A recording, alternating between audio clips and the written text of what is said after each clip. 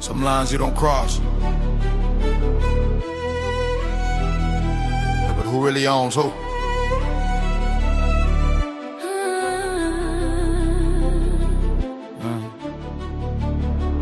Yeah, they say loyalty runs deep in the circle you claim, but when love and attraction start playing the game, you curved my shot, said I wasn't the one.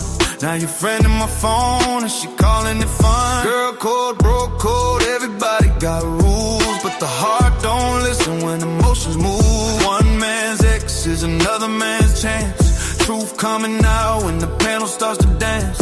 Is it betrayal or just timing and fate? Is it loyalty or protecting your place?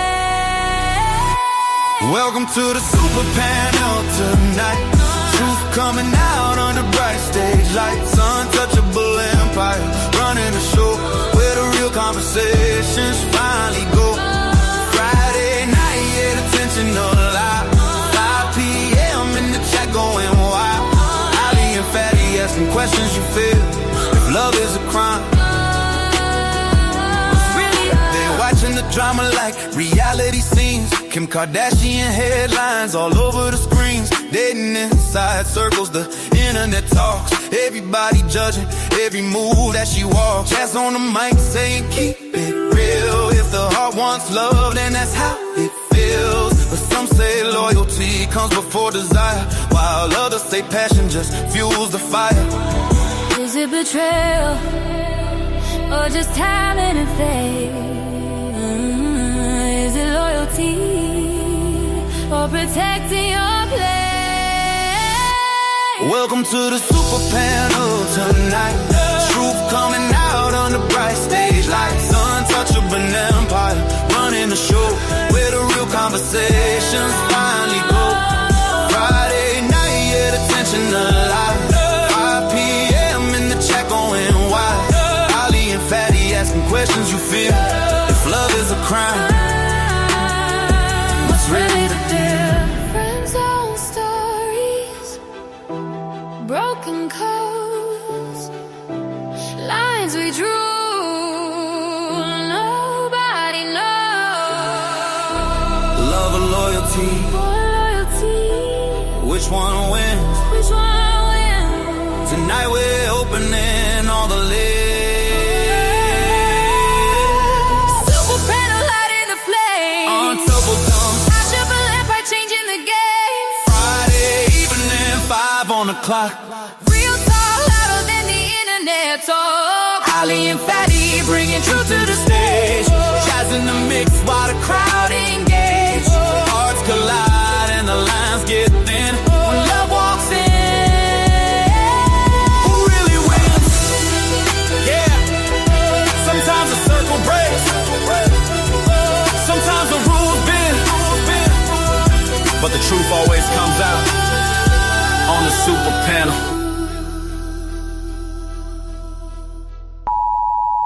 The content presented on the following show is intended for satirical and educational purposes only. The views, opinions, and statements expressed by panelists and guests are their own and do not necessarily reflect those of the host, production team, or channel. Additionally, any third-party content featured in this program is used in compliance with fair use under United States copyright law, which allows for commentary, criticism, news report, teaching, and research. Viewer discretion is advised, and we encourage independent thought and discussion. Welcome to the Untouchable Super Panel with Ilkan Ali and Fatty. Kick back, relax, and enjoy the show.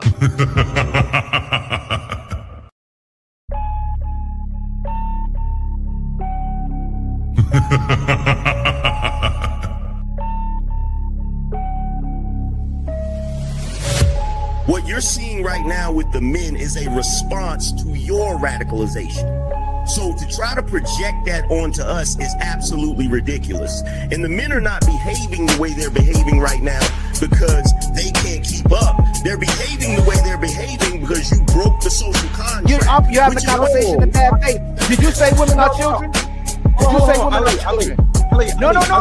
Look at the construction industry. It's 99%, 98% men. But when you're talking about cooking, right, the reason, and by the way, it wasn't mostly women who did cooking, it was just mostly women who stayed at home who did cooking. That's why it's considered a traditional family role. It's part of the whole child rearing aspect. So you know that you're here because of your father? Because men determine the sex of the baby? Did you know that? Can we just say, if we're doing men versus women, like, women have infinitely more options. If you download a dating app, like, even grandmas get like thousands of matches. Right. And I understand that, like, sexual attention isn't the same as relationship attention, but out of 1,000, one will take her seriously. You wasn't putting it down mentally. You don't know how to touch her without touching her. You wasn't putting it down sexually, and you wasn't putting it down financially. So yes. But these women literally get to walk out the house looking like it's Halloween every day, but want to look down on you and tell you how you look. Bitch, I look like my 8th grade picture. You don't look like your 8th day old picture. You go on a lot of these women's Instagram pages, it look like 30 different on there. Somebody tell me I'm lying. It's not that she's so awesome and intelligent and everybody missed out and you just so happen to walk up on a flower. She's lying to you. Right. But these women saw you. When these women saw you, she already wanted you before you even open your mouth. Like Ali said, you didn't convince her to nothing. There's the male ego.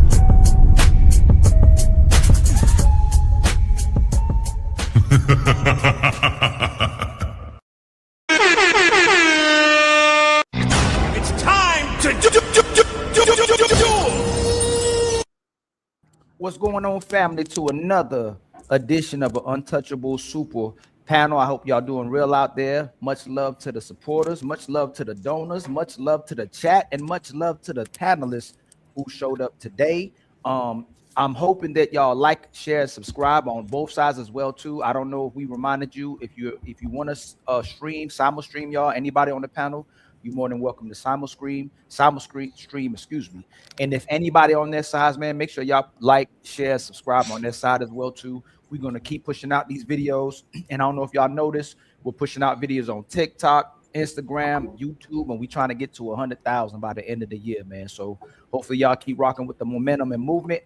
And thank you again, always rocking with us as well too. Before we start, I want to make sure y'all know that no matter what happens in this space, we're going to keep building, keep growing, and showing love to everybody that's showing back love to us, man. We're going to keep building with the network we create, all right? So that's my words before we start. But I'd like to welcome the guests for tonight's show, man. Let me see. We got, hey, Fatty, I got my butt home. Let me see. You got the buttons or I got the buttons? There you go. My bad, y'all. My sister Jazz, the one and only Jazz, is in the building.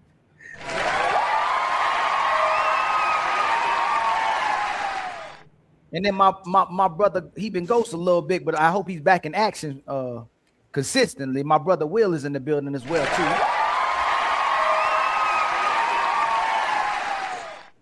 And the sister Savage making rounds on TikTok and YouTube, hitting people upside their heads as well too with her content as well too. Much love to my sister Savage.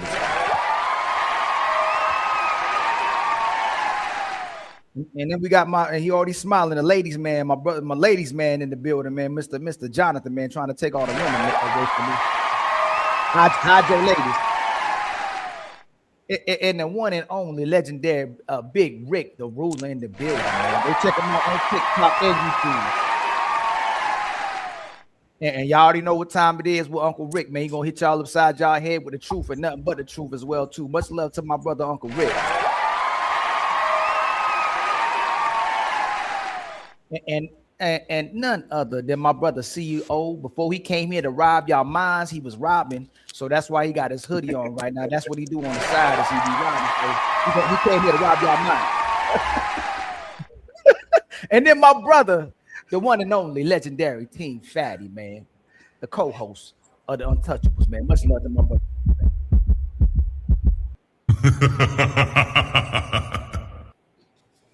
And then yours truly, Ali, man. Buddy. Hey. Oh, hey. And friends, before we go to the show, thank you very much, Mr. Bob Works, for the first cash app of the show. We have a $200 goal. in common. So please, if you can't, make sure that you send us a Cash App or a PayPal so we can eat after this show because we poor and broke and we try to make it. Okay. Thank you very much. And by the way, thank you very much to Miss Doris and Mr. Player One for gifting us the first memberships of the day. We need 20 on each side too. So if you can become a member and your name is in gray, please become a member. We'll truly appreciate it. Thank you very much. Cha-ching. Yeah, cha-ching. Okay, so with the first, let me see. I already got the video up, Fatty. So you want me to share the video? Absolutely. So this is the icebreaker, y'all. Before we get to the questions, this is the icebreaker for the beginning of the show. All right.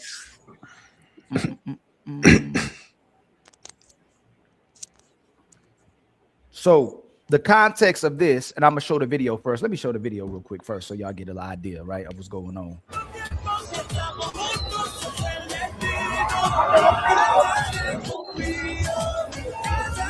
Take the sound off, Ali.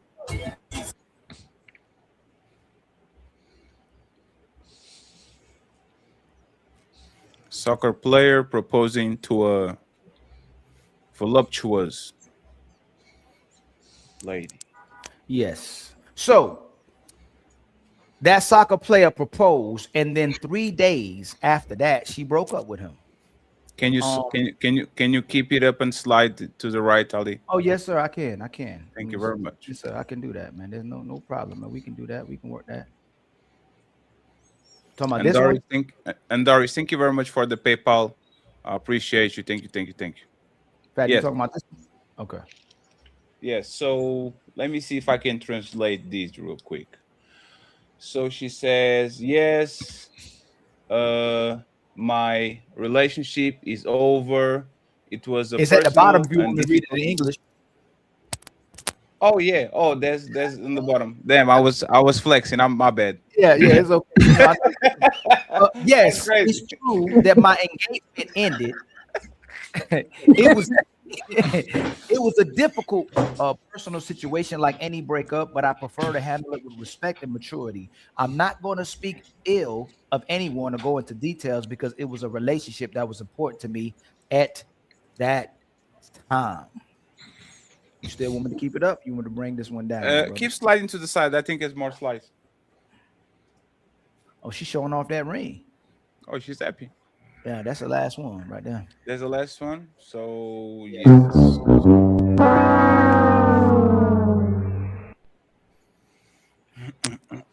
So the main question of tonight, of this beginning of the show, is: are these brothers or men proposing to put pressure on the woman, or are they proposing out of pure romance? And we'll start with my sister Jazz. Oh, that's Jonathan messing with his mic. Are men proposing because they're putting pressure on women or out of romance? Yes. Are they doing it because they actually love the woman? Are they doing it from love when they're proposing, or is it to put pressure on the woman in public? Put pressure on her in public? So Jazz, you know when like there's like a LA Lakers game, and like it's like a surprise in front of 20,000 people, right? Do you think that that's like a romantic gesture in part of the man, or you think they're only doing that because with 20,000 people watching, now is a control mechanism because the woman can't say no, she has to say kind of yes, kind of, or there's a public embarrassment? Like, which one do you think it is? I don't know. It could be both. It could be both. It could be. If you have to go for a majority of the cases, like 51%. I would say they're doing it because they think it's romantic. They think it's a romantic gesture. Do you think they don't feel like that she's probably not going to accept, and that's why they do it? I don't think so, but I wouldn't know. I don't know. Like, I think. don't Go ahead. Don't you think that a man knows if his woman is more probable to accept or to reject the proposal? Do you think he doesn't have the feel for it?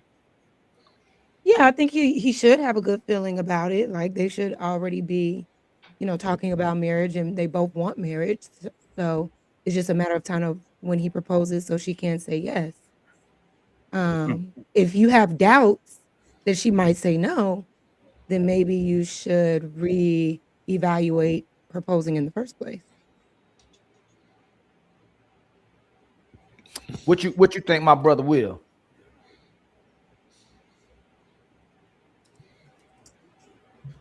First of all, I think they stupid. If you're gonna sit there and put yourself on display like that, you're a damn fool. But to each their own. I think a proposal should be something that's done in private. I think when you try to put your proposals on display, I think you're doing it for attention. You're like a little attention whore yourself, and so I do think it is a romantic component to it where they're trying to make this thing a big show, a big spectacle, and that's what it generally is, just a spectacle, because it's not like it's something you can really put in the memory bank. I mean, what are you gonna do? Just, you proposed to me in front of all these people who mean nothing to me. Wouldn't it be better to do something more intimate? If you want to record it and broadcast it, sure. But I think it's stupid. I think every guy to do that is stupid. He set himself up for major disappointment. Last point I make on it is like, now think about it. They broke it off now, so the next girl he proposed to, it has to be bigger than this. I mean, you're gonna give the next woman a small peon size engagement proposal when you gave this girl the world stage? It's just stupid. My sister Sab. Oh, I think you busy? No, you're good. You're good. What do you think about it? Why do you think he's proposing? I don't disagree with what the brother said before me. I wanted to say it was genuine. I would like to believe that, guys have a hopeless romantic to them too, that they be hoping for the best. Like, you know what, I'm gonna get on one knee in front of everybody. Everybody gonna know how much I love my woman. Everybody gonna know that you my woman, you the one, you my piece, you my rib. And then all of a sudden, you know what I'm saying, he give her that. Oh, I think it's giving her the benefit of the doubt. I think somewhere in there it shows that he believes in her. I think it's just like, he went off on the ledge. Now, if he jumped off and there wasn't no parachute on his back, well, that's how well did you know her before you got on one knee? But yeah, I don't think it's malicious. I don't think it's like, let me put this pressure on her so I can, trap her. I don't think men are trying to trap women. That's a little wild. But I'm not saying it don't happen, though. I'm not to put that out there. So I think it'd be genuine. What you think, my brother Mont? I haven't been actually following. I didn't see if y'all watched the video. I didn't actually check it out. So I'm about to actually go back and try and watch it. Okay. My brother Jonathan, what do you think about what you saw? Do you think it's typically out of romance or out of pressure? I think it's totally out of romance. And what people don't understand is men are immature up until the point when they ask a woman to marry them. And it's arguably one of the most iconic moments in a couple's life that like he doesn't have a professional event planner telling him how to look good when he proposes, what's a good idea, what's a bad idea. So like this dude could have been a football player. Well, he is. He probably was in sports around coaches. He probably has spoken to like 5 women his whole life until he met her. Then he gets famous, starts making a bunch of money. He's still immature in his experience with relationships. And so he's thinking this is going to be a big gesture and I'm going to, make it amazing and woo her and whatnot. I just simply think men don't have a lot of experience at this thing, right? It's arguably the biggest thing you do, the most iconic thing you do for your relationship. After that, it's like show up to the wedding. That's about it, right? Can I ask a question, Jonathan? Yep. Do you think if this guy was a Real Madrid player, do you think she would reject it? Well, see, that was the first thought that went through my head is that like she knows what's playing off behind the scenes. So either she traded up for, the captain of the team, or she did find a Real Madrid player. So, I mean, clearly this guy, he chose wrong. And you can kind of see that. Like, she was giving off a million red flags just by looking at her, right? So, what do you mean by that? Can you elaborate on that? Can I play the video again? Yeah. I want to see what the red make sure flag what was the red so I flag. don't miss it. No, let him stand on that. You should let him stand on that. Hey, we're going to put Jonathan on the spot. Jonathan said there was a million red flags. I want to know, Uncle Rick. I want to know what he saw. That was a red flag. Hey, and Jonathan. Hey, don't think I forgot. Men are immature until they propose. There's a bar. There's a bar, Jonathan.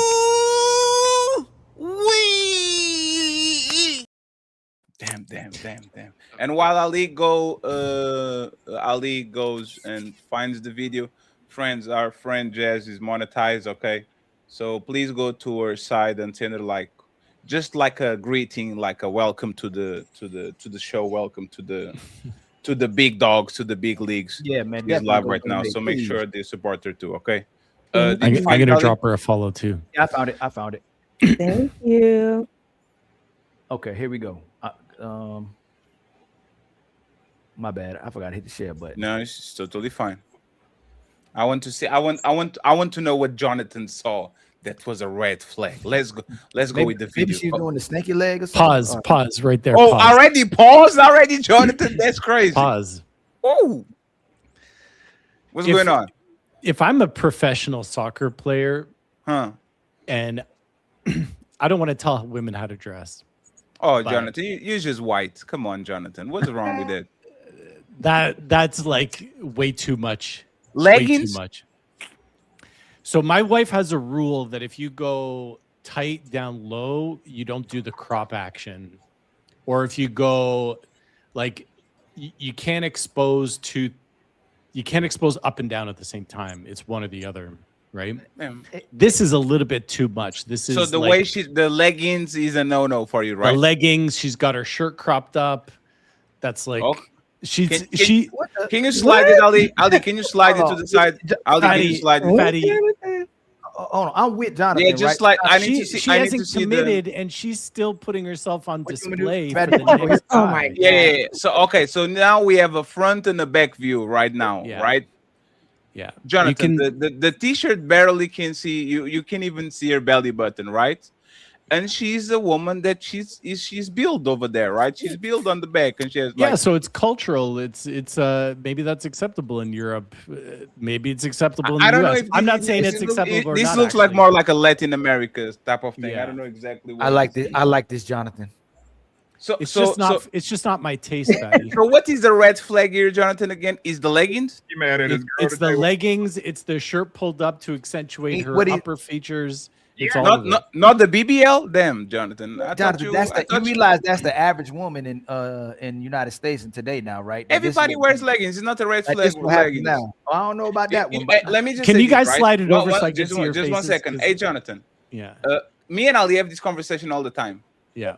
Like women, for example, they wear tight jeans. Like since I was a kid until now, women wear tight jeans, especially if they have meat and all that. Is that a red flag? No. If they wear a modest top, if they wear a tight top that's accentuating stuff, then I would want them to be more modest down below. But when you put the combination together, to me, and she's only wearing that shirt, that baggy shirt, because she's at the game.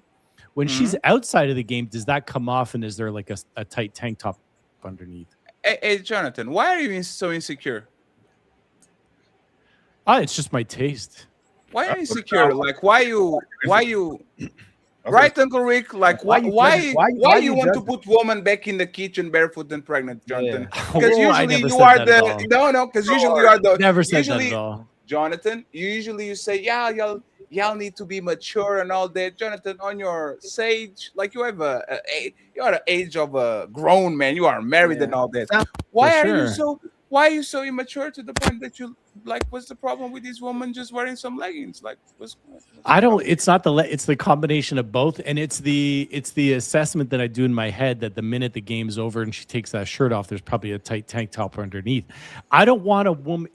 definitely my fiance that I'm going to propose, or the woman that I want to propose to, I don't want to think that she's going to be on display for anyone else except me. Because you know what? And I did an Instagram reel.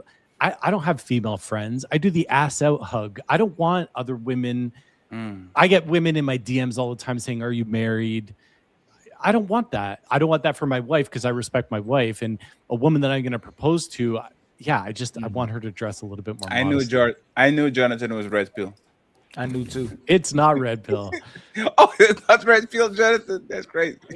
I don't know where this came from. This came from the side. The curveball, Jonathan. As much as you were saying, man, we're trying to oppress the women to hold her down. Now you want to liberate her. Now it's her body again. Is that his body or her body?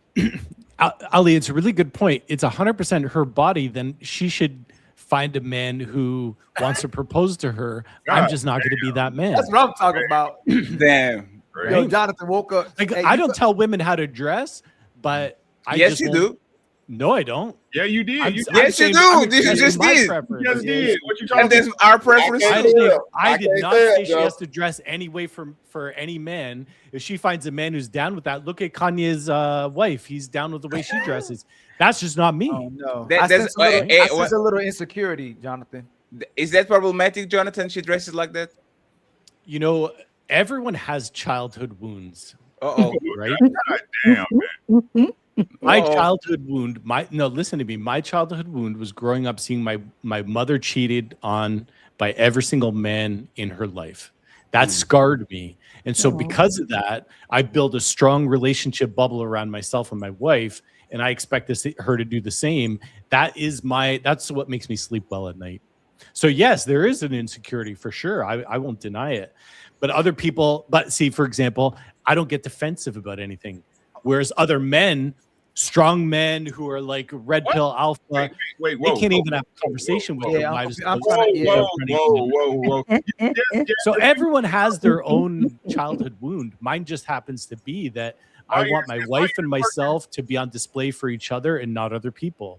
Are my ears working? It's time to do.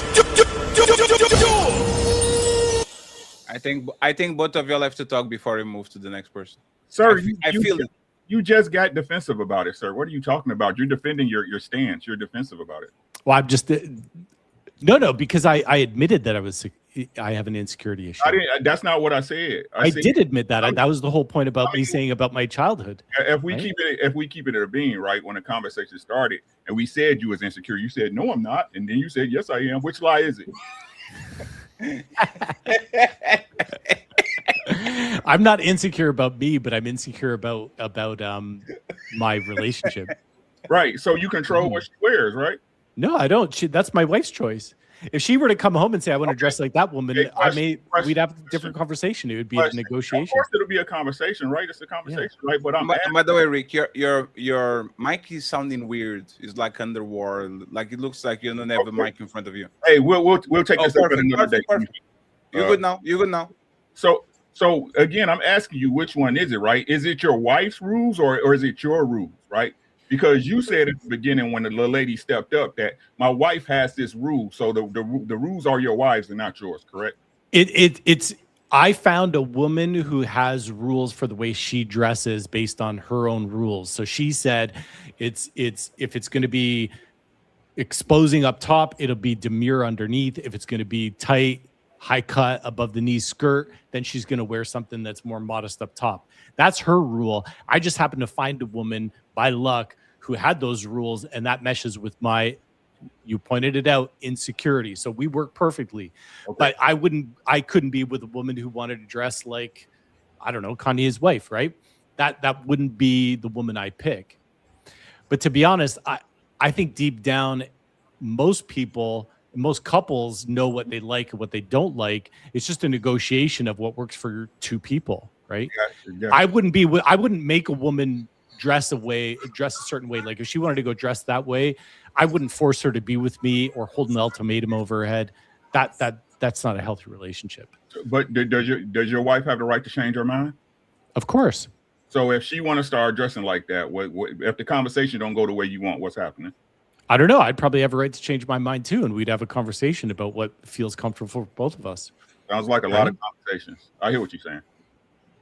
Well, Yeah. I'm still confused though. Did you say your mom got cheated on by every man, or Every man. Why My would mom. why would you be insecure then? And what did she do? No, that gotta make sense. So think about it. Was your mother dressing provocative, or was she dressing like a traditional No, woman? see, my mom, bless her soul, like she was an amazing woman that just got abused in that way, humiliated in that way. And that growing up, seeing your mom humiliated in that way, it does something to you. Right. but why would it scares the shit out of me to be humiliated in the way that she was humiliated, but it also made me respect women to not humiliate women. Right. Right, So- but wouldn't that mean you wouldn't control her either, right? Wouldn't you think that? I would think if you were insecure, you'd feel like if your mother dressed traditional and you were possibly trying to control her, maybe she'd want to be more promiscuous, and then you'd be insecure. What makes you insecure if your mother was getting cheated on? Just going back to that we could, so basically when we pick a partner, right? Okay. You have no idea what their moral compass is. None of us do.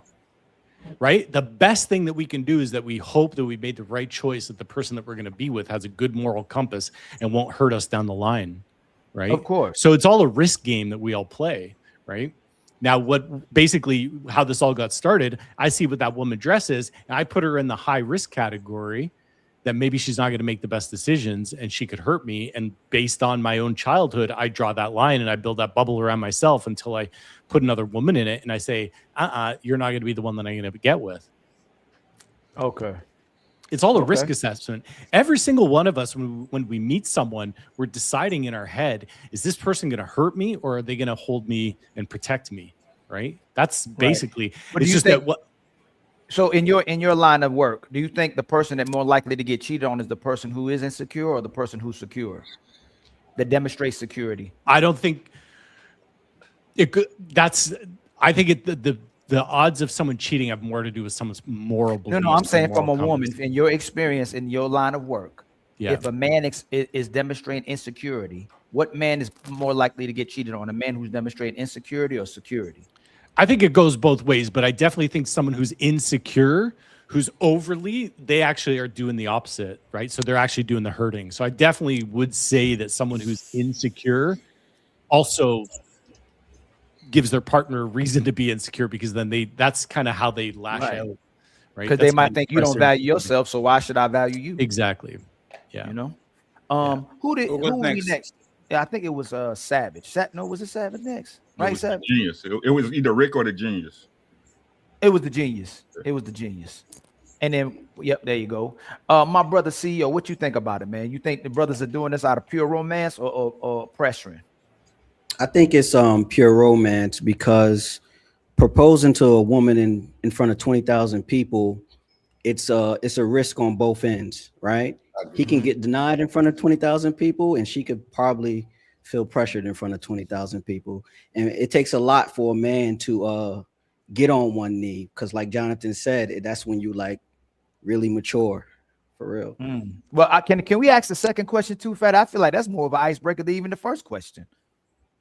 He said that the most iconic thing that a man can do is propose to a woman. Do you believe that? No. He said the man only becomes mature when he proposes. Yes, that too. Meaning all of y'all, if y'all never propose, y'all immature. Yes, that's what he said. It's mature because it shows that you're ready for commitment, long term. Outside of just titles. So you're immature before you propose? Most likely, because you what? Most likely. I said most likely because you're most likely going to be exercising all your options. What if you was married before? What if you proposed before? Well, then that would have been, you would have matured at that first proposal. Right. Okay, then why hold on. Then why does she want, okay, CEO, I would think that the woman wants to get married to the man because he is mature. Why would a woman want to be married to a man who's immature before he's married? My maturity only starts after I'm married. Well, the whole frame of the questioning is about pressure in front of 20,000 people.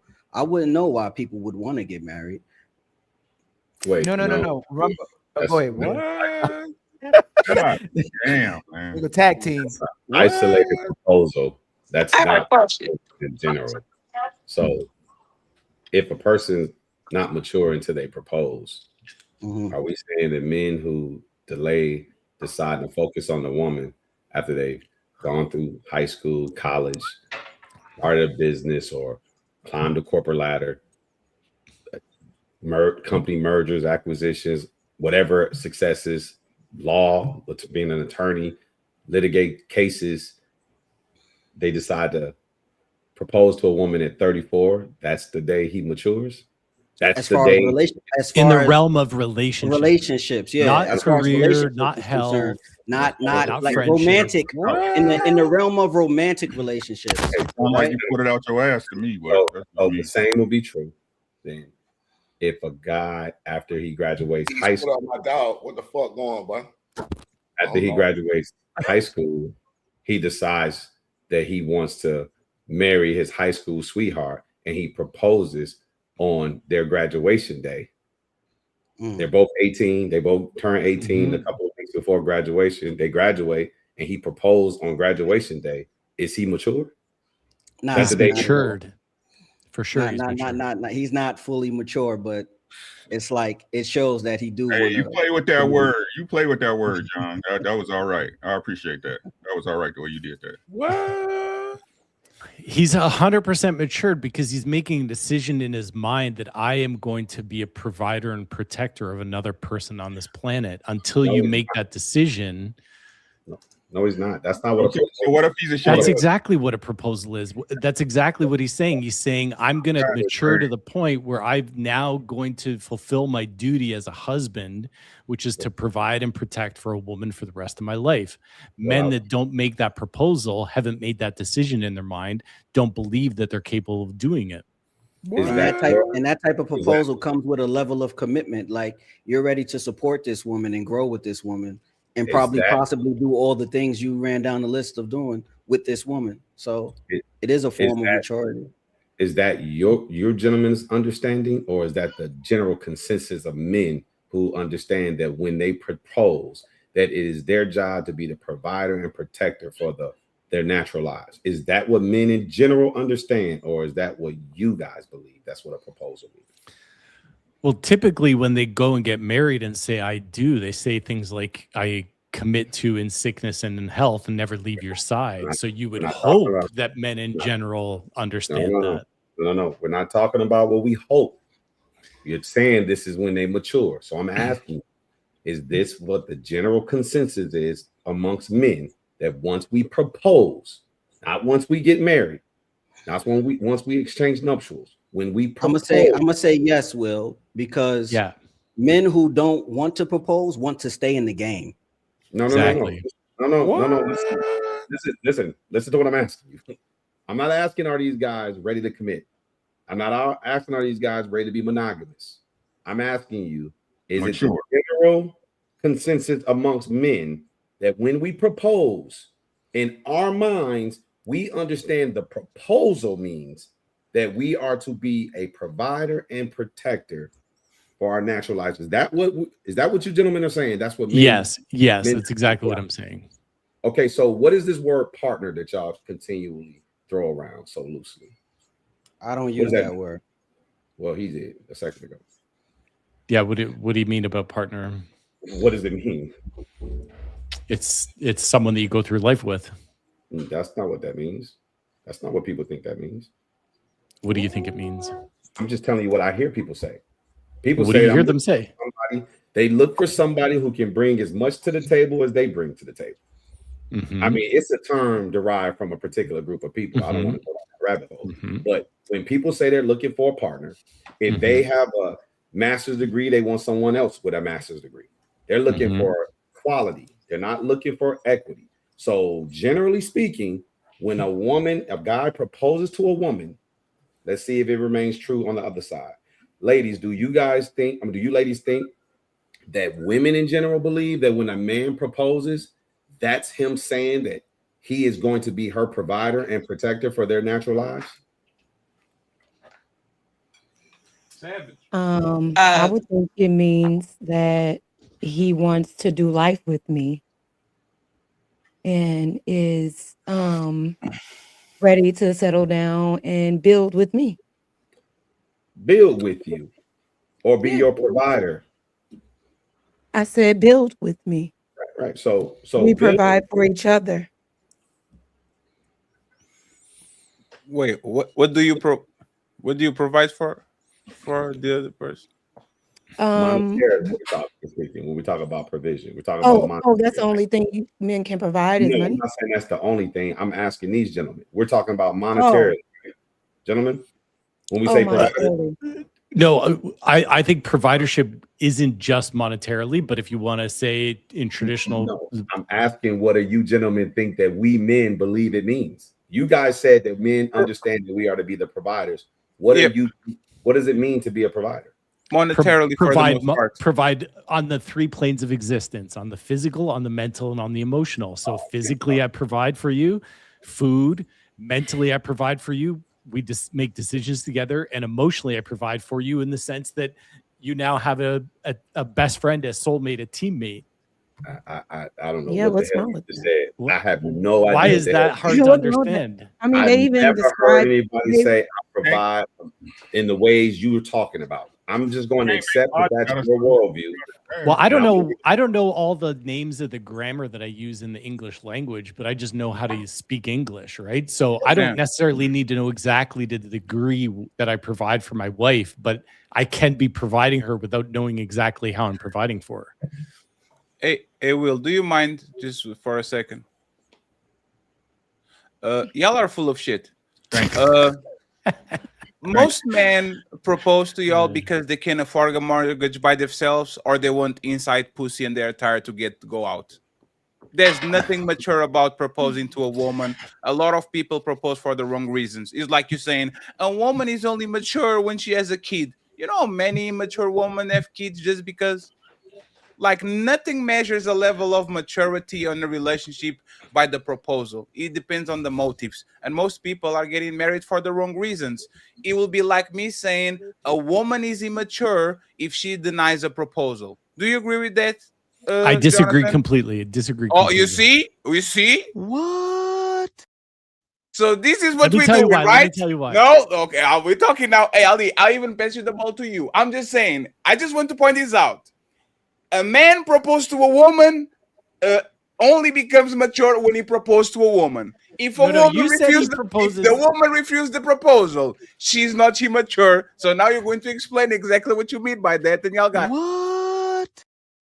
You said that men only propose because they're tired of going out trying to get pussy, and they just want to make it easy. That's what you just said, right? No, I said majority of men Yeah. don't propose because they are mature. They propose because they are pragmatic.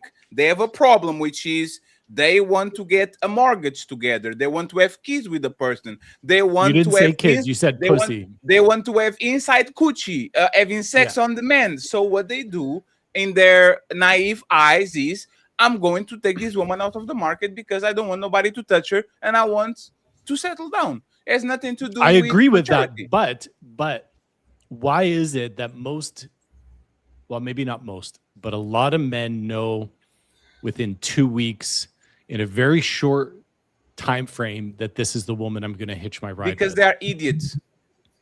No, but what that means is that, so I knew that I was going to marry my wife after our second date. How? Because I just met the right woman, you know. I'd waited my entire life, and then I finally met the right woman, and I knew instantaneously she was the one. And so many men speak like that. And the only way you could say that you met the one is if you met someone who emotionally lit your fire. I can accept that.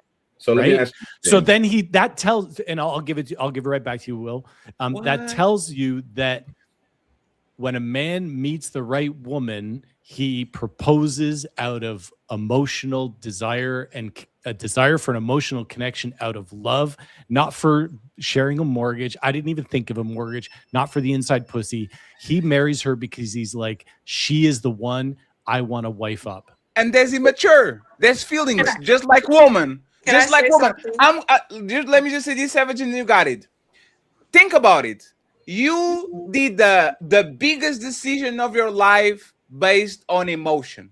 You felt something. But when this woman give their asshole away because they feel some type of way about it, and he figures out that this is a wrong guy, you should veto first. You should wait 6 months. You should take, like, this is, Jonathan, this is ridiculous. You made the decision based on an immature state of mind, which is a feeling. You are lucky because you are actually okay, but 90% of people that feel things is just butterflies. Your reptilian brain says that you're horny. It just says that you're compatible sexually, but you have no idea who the person is after the butterflies are gone. So I will pass the microphone to Savage. I'm just saying that, please, friends, don't do what Jonathan did. You're probably going to fuck yourself up. Fatty's gonna fall really hard when he meets the woman. Yeah, he's just gonna have tears streaming. He's gonna call his mom. I met her. Oh, Yes. I love her so much. We're getting married. I met my future wife. Absolutely. You're gonna fall And hard. then I woke up again. Oh shit! They have to go back to work. That was not it. Go ahead, Savage. Interrupt, please. And by the way, thank you very much, Jabba the Rainbow Boogeyman, for the big $65 donation. We'll be reading the donations in a few. Okay, go ahead, Savage. Sorry. No, I agree with Fatty wholeheartedly. I don't think anybody should get married on emotions because that stuff flip flop back and forth. Even up in that Bible, it say don't go on your emotions to make serious decisions here.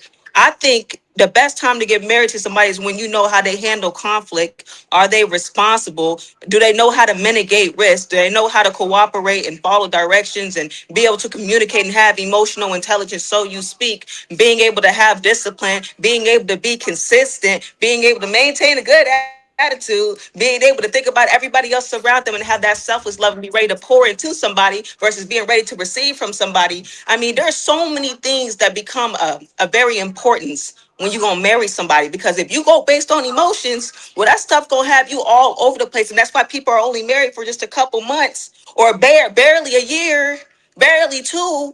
Because I felt like I love you. I feel like I trust you. I feel like this and that and that. But then when stuff hit the fan, I mean, what did you know? Well, I didn't know she was like this. I didn't know she had mental problems. I didn't know that she couldn't be trusted. I didn't know that she had bodies on top of bodies on top of bodies. And then all of a sudden, when things don't go her way, she go back to hopping back into the streets because that's what her habit was. I mean, how much do you know? Because your feelings can change, but your knowledge shouldn't. And then that's what you should go based off of when you marrying somebody. Do you know who you married? Because being a wife is not an invitation to act like that. Being a wife is who you already are.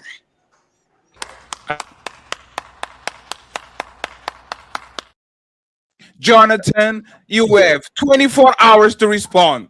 I don't disagree with anything that Savage said. I don't disagree. The only thing I'll say is that you can never fully know someone. So no matter how much you think you know them, you can never fully know them. But I also will say there's a difference between feelings and making good decisions. We all need to be able to have control over our feelings and who we open ourselves up to based on our decision makings. I fell for a girl back in college. She was everything. She was like my dream girl. Did you took want her out for her propose to her? birthday? That night I took her out to her birthday. I took her home, dropped her off, and then I decided to go swing by her house. About an hour later, she was in bed with another guy. Did you want to propose to her? You got traumatized just like your mom.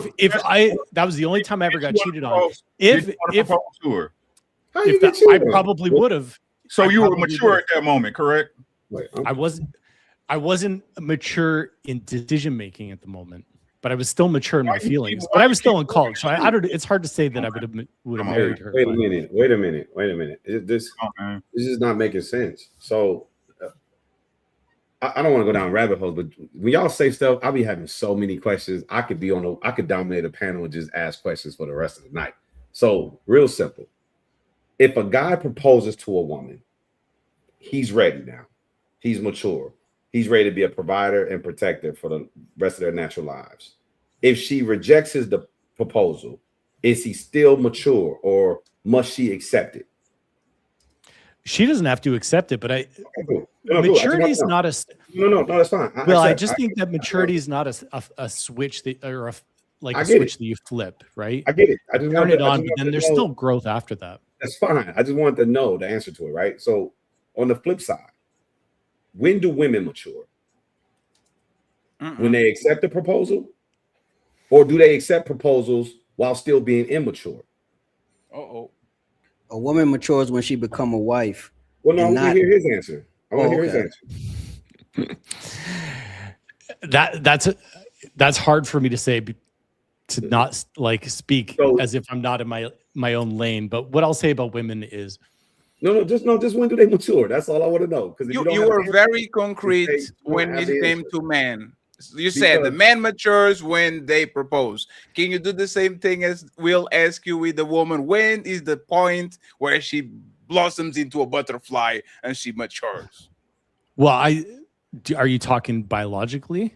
No, I'm talking about. Oh, come on, Will. Not Phil. Come on, Jonathan is dancing. Hey, get this man out of here, man. How you going? What is LeBron looking for? Get this man out of the arena. Come on, man, Jonathan. Listen. Shit all night. We'll be chasing this shit all night. That's the whole man up here. Ain't no damn woman. How will you know? How am I supposed to know? I think you got to ask Savage that. I'm a man. I can tell you from a man's I can tell you point I of was view. mature before I proposed. So I can tell you when. I didn't become mature when I proposed. I think Will wants me to mansplain. Will's mansplaining. I can't tell women. Jonathan mansplaining. Hey, can I? What? We gonna be on this all night. Can I get my icebreaker? Very simple question. I can answer. 1 second, friends. One second, please. Let's Will finish, and then we get Rick with the icebreaker and Mr. Rick the ruler too with the icebreaker. Okay. And Jonathan, don't you ever use that word mansplaining again, sir. That's crazy. Come on, Jonathan. I ask very simple questions that should have very simple answers. Yeah, but Will, I'd love to answer you, but I can't tell you when women mature. I'm not a woman, but I definitely think. Just say you don't know. I am saying I don't know. The answer is actually very easy, though. I don't know. What is it, That's how Savage? it goes. Okay. You know a woman has matured when she's able to take accountability without feeling like a victim when she does it.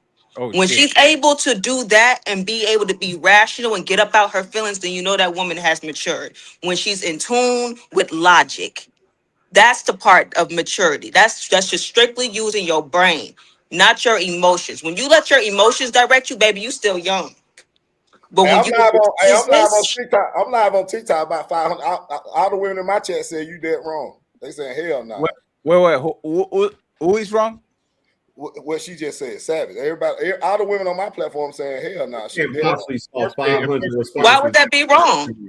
You can't grow unless you take. You can't grow unless you take accountability. Until you're able to admit what you did, so you can grow for what you did, or until you're able to say, "Hey, I don't know," and not feel some type of pride or ego in that, then you're not ready to grow up. If you're still trying to protect how you feel, then you're not there. Savage, how could all those people say you wrong before you even finish speaking? Because I'm a hated person. You already know. She wasn't finished speaking. They listen to her. She speak. This shit live in 4K. We live. I understand that, but what I'm saying live is, on TikTok. That's how they. Hey, Rick. On TikTok. We know the women of TikTok are very mature. What you say, Rick? What you say, Rick? I'm saying you on TikTok. That should tell you everything you need to know. What that mean? What's that mean? What? Stupid people on TikTok. Stupid people every goddamn well. They concentrated on TikTok. What you said. My point. We can't just play these TikTok. Yes, I can. Ain't nobody whooping my ass. Is what it is. And niggas still ain't gonna whoop my ass. No, not no old nigga. Watch this. Not no old nigga. I know ain't no old nigga. Ain't no old nigga whoop me anyway. Old nigga, he gonna fall out. It ain't necessary. You take your blood pressure pill. It's not necessary. You be giving advice anyway. You mad? Drink your drink. Drink your drink. Yeah, of course I do. Hey, go ahead. You look like one of the mad miserable ass niggas. You look like you got a relationship in your life. Hey, friends. Friends. 1 second, friends. I'm talking. Friends. 1 second, friends, because there was a doctor that called me messy, so I will stop this for the sake of discussion. Okay, Uncle Rick, what were your point? And then I'll bring Rick over here so we can actually finish this too. Go ahead, Rick. Which point? The icebreaker or what I said? Either one or the other. You can actually do both. Appreciate you. Thank you. Because I ain't gonna argue with somebody that'll do nothing for me. Right. So as far as the Come on, man, get out your feeling, man. Put your draw back on. Take your pants off. Are you done? Are you done? Like, you just put your chest in, man. Put your chest in. Look at I don't care about all that shit you talking about. Hey, I tried. Jazz, you saw it. I tried. Put your draw back on, nigga. Take your pants off. I'm the old one. Yeah, exactly. You still have You're not getting it. It's not clocking to you. It's not clocking to you that I'm standing on business, is it? You got it. You right. I'm wrong. You got it. I'm right. You right. I'm wrong. You happy? Rick, let me ask Rick a question real quick. Hey, Rick. Come on, man. Come on, man. You can start crying. Come on, man. Keep going.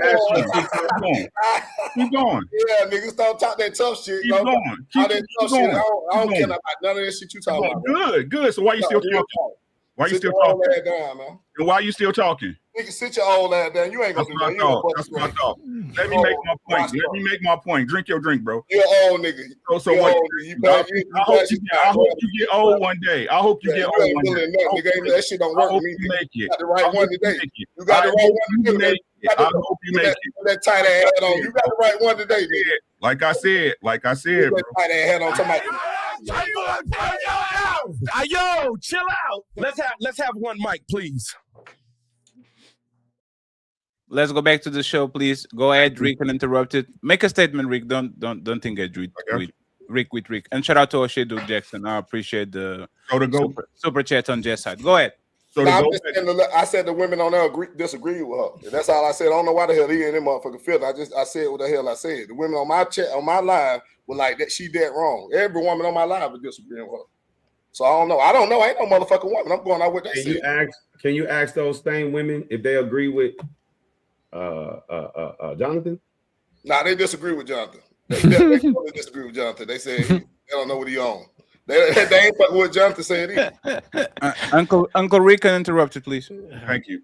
So to address the icebreaker, whenever somebody wants to propose in a bunch of people in front of a bunch of people, they are trying to force the issue. Plain and simple, right? I look at it like this, right? It's either one or two things that happen. He was fucking somebody else and want to push her into some shit, right? Or he wants the pressure of putting her in a situation where she can't say no at. Because the thing is if I'm proposing to you and we rocking, right? I don't have to convince you of anything, right? I don't have to impress you of anything. The reason why I'm proposing to you because I've already impressed you. I've already convinced myself that you are my woman. So it should be within privacy. It's no need for everybody else to know that, right? Again, you're doing it because you're trying to pressure her into a situation. That count. Some niggas just like to put forth an effort. That's all. Some niggas can, some niggas don't. Rick, can you elaborate on that? You had anything? Ain't nothing wrong with it. That's a memory that you create. You feel I'm finna do life with this woman for the rest of my motherfucking life. So I'm gonna go all the way out. I'm going all the way. If I can goddamn get an airplane to fly by with saying, will you motherfucking marry me? I want to love my wife out loud, just like I love her in private. Ain't nothing wrong with that shit. If you try to do it private, do it private. Exactly. I'm not saying that the nigga that doing it in front of everybody doing it for a show. You doing that shit like I said, that you trying to wow that woman. Like, wow. If you spontaneous in your marriage, you would know that a lot of niggas, some men romantic, some men ain't. Some niggas just there's nothing wrong, but that doesn't make you doesn't make you mature. Maybe you just have money. It does make you mature, Fatty. You gotta get over that point. Just 1 second, please. What if I don't have money to have a plane to say, I love you, Patricia, marry me? Like, what if I'm saving for the wedding so I'm not spending stupid money into stupid stuff like the plane? What if I actually want to take you to, like, man, the performative shit is over with, man. Like, let's stop with the performative stuff. Right, the reality about let me finish, Rick, and then you got it. Let me finish, and then you got it. The reality about this is simple. If she likes you, is romantic. If she doesn't, is control. That's all that is. All of these conversations could be solved with one thing. It's okay if she likes you. If she likes you, it's fine. If I grab you and I shove you against the wall, if you like me, it's romantic. If I don't, it's sexual assault. If I go ahead and I catcall you, if I'm on a Lambo, it's romantic. If I'm walking on the bus and I look like shit, is harassment. If I go ahead and I sign a prenup not a prenup, an NDA about the things you can say about our relationships. If I'm attractive, I'm 50 Shades of Grey, and I have a mansion and all these things, and I become the biggest novel in the woman's history. But if I'm short, if I look like Danny DeVito, this problematic because I put you on the basement. All of these things is, if the woman likes you, is fine. If a woman doesn't like you, is problematic. Is it all about the woman perception? Has nothing to do with the man. Because once again, and going back to that situation, I guarantee you, if the guy that got on their knees in front of the crowd was somebody like, I don't know, a person that shall hate, actually not a person that shall hate. If he was Leonardo DiCaprio doing that shit, everybody was like, oh, beautiful. That man finally matured. Mature is knowing what you want. If I only want to fuck 20-40-year-olds because that's what I want to do with my life, that's maturity. Just like when Jonathan says, I don't want my woman to be dressing like that, that's maturity. That's not insecurity. I'm secure that these are my boundaries. I want what I want, and I'm going to get that. And if I don't get that, I'm going to get it someone else. That's maturity, is knowing what you want. Maturity doesn't depend on what the woman wants for you. That's actually very juvenile. And I don't understand, Jonathan, what the hell does maturity has to do with what I do with my woman, man? Like, there's some massive sims that will do everything for a woman, and they don't have one mature body in their life. They have no spine. They don't put their foot down. They don't know how to say no, and they are romantic hopeless. They don't get nothing in return and all that. So once again, basing level of maturity on a woman shows the society that we live on, where if a woman is there and she says you're mature, you are mature. But if she says you're not mature, now you are shamed into doing whatever she wants so you can actually get that label. It's ridiculous, in my opinion. You go ahead, you can rebuttal.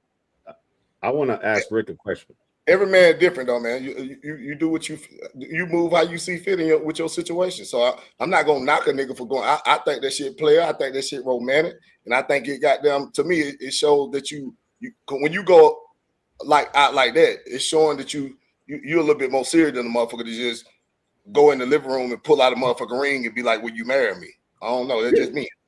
Really? So put some effort. Yeah, you got to put some effort in that shit. So let me ask you. So is the effort of proposal not enough? A man choosing to propose to a woman, is that not sufficient to do it in private? That don't mean it's not enough, but I'm saying though, you just said you got to put some effort into it. Exactly. Yeah, it should be. Yeah, that shit plain ass shit. That shit plain as fuck. This is what I'm asking work you took to get there. The work you took to get there. Is the proposal to commit to this woman, to let this woman know that you want to commit to her, which is what the proposal is that not enough? It must be. That's good. That's good. But I'm saying, why not put no icing on the cake? I'm just asking, is it enough? I'm not saying you can't do more. You can do whatever you want to do. I don't care what people do. So if you go all out and you make it this spectacle, and the relationship is the proposal and everything you're doing is private, like you said, loving her out. Somebody mic hot. They got some. That's fine. I got you. So if you're saying that, if you some people want to put their relationship on display for the world to see. I want to love you out loud like I love you behind closed doors. Well, when does that stop? So does that guy then, when they have problems, does he get to bring the problems to the world? Does he get to say, hey, I'm going to live my relationship out loud. I propose to you for the world to see. You know that ain't how that shit work. No, I'm asking you. No, you know that don't work like that though. You married, ain't you? Because I don't know with you before too. Ain't you married? No, I'm not married. Are you with your old lady though? You with your girl? Yeah, I'm with my old lady. Yeah. I don't think you talk. Ain't you? Don't you be on what's that name? Burns. You be on Burns shit. Burns be in my life. Shit. I saw you before. Yeah. So what I'm saying, I'm asking. I'm not telling you what is. I'm not telling you what isn't. I'm saying because I don't care what people ultimately do, but I do have opinions about what people do from time to time. I look at some of the stuff and I think some of the stuff is a bad way to move, but it is what it is. That's just my opinion. But if you are to say, hey, I'm in support of people living their relationships out loud in the public eye, then where does that line stop? Who gets to pick and choose, shout out to me, when this needs to be private versus when it needs to be public? And here's the reason why I'm asking you. A lot of women don't necessarily like those public proposals that way. If that man is trying to be romantic to her, maybe she doesn't like it, because a lot of guys can't read the room, because a lot of guys have got embarrassed and the women have denied those proposals. So it's like you mean I ain't to gonna tell know that shit in the beginning though. You had to find out. I just had to find out the hard way, but I take my chances. You don't gotta find out. Take my chances with going big like that. Even if she say no, I don't go. If she don't, I mean, I tried. I shot my shots. Right. No, I get that. I'm okay with a person shooting their shot and failing, but in this regard, this is not something you should have shot it, right? This is not like, let me see if I can get this job, and if I don't get it, I'll just go get another one. When you make a commitment to marry somebody, this is not something you just roll the dice with. There's no reason why a man should ever propose to a woman he's not 100% sure she's going to accept his proposal. You don't know that shit, man. You don't always know that. What you mean 100%? What you mean? I don't know who's making that noise. Is CEO and Jonathan are beatboxing and their fry pans and their glasses. Will just proved his own point that it's proved my point that it's maturity. Like you literally just made that point. Maturity. Listen. I could be sure that you want to go into business with me before I ask you to go into business. That doesn't make me mature, because I understand that you and I are going to enter into some type of contract. But for you to make that proposal, you have matured as a man. No. That's not what you said. You said that's what makes you mature. I told you I matured before I got married.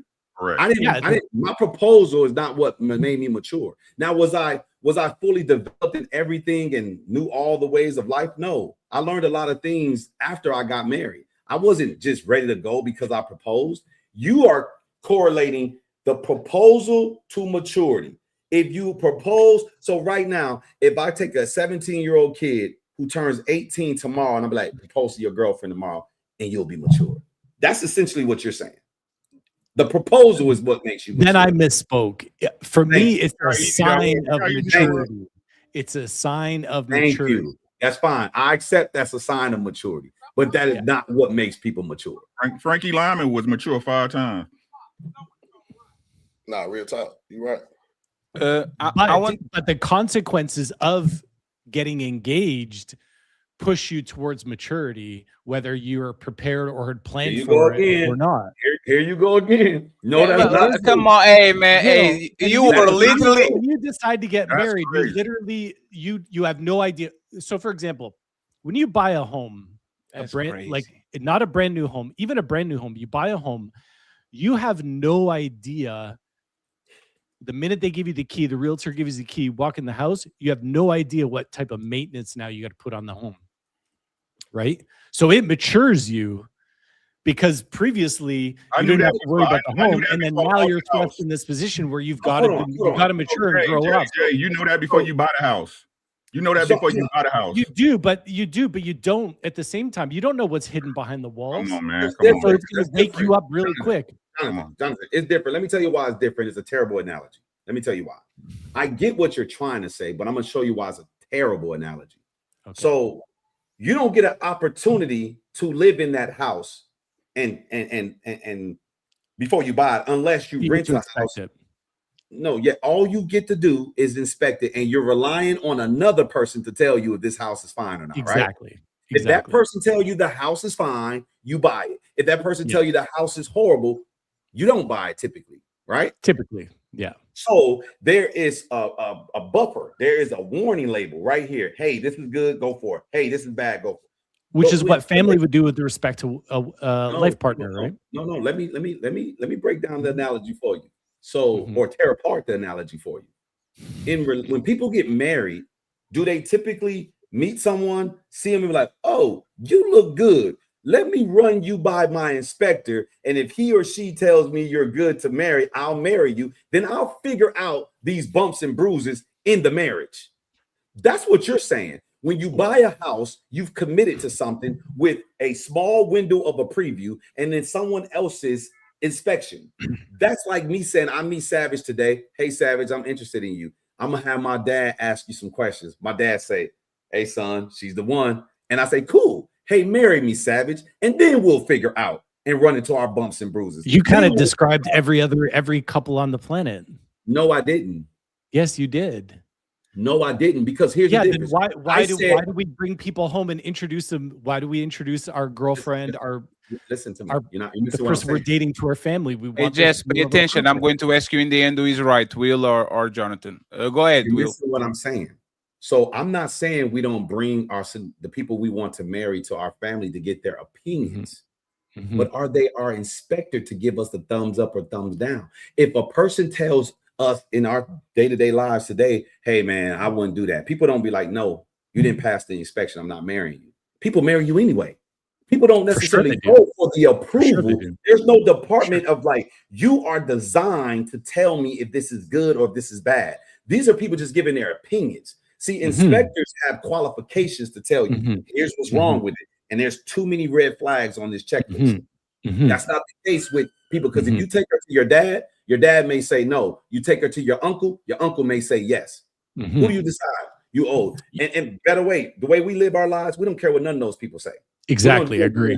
100% agree. We've typically rented this woman out, and she's rented that man out for months before they even meet each other's family. It's not like you introduce somebody the day you meet them or 2 days after you met them. You say, you know what? Before we even go down this road, let's go ahead and get the approval of our inspectors. Let me meet your parents. You meet my parents. We get their okays. If they say yes, then let's get to know each other. Or what you're basically talking about, then let's marry, which is buying the house. Let's just go ahead and seal the deal off of this inspection checklist. No, sir. That's not how I will 100% agree with you. I will 100% agree with you that when you bring someone home, we would be wise to listen to what our loved ones say about that person. That's not what I'm saying. What I am saying, John, keep in mind the analogy you used. You use the analogy of buying a house. How many times do people see a particular house? How many times do they access that house before they buy it? Very limited. What is the turnaround time before first laying eyes on the house to closing on the house or submitting an offer? You probably don't even spend more than an hour yourself in the house before you decide to buy the house. So help me understand how this analogy correlates to relationships when nobody in our modern times, especially in this country, is marrying people like that unless they go on one of these TV shows. And again, they're doing it for attention. I'm saying when it comes to emotions, emotions are like dog years. So a week, a month, a year with someone will feel like 7, but it can never, you can never fully know someone no matter how much time you spend with them up until the point that you marry. You're hopeless. Yeah, romantic? 100%. 100%. Do you think most people are hopeless romantics? Yes. I think that's why I think that's why people disagree with her, that you need to know someone through and through. I don't think you can. And if you had to wait until you knew someone through and through, people wouldn't get married. Right? I have a question for Jazz and Savage, please. Before we move on to the main event.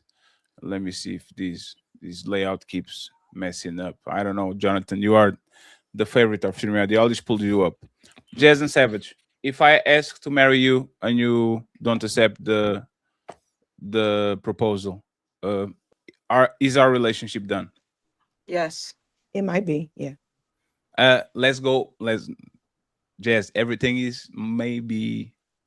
Well, let's go with majority again.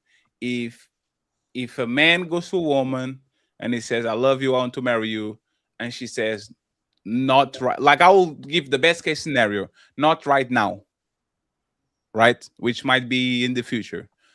Would you advise that man to just say, I don't know about this, or you would be okay with the man just like, would you be okay with the man just staying in a relationship because might be the right woman, but the wrong timing? No, I would not tell that man to stay in that relationship. I would tell him that if he's ready, he's ready to move forward. Don't waste your time. Don't allow nobody to waste your time. You know what you want. You did the work. You're ready to be selfless and provide all of that. And somebody's willing to hold you back because they want you to wait on them. That's some selfish crap. Wait on me. No, move forward. Move forward with who though? That's who they want to marry. Uh-oh. Well, you can want to marry somebody, but if somebody's just going to pull you down and hold you back because something's always in the way, there's always some type of barrier, then that's ruining your life. That's not doing you no justice. Well, there's not enough detail, in my opinion, in that scenario, because Just because that person wants to get married does not mean they're in position to be in that type of commitment. So if a person says not right now, that could simply mean I love you and I want to be with you, but we have some things we have to get under control first. Yes. We Let have me to change go. it. I have a question, Will. Hey, one second, Savage. Before I ask the question, what if you was the opposite? Right? Before I just go, I want to see if this is you are being man-centric or you actually stand on the standards. If the woman says I want to get married with you, and the guy says not right now, we have something to build. Just like Will said, great point, Will. We are building something. I need you to wait a second. So not right now. Should she leave and find another man that is ready to marry her, or is he waste? Like, do you think he's wasting her time? Savage? Uh-oh. Oh, you're asking me?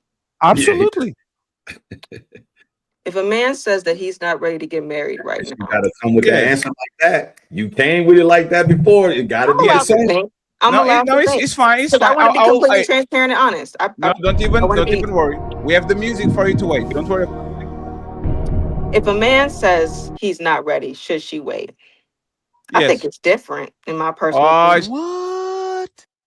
Oh, here we go. Here we go. It's time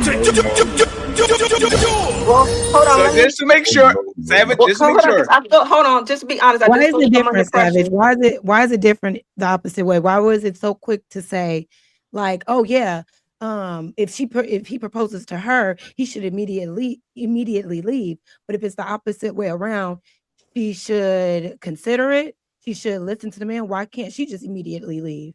Well, hold on, because I do feel like I'm under pressure. Let me be transparent, because I want to make sure I'm being completely You want me honest. to put the music again? No, no music. No music. That's I'm for real. I'm for real. No, it's fine. It's fine. I got you. Go ahead. Because I want to make sure that I'm being unbiased. I know I got some things in my head that's making me like, but in an unbiased way. If a man is not ready to get married and she is, then she should leave that brother alone. If a man wants to marry a woman and she's not ready, he should leave her alone. I said no at first because I was being biased in a way because of some things that I'm familiar with that I've seen. And I feel like, in my personal opinion, just being honest, I do feel like women do be on some BS. Because I have seen a lot of women be on some BS. So just to clarify, if a woman, like if that man is being good to that woman, been doing everything and anything like a boyfriend supposed to do, a dad supposed to do, all of these, you have mortgages together, cars, kids, both of y'all are in a very good relationship. And the woman says, baby, I think we need to get married. I think we prove to each other that we deserve each other and all that. And the man says, not right now. I'm on the NBA. Give me 3 years. When I am 33 and retired, I will marry you. You think that woman should leave? Yes. It's fine. That's a lot of detail. That's a Yeah. lot more No, detail than that's you 'cause gave. with So that I see detail, what Will there's was no talking running. about. Respectfully, Will, I apologize. I see what you was talking about. When you have more detail, that does change the context of things. You So I have will to. give you that. I apologize. Well, I'm not gonna say I apologize, No, but don't apologize. I see Let's what you was talk. talking about. Yeah. So when you say it like that, because this is also a growing moment for me, just being honest. Depending on the circumstances and the communication of being on the same page, as long as there's a destination of you can see the finish line and y'all agree with it, y'all both agree, then I think it's feasible. But if it's just like, I want you to wait for me, and there's like no time span and you just don't know what's going on, and it's just like that person sucking up your time, then that's the part where it's like you should probably go. Thank let's you address very that much. then. Let's address that then. So okay. I don't care which one you use. You got the guy wants to get married or the woman that wants to. It doesn't matter to me. And the other person says not right now, and they don't give you any indication that it would even ever happen. Are you saying which one is most important, that individual or the fact that you're married? The individual should always, but then again, I'm just because hold on. When I talk, I try to talk to people like I like Savage. I like Savage. because I have to be honest. I got to be honest, and I don't want to talk out my ass. And Jazz, you go next, okay? Go ahead. How about this? If you know that that person is capable and you actually believe in that person, and their life speaks for themselves, that they actually do get things done, okay, then fine. By all means, trust him. But if he just is kind of like, what's that word I'm looking for? If he's dragging his what's that, feet, like when you be putting stuff off all the time and you be procrastinating. procrastinating, yeah, and you don't get stuff done and your life shows that, and you want me to wait on you, then you tripping. I'm out. No, but listen to what I'm saying though. It don't matter if that's how that person is. That's the person you want to marry. But I don't know how to make that not personal, to be honest with you. For me personally, I wouldn't do it. I feel like there's more fish in the sea. Right. Listen to me. Make it personal. Make it personal to you, so it's easier to answer it. Okay. You have a guy that you want to marry. Okay. Why do you want? If you want to marry him, he is that procrastinator. Yet you still want to marry him. He is dishonest, or he is a cheater, or whatever he is that's negative. Put all that in it. Marry that. It wasn't even an option. It wasn't even an option. This is what I'm saying. Okay, let's make him all of those things. Okay, he a cheater, a liar, procrastinator. He's somehow my type. Listen to me. He's somehow my type. Okay. Stay here. Don't move it. Don't move it. Stay here. He's Stay here. a cheater. He's broke. He's unemployed. He's uneducated. He's abusive. He's a liar. His hygiene is bad. Everything negative you can think of. Yet you still want to marry him. So why does he care? Hold on, that sounds like a Tyler Perry movie. Hold on. So if this was Diaries of a Mad Black Woman, and I somehow wanted to be with Charles, and Charles was broke, that's how I'm taking this. Right. Okay. And why would a woman want to? That's a whole other conversation. I feel set up. Because I feel set up. because y'all change y'all standards for the men y'all like. Listen to the question. Nah. I'm a cooperate. Well, I'm a cooperate. Yes. And I still want to marry him, even though he got all these red flags that's gonna show me hell no. That's called Will, let's get the 1 second. Let Will get the last question, and then we'll go to Jess. Go ahead, Will. Let's not get caught up on the red flags I put out there. He can be. I think that's impossible. We have to focus. I'm a mute. I don't want to cut you off, Will. I apologize. Listen and stop interjecting. My bad. Flip it. Take away the red flags and make them all green flags. So everything I just said, make it the positive. He's smart. He's intelligent. He graduated with honors. He's rich. He's in great shape, great hygiene, a God-fearing man, honest, loyal, committed, sacrificial. Whatever you want to make him, you want to marry him. And he said, no, not right now, for whatever reason. And he didn't give you the indication that marriage will be on the horizon. That's and we got to break up. Y'all gonna let me finish. My bad, Will. My bad. That's My bad. still the man that you want. So would you rather lose the man that you want for the idea of marriage? Yes. Because here's the thing. If I want to get married and you don't, regardless if you're this great guy, we're not aligned, and that's okay. So if the guys who want to get married are all below him, you'll take those guys because the marriage means more than the guy. If I can find a man that is aligned with wanting to be married and also meets my standards of the type of man that I want, then yeah. And it doesn't necessarily have to, oh, well, this guy that I wanted to marry was a millionaire. I'm not going to date another man who isn't a millionaire. No, it's not like that. You know. Hold on. Why you focusing on money? Look at all those great character things I put out there, and you went to look at all those false ones you put. You talking about God fearing, and you putting your hands on a woman. How are you God fearing? But you putting your hands on a woman. That don't even. I mean, at the end of the day, what I'm saying, I was just. I gave you a negative guy. Okay, Will. Everything positive. Okay. All He's the not positive God-fearing things and abusive. Okay, all the positive things, and he still don't want to get married, then we got to break up. It's as simple as that. So cool. So my question is, are you saying the guys who are less than him? What do you mean less than him? What do you mean less than him? What do you mean by that? Never mind. That's why I thought you was referring to money, because you were saying he's rich. So when you say guys less than him, what do you mean by that? I mentioned rich, but I mentioned so many other things. And Okay, rich so is what do you the mean by biggest less than that? Less like so the every other guy every is not. category. He's not as smart. He's not as handsome. He's not as in shape. He's not as God fearing. He's not as But rich. he'll marry you. Everything He'll is marry you. lower. He's not He'll as marry you. he's not as handsome, but I'm still attracted to him. That's fine. He's what do you mean not as God fearing? I don't know. I don't Hey, really know Will, what. can you make a statement instead of a question so we can kind of understand like the point that you want to drive? Because it's kind of like we're kind of These losing. women prioritize marriage over the actual man. I That's would, I don't. Okay, so can I answer let, that? absolutely, yeah. And then I want Jess if she agrees or not with that too. Go ahead, Savage and Jess, and then Fantastic and Ali go up. In 10 minutes, we'll read the super chats, friends.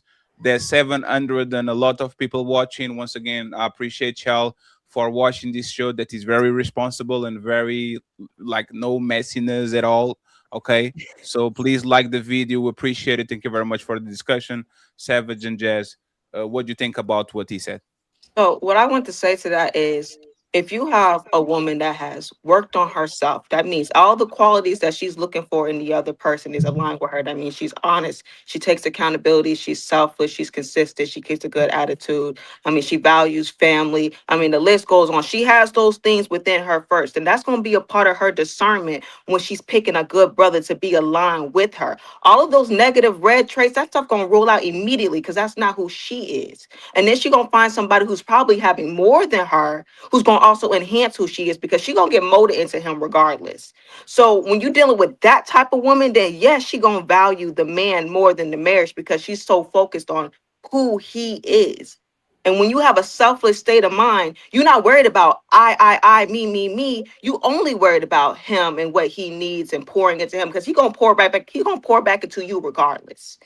So when you're doing that, I think that leaves room for a healthy relationship because the man is not the prize, the woman is not the prize, but a healthy relationship is the prize. And then that's when you go forward with marriage. But I already knew that. I know who I married, and it wasn't about the papers. With or without the paper, I know who I'm with. So I feel like putting me in that situation was kind of like a setup for failure because you put all these red flags out there, then random green flags and two different brothers. I mean, I felt like me and her was in the episode of Tornado. We don't know what the hell is going on. Hey, Savage, is a selfless woman an oxymoron? Like when you say selfless woman, isn't that the oxymoron? Why do you say that? A contradiction, like two things that don't go together, like water and oil, like a selfless woman. Women are selfless on their day-to-day life. They can be selfless on their job. They can be selfless with their kids. In relationships, selfless woman is something that either like is a rare Pokemon. It's like Mewtwo or like something made on a lab or something like that. Like where do we find this selfless woman? Well, what I was taught, you have to be trained. No. 1 second. It was listen to my question, right? I don't ask you. Where can we find this selfless woman? They're like, everywhere. Where can men go ahead and find selfless women that are not about themselves and what they wanted, their dreams and their healing? Like, where can we find these women? We see women. We see women sacrifice their whole lives. For who? For who? Give up. We see for their man. They give up their careers. They give up their lifestyle. They give up everything to be up under their man. We see that all the time. That's not nothing new. Hey, Women Jess, have been doing that. Jess, you just saw our show. We're going to do on Sunday for the ladies first. What is so it? there's this player on the LA Lakers called Luka Doncic. He's probably one of the best players in the world, being famous and millionaire since he was 15. He's on pace to make $500 million, 6'7", king of LA, everything. His woman literally broke up the engagement, got his two kids, and flew to Slovenia back. Right? They broke up? Yes, she grabbed the keys and went to Slovenia, and hey, look, you go stay in LA and all that. Okay, it must have been something going wrong in that relationship. Of course, there's but yes, there's always something going on. And the point is, when there's something going on the woman's side, men usually say, "Oh, she doesn't want to have sex with me. Something is wrong." Oh, she's working too much and she's stressed. Something is wrong. Oh, she's being mad at me in the period. Something is wrong. Menopause. Something is wrong. She's pregnant. Something is wrong. Postpartum. Something is wrong. Y'all are always wrong. And you know what men do? No, one second, Jess. Let me just do this. Y'all, like from 3 to 3 weeks, something will happen to y'all that will make you wrong. But men, because they are selfless and because they understand woman, they say, my woman is on her period. She's has cramps. She's on postpartum. I will stay and endure. It's very rare that women stay in relationships where they see no benefit in actually staying that. Meaning, if there's something is wrong and they have all the benefit either to leave or to do other things, they are not going to put the man first. They're going to pick up and leave. The only man that actually they put first is the toxic man. The man that put them on the roller coaster of emotions, the man that keep them busy, the cheaters, the abusers, the bums, those men get anything and everything. I'll give you my car. You can go and sit on my couch. You can eat from my...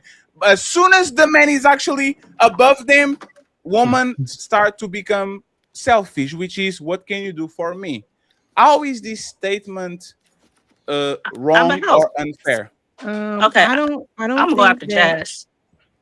Yeah, I mean that's your opinion. I don't think there are any facts to back all of that up. To There's say no facts. The divorce. Because you're saying like, oh well, you guys have periods and you're wrong when you have your period, and I can justify that. Like having a period is a natural thing that a woman's body does. Like we can't help that, right? No. 1 second, Jess, please. Jess, 1 second. Just 1 second, because I want you to get all the information right. I can justify it by saying most of relationships, women break those. Either be boyfriend and girlfriend, either be engagement, either be marriage. Women put themselves first and say, no, I don't want to be with you anymore. This is what happened in mass. Okay. Most women, if I ask most women, how many boyfriends and girlfriend, even girlfriend, no, not girlfriends, sorry. How many boyfriends do you have? They're going to say, I had 3 boyfriends. Who broke up with who? I did. I had 3 engagements. Who broke up with who? I did. Who broke up the marriage? I did.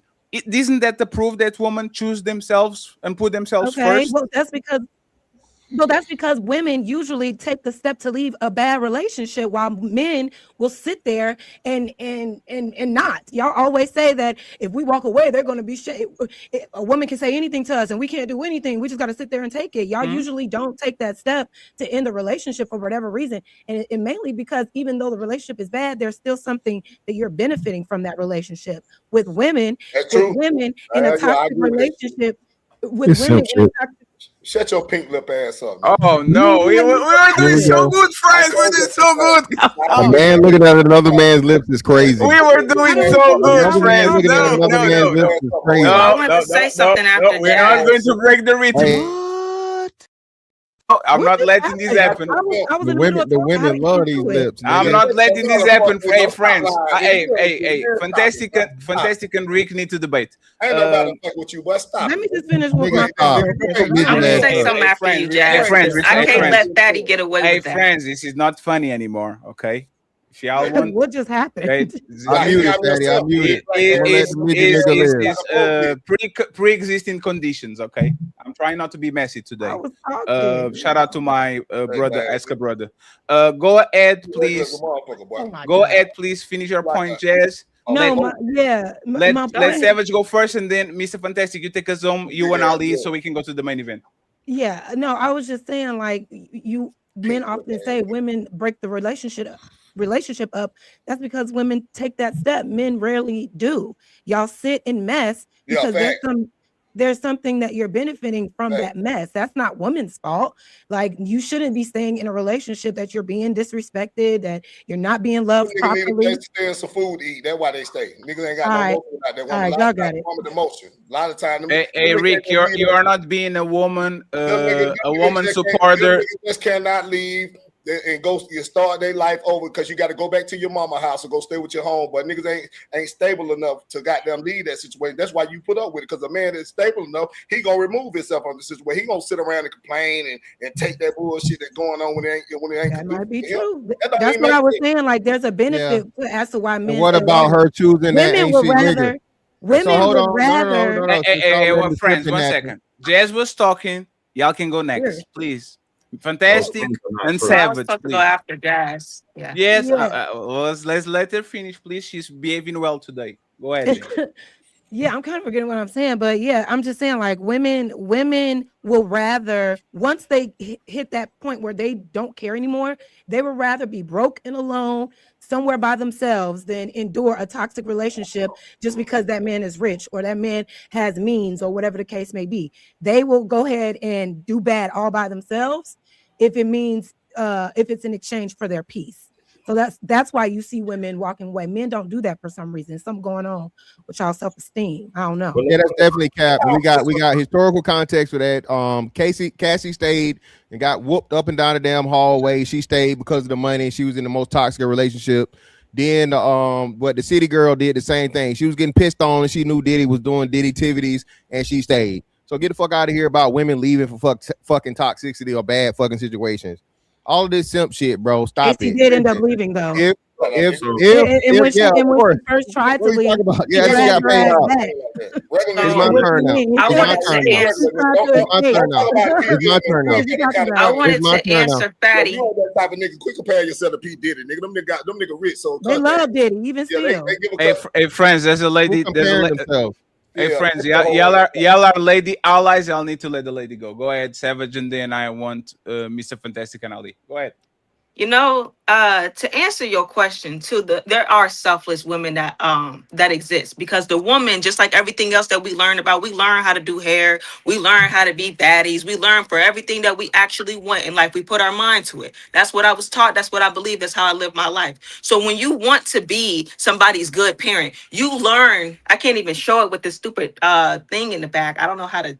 Hold on, I got it. Hold on. Oh, you have a mansion. I know. I see you. Now, Oh, damn. you learn how to be the things that you want. You learn how to be a good parent. Come on, bro. You learn how to be a good wife.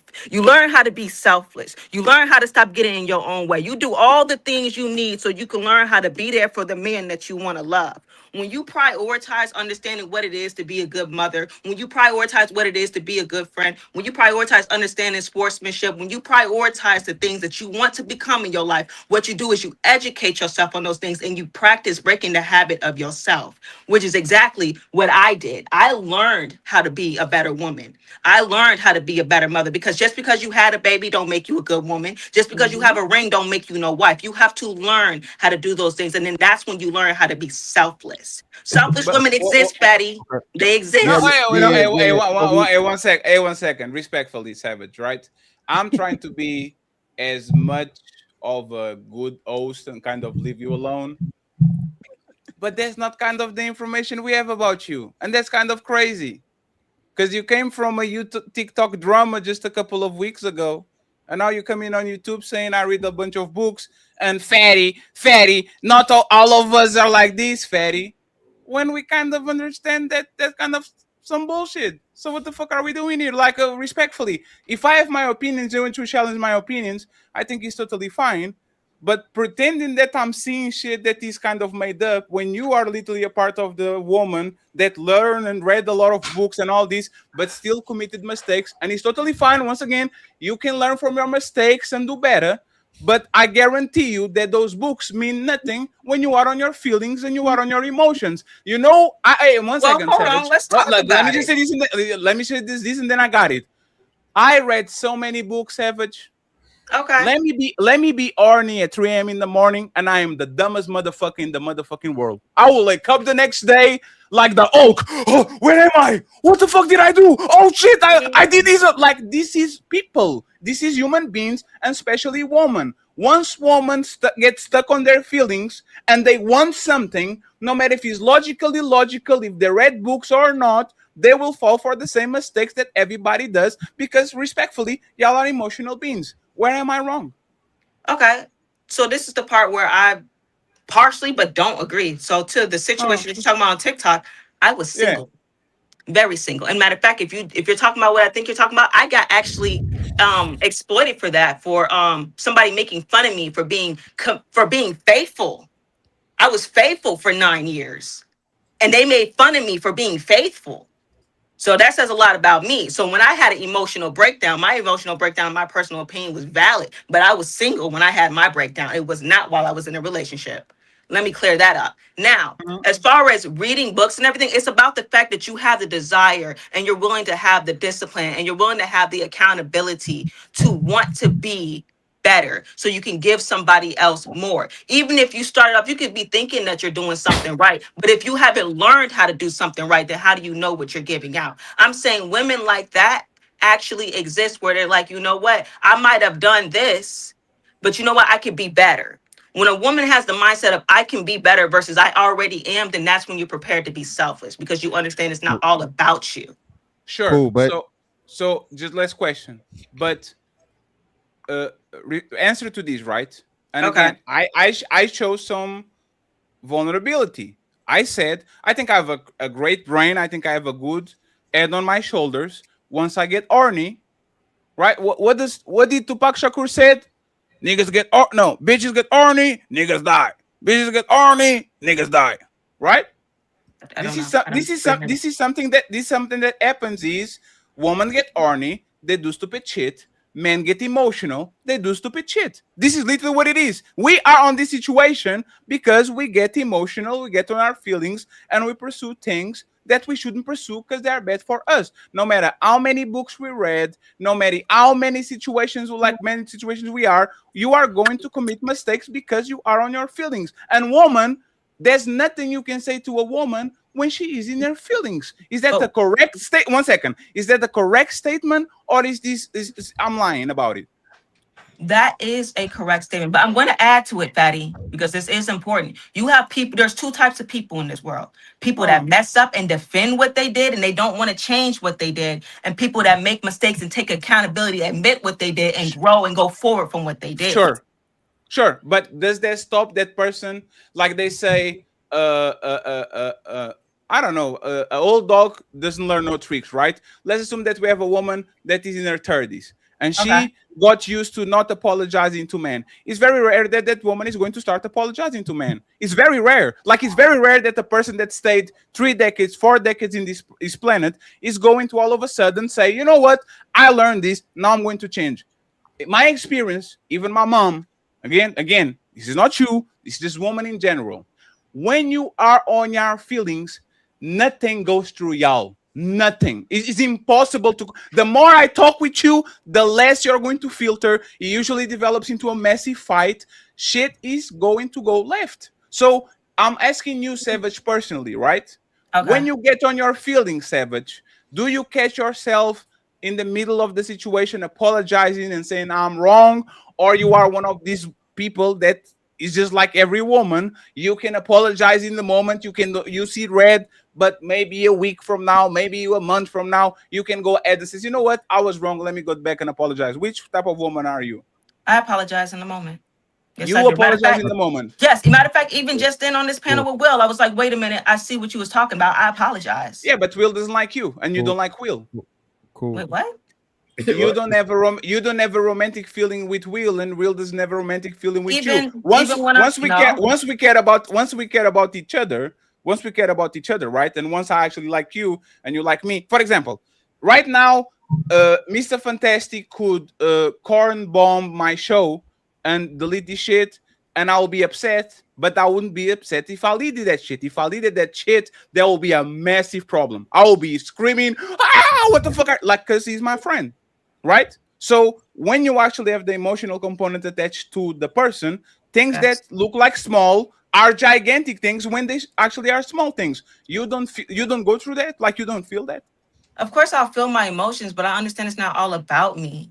So I will apologize in that moment. And even if I feel like I'm being disrespectful, no matter how much I love you, I'm still going to stop and apologize and be like, look, my bad, because I don't want to disrespect you. I can love somebody, but I still want to respect you.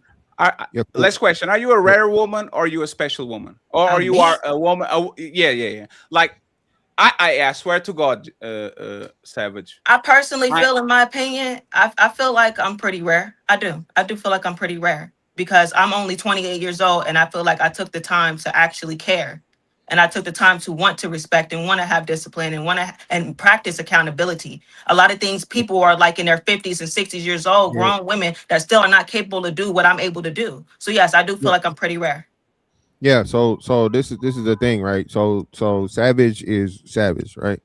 Would Savage say that the majority of women are like you, or the minority of women are like you? If she rare, she's saying majority of women are not like her. Well, I want her to answer, brother. I got you. So Savage, what are you saying? Is it a majority or minority of women? Based on what I've seen and what I've noticed, I do feel like a lot of women are not like me. All right, then. So Fatty was right, and that's the point we're making. The vast majority of women don't have emotional control. The vast of women don't have emotional maturity. The vast amount of women tear everything down and then come back after the fact, after they destroyed everything, and apologize, right? After the damage can't be undone. So that's what we're saying in this process, right? Even in the marriage situation. I was in when, and I just want to go back to this. No thing within itself makes you mature.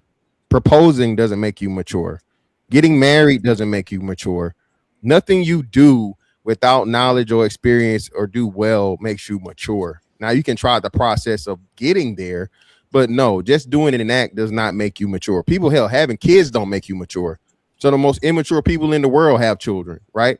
So that's the first thing I wanted to address. But when we get into the women thing, yeah, man, women are women. And I think the point that's being missed here is that men accept the fact that women are women and put up with a whole bunch of bullshit that women would not return, put up with in return, right?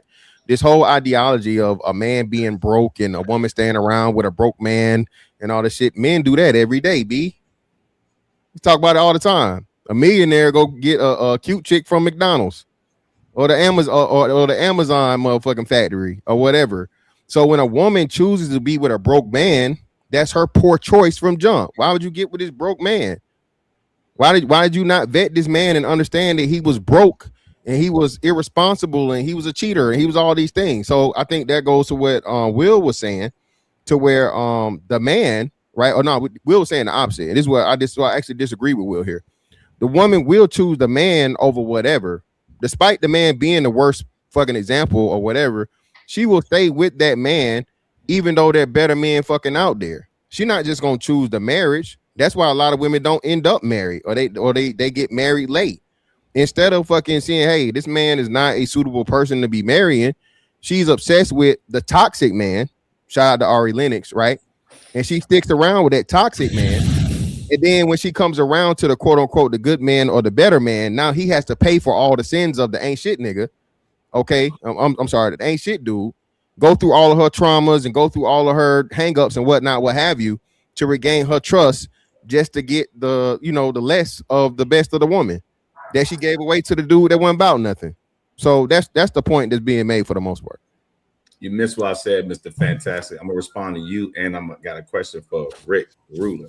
So what I was saying is, if she had that top tier man that didn't want to get married, she'll go for the lower guy, because like it goes with what you're saying right now. There's always higher standards for better men. If a man is the best creme de la creme, she's going to require him to want to marry her, but she'll accept the marriage from a lower guy without a requirement. He proposed to her, oh girl, he loved me, but she'll put pressure on that other guy. Oh, you better marry me or you're not serious. That's why they say they'll leave him. They'll leave. Okay, my bad. You're right, brother. I agree with that. I agree with that premise. I'm sorry. So now to Rick the Ruler. So Mr. Fantastic just kind of touched on what I wanted to say. You may claim, and I think Jazz may have co-signed, or Savage, I think it was Jazz, I don't know, one of the ladies co-signed, that the guy would leave the guy won't leave the woman, because if she leave him, he got to go to his mama house. He got to go get on the couch. Definitely, yeah, for sure. Well, according to the what is it, the American Societal whatever study that talks about 61 to 70% of women. Now we oftentimes say 80, but 61 to 70% of women file for divorce. Yeah, if they're they told me 80%. If they're educated, I go off reality though, so I yeah. But hold on, listen what I'm saying. So I don't care about no stats. Well, that's cool, but just continue with what I'm asking. If they're married, it jumps up to 90%. So are we saying, because one of the two have to be true, that the men are not providers in marriages, and women love to marry dudes who can't provide. Nah, if 8% of women, or whatever the percentage is, that means 80% of niggas are trash when it comes to being husband and shit. Because women are not leaving men. Women are not leaving men that's showing up in that marriage and being consistent and doing what they're supposed to do. Cool. I'm not Those asking. men don't get left. You don't get left for doing the right thing. You get left for the bullshit and not showing up every day. That's why I'm not asking if they're good husbands. Show up for their marriage, don't get left. I've been with my wife 20 years, married 15. She ain't going nowhere. She locked in. She ain't going nowhere. That's what I'm asking. I'm not asking if they're good husbands. I'm telling you that. I'm telling right, but listen what I'm asking you. You can tell me that all day long. That's not what I'm asking. And you can ask me all day, and I'm gonna have the same answer for you. But do you know what I'm asking? I know exactly what you're saying. Yeah. Okay, what am I asking you? I know exactly what you're saying. I'm telling you, you just said, do that not mean that they're not providers? Hell no, you can't be provided. You can't be doing what you put. How you lose your motherfucking wife if you don't? So every man is wrong. That's the logic. He's not understanding that. A lot of times we create a lot of shit that we go through. We put ourselves through that shit. A lot of times, man. Cool. I accept that. I'm not arguing that with you. Stop playing. I accept that. Listen to what I'm asking. If the guys are not providers, which is cool, I'm not arguing whether they providers or not is irrelevant. I'm just going to accept the claim that they're not providers. Then we're saying that women make a habit of marrying men who are not providers. Because men make a habit of showing up and pretending to be something that they ain't. See, exactly. Hold up, the man that she. Damn, you said exactly. That's crazy. Let me talk. The silver game, man. I mean, but got a top pink lip ass nigga. The fuck wrong? I got you, Jess. No, you guys don't fight. No, Rick and Fantastic. No, talking above your height class. I know. Midget, nigga. Fuck wrong with you? Not again, please. Bald head, midget. Not again, please. You a midget. Friends, come on, man. Bald and you a midget, little nigga. Come on, man. Come on.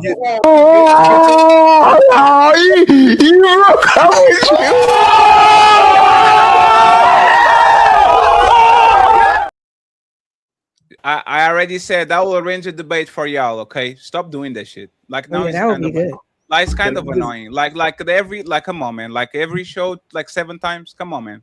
Please. Why you got my mic out, bro? This nigga I dropped y'all because this is our show, and when I say you to stop, you fucking stop, right? Or not? What's wrong with you, nigga? No, what's wrong with you? I told you to stop. You stop, right? You got a pop, nigga. I'm saying you like that. Like, no. Are you the mature? Hey, Jonathan, is this maturity? That nigga, he stopped talking to me, nigga. Sir, I already told you. Don't address each other, please. What's wrong with you, nigga? Don't address each other. Don't address it. Hey, please. Respond to this whole. Hey, respectfully, like we're talking about maturity, and y'all can control yourselves. It's all the same shit. We got maturity in different places, though. Everybody got muted. Both of y'all got muted. But mutes everybody, Rick. He didn't individually. Like what the hell are you talking about? Come on, man. Hey, Rick. Mute my motherfucking mic, nigga. Rick, if I tell you to stop and you keep talking, I have to mute you, right? What's wrong with you, nigga? This ain't none of that. You ain't gonna. How you gonna let him talk and silence me, nigga? I said both of y'all, not just you, Rick. Oh my God, man. Hey, you know what's funny? Hey, Rick, when I went to, you know what? Hey, Rick, when I went to your TikTok, you muted me, you dropped me, you did a bunch of shit because you were the host. I'm not dropping I'm just telling you to stop. Can you stop? You feeling some type of way about that shit that we had before, nigga? No, I'm just telling you to stop. I told. Hey, do that one-sided shit though, my nigga. Look at me in the eyes. I told both of y'all. It ain't working. That ain't working. Rick, I think he was just trying to get control of the panel. Rick, I don't think it was personal. Hold on, Jazz. My bad. Rick, when he hits the button, everybody got the meme automatically mutes people. He didn't individually mute you. He didn't mute you. Yeah, I'm saying I ain't even studying. I'm talking to Buddy right here. He tell this nigga, you know how I am. You know. I told him to stop too. Ain't nobody, and I stopped it. Y'all need to stop calling this bitch ass nigga because I'm getting tired. You see what I'm talking about? Because I didn't say nothing. Y'all begging. Hey, one second. Hey, Rick. I'll give you opportunity to have a conversation with him for 2 hours on Saturday. If you want to debate him, I will set it up. Okay, no more. Come to my world. Bring your ugly ass to TikTok. Nigga, I eat your ugly ass. Nigga, I'm too tall for you, bitch ass nigga. I'm out the weight class. I'm out the intelligence class. I'm out of everything. Fuck you, nigga. You a little tall nigga. with no wife. Yeah, and I can take Tall yours. nigga with no And I can take motherfucking wife. yours. You still losing, And nigga. I can take You yours. still, and your teeth And I fucked can up. take And your yours, teeth nigga. fucked up, And I hoe can ass. take yours. Your teeth bought. They don't count. Your teeth bought, nigga. They don't count. They don't. Shut your broke ass up. You got a lace now front in we your good. mouth. We good ass now. nigga. We good now. We good now. We good now. Yeah, that We nigga good lace now. front mouth, man. We are good. Are we good now? We good now. We good. You ain't fucking Okay, with me. so are we good now? I'm good. Yeah. Because they're going to call me messy again tomorrow. Like I can be doing that shit. Nigga got a citron You outfit keep on. saying y'all fatty, but this nigga here No. going No. With both, 1 second. With Fantastic and Rick is mutual combat. I'm not going to say this is just a one-way street. Both of y'all are fighting each other, okay? But respectfully, once again, I'm trying to stop these, and I'm gonna mute all respect for you and Ali. Fuck that whole ass nigga. I'm gonna share. He take this Let me beat myself with color OS nigga. Thank you, I will Take ask that hat off, ball nigga. Hey, can I just I ask simple questions. Will, please make a statement, not a question. We're going to the main event. You can ask a question, and then I want Ali, and then I want Ali to respond to this. Yes, I want Ali and Jess to take us on. Make a statement, Will, please, because if you ask a question again, we're going to go again. Here's my statement. Yes. So because 61 to 70% of women are divorcing their husbands, and 90% of the women are filing for divorce if they're married. I mean, if they're educated. And the claim is that when men are staying in these relationships where women are unruly or whatnot, because if they leave the relationship, they'll have to go to their mama house. That would mean that these men are broke. If the claim is that men are broke, then the claim is also that women marry broke men. Every day. So they do it every day. Right. So if women chose better men, this problem will resolve. So if we know going into it, I'm going to marry somebody who's broke and inadequate because we claim none of these men are showing up. So I can't imagine they're showing up every day in the relationship, but when they get married, they start dropping the ball left and right. As if something really changes in the relationship dynamic when you're married. No, I agree. I don't think women give men too much grace, I think, right? Whoa, They look at the potential, right? They say he's a good man, Savannah. He may not have his affairs in orders yet, but I want to give him a chance. He's going to change. He's going to change. Women do it all the time. Women, hold on, Will, damn. Wait, hold on, because I was almost done with my point. Okay. I'm listening to what you're saying, and I'm not disagreeing with what you're saying, what you're adding right now. The problem is this, though. Why not just get with the guys who got their ish together? Why not just get with those guys? Why is it that you guys have a magnet for the men who ain't got their ish together? Why is it that you always want to give him grace? Why is it that, hold on, listen. Why is it that the man with his ish together doesn't have the grace? Because I gave you guys a scenario where the guy was everything, but he didn't want to get married. No grace. Leave him. Go marry a guy that's beneath him. Help me understand that. Or don't help me. Jess, 1 second, Jess, just to make sure. Jess, respond to that and interrupt it, and then Ali take us home, and we're going to read the super chats and go to the main event. Okay. Thank you very much to the 930 people watching. If I knew, I would let Fantastic and Reed fight more 5 minutes so you can get to 1,000. Go ahead, Jess, and interrupt it, please, and then Ali. So what I'm saying is that, two things can be true. Sometimes women do choose the man with his stuff all together. Sometimes they get married to the men with his stuff all together, and he's a cheater. He's a verbal abuser. He's doing all of the things. So they file the divorce from the man with his stuff together because he's falling short in all these other areas. A lot of women get with men that they find potential in, and they want to see them grow, and they give them a chance. And unfortunately, sometimes it doesn't change, right? Sometimes the man never gets their shit together. I would agree that a woman should never give in to potential. You need to see what's happening right now, see how that man is managing his money, how he treats women in his life, women that he doesn't, have any affiliation with, like how he respects women, how he respects himself, whatever the case may be, and then make a decision to want to be with that person long term. But I would also ask, why is it that so many women are getting with broke men? Why are there so many broke men out here? Why aren't there more men with their shit together than there aren't? It's just a question. Because why is it so many bad men to choose from? I know, Pat. I know you want to go, so I can't even respond to that. This is who gaslighted the whole panel today. This is the man of the hour right here, Mr. Jonathan, who I'm still trying to figure out what he was trying to say. So I hope nobody interrupts me while I do my thing, right? The I problem, can reply though, Ali. of course you can. The problem in this whole conversation is this maturity conversation, right? When we know women say they mature if she becomes a mother, when she pays her own bills, when she's strong and independent, and even before she marries, she's mature as well too. But being married doesn't establish her maturity, is what you said, Jonathan, earlier. So I waited for this, right? But then Jonathan also said a while ago he doesn't know what makes her mature, which means my brother is saying that a woman validates maturity.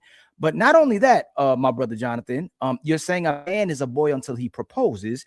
And then if a woman refuses his proposal, he's back to being immature. And it sounds like to me, I never said that. Yes, you did. And if it sounds like to me and the rest of the panel, if he's getting married and divorced, he's back to immaturity too.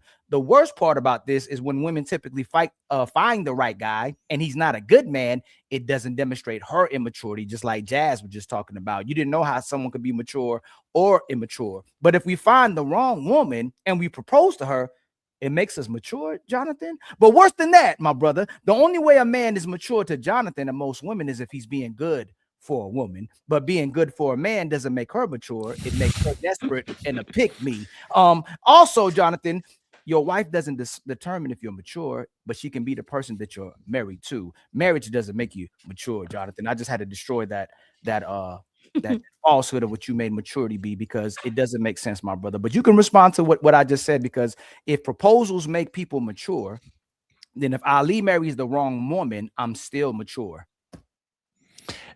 First of all, before I even reply, I just wanted to give a shout out to Big Rick, because he's getting attacked, but he's the man who's got, of everyone, he's got his shit together. And I think that he knows exactly, he and I speak the same language, and this is why it's important.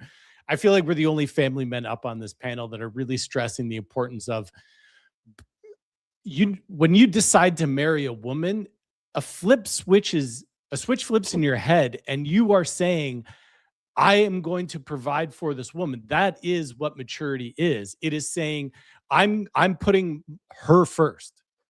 And I think that's the big difference with a lot of the men on this panel, is that the immaturity that they're stuck in, they're not willing to put a woman first. I need you to articulate that way. So that's the definition of marriage and proposal, is saying, I'm going to put another woman first. I'm going to provide for her. I'm going to one day have kids with her. She's going to be the mother of my children. She's the one that I come home to every single night. That requires a level of maturity. Yes, it doesn't define you as perfectly mature in all areas of your life, nor does it even define you as being mature in being a good husband, but it's the start. It's the rite of passage. No, so that's what it's all about. Or part of the journey. The start or part of a journey.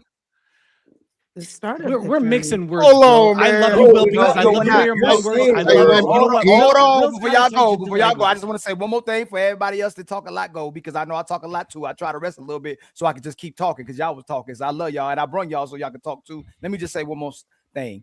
Jonathan, that's a sign of a very extremely insecure man, because your validation comes from the woman once you marry her instead of her marrying you.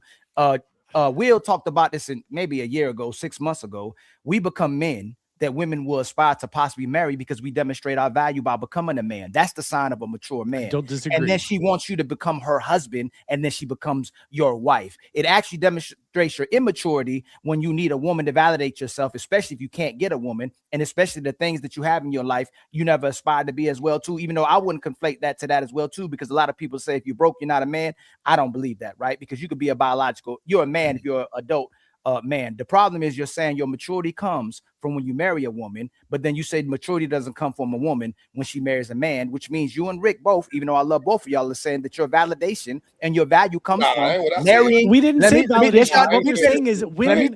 Let me finish, because if you actually him, and if you actually the man, she wanted to marry a mature man, and then you gave her the ring if she was valuable to you. then she becomes your wife. So it's not when you marry her, it's actually when she marries you, but that still can add to maturity, but that does not you conflating that to absolute maturity, and you ran away from it, but then you came back to it. So you're saying again, are you taking that back or are you standing on it? Does a man being married make him mature?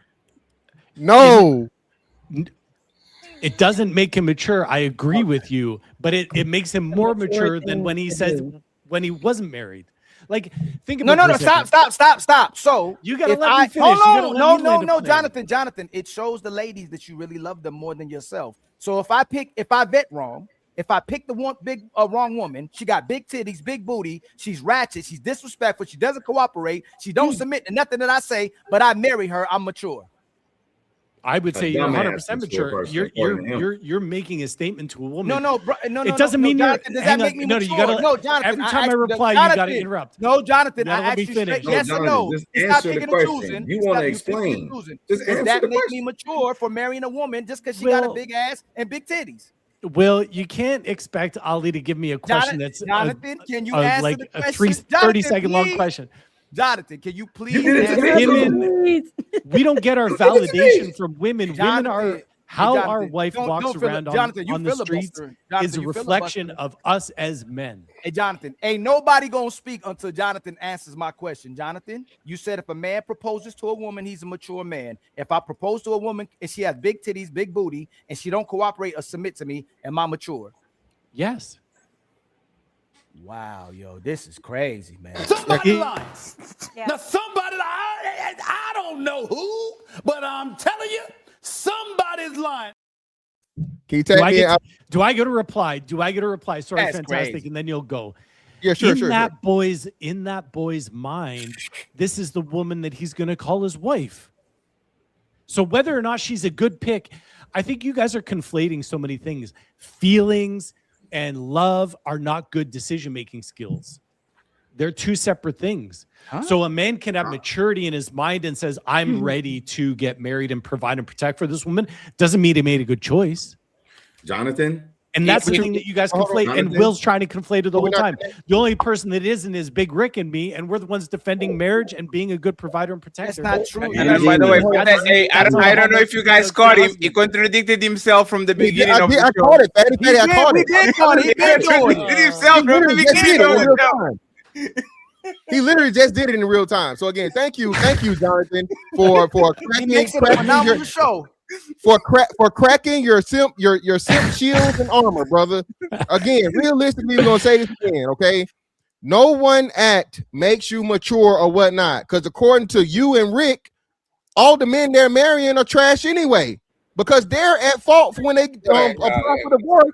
When they apply for the rate. Hold on. Now, don't if y'all are saying that's literally what you said, little nigga.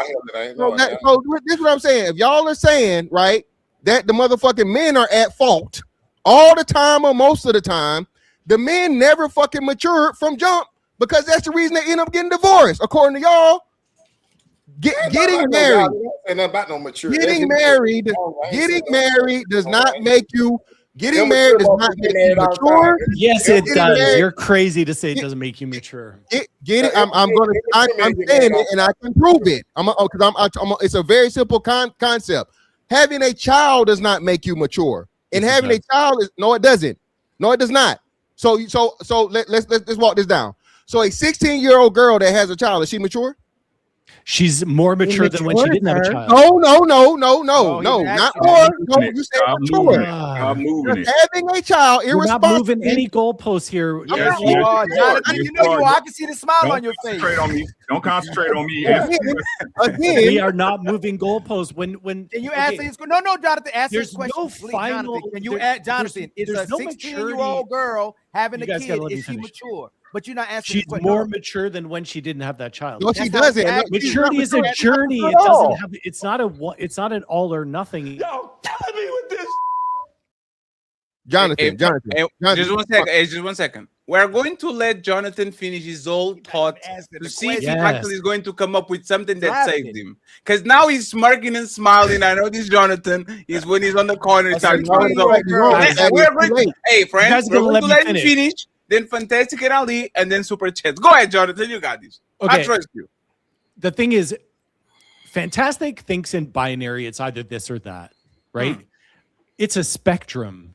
This is what Fantastic doesn't understand. It's not that people are good or bad. All people are good. This is the thing that you guys don't get through your head. All people are good. But good people make bad decisions. Huh? Bro, are you a therapist? That's true. That's true. I need to go. It's take true. Hold on. Wait. I'm a good person. I've made bad decisions. Again. Is he done? I just want to make sure he's done. Well, I don't know if Jonathan was done or not. Because saying I'm all not people done. are good I'm is not crazy. Jonathan All was people done are good is before he crazy. started. All people are good people. Jonathan was what? done before he started. So a bad They person could is a just good make bad person? Oh, hold decisions. on, They could do hold on, hurtful Jonathan. things. So Jonathan, a bad person is a good person? There is no such thing as a bad person. What? Serial killer is a good person. Whoa, what? Ali. What? A Well, child you know what? predator is a good Please, hey, friends, we have to listen. Hey, friends, we have to. Hey, Will, I see you, Will. Hey, Jonathan, explain. There's no bad people. All these men who get divorced, Fatty and Ali, all these men are good men if these women are divorcing. Yeah, exactly. Every last one of these men who get Oh, taken shit, they got you again, Jonathan. That's crazy, Jonathan, they got you again, Jonathan. What is LeBron looking for? Jonathan, they got you again, Jonathan. That's crazy. I don't want to make it about me you, talk. right? You gotta I don't let me want, talk. Jonathan, I don't want to make it about you, right? Because I don't want to personalize it and Too wish late. bad karma. If there's somebody named Bonathan that has a family and somebody breaks into Bonathan's house and takes out his 5 family, everybody, is that a good person? You gotta stick by his answer, bro. Where do, No. Can you okay, answer when yes or I no? say that Or when no? I say that we're all good people, the inside every single person is a good person, but they can do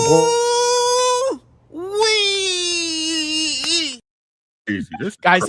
I feel like you're afraid of my explanation because every time I try to Jonathan, explain, you're not I get answering. cut off. That's the first. You usually answer all my. You didn't answer my question, Jonathan. I didn't ask you if there's a good person inside everybody. I asked you if this guy broke into Bonathan's house, deleted everybody in the Bonathan house. Is that a good person? That honestly, that's God to judge. Oh my God! Oh my John, God! But John, you can't do. So can I say this is real quick? So just real quick. Fantastic. 1 second. Hey, 1 second, please. 1 second. 1 second, No please. one lets me explain. Please, anything 1 else. second. I Hey, get, friends. sound Hey, friends. Hey, Sound please. bites. No sound effects. No nothing. Let these men just land these. I get sound. Golden parachute. Go ahead, Okay. Jonathan. I can't pass judge. I don't pass judgment on people. What? I don't. You pass just said judgment. man want mature. You can't make a person good. You can't call a person good. Hey, friends. I'm sorry, sorry. You Friends. gaslight, Jonathan. You gaslight. Friend, if your opponent is committing a mistake, He said he don't judge. let him go. Let him do it, Jonathan. He don't judge, guys. Jonathan. Hey, everybody's going. Hey, Will, Ali, and Fantastic. Go ahead, Jonathan. Hey, Tell let's us go on more. mute, y'all. Let's go on mute. Tell us more, Jonathan. Tell us. Okay. We have a choice in the way that we walk around in this world. We can walk around in this world looking at people as bad people because they make bad decisions. Ali, you gave a very horrific example of what a horrific thing that someone could do. 100% agree that it's horrific, right? But we're not here talking about what someone who's a mass murderer, whether they're a good person. That's not why we're here. And that's up to God to decide what that person really is all about. That's not for me to decide, right? We don't need a world in which we need more people judging each other. Tell me a world in which that makes this a better place, right? I'm gonna answer that for you. And I'm gonna part out of here because I'm about to get out of here. Listen, in the Jonathan, context of relationships, people are good people, but they're hurt people and they make bad choices. Good. That's what You're we're right. here talking about. Yep. So Jonathan, listen, Fatty Ali, I appreciate y'all letting me come up. I'm about to respond to what Jonathan said. And I'm gonna get on. I'm gonna make my little closing little argument real quick if y'all let me, and I'm gonna get on. Yes, sir. So he's gonna drop a bomb and then he's gonna. I see, Rick. Don't worry about it. Bomb and then a stink bomb and then he's leaving. I don't know you, but I'm about to flame you really quick, okay? And I Hey, don't mean Jonathan is my. disrespect. Hey, Will. I can take Jonathan it. is my friend, by the way. Will, be careful. No, that's cool. I'm not gonna flame you. I'm gonna We're going flame to your jump you. Take it easy on him, please. We're going to jump you, Will. No, I'm not gonna take it easy. I'm not gonna disrespect him, but I'm going to address what he's been saying tonight. Jonathan, and unfortunately, I won't be around to hear your response, but I'll watch the replay and I'll listen to whatever you say in response to me. So I'm not just ducking the smoke, right? Well, that's exactly what you're doing, but that's okay. Okay, so now I'm really gonna plant you. Listen, but that's what you do.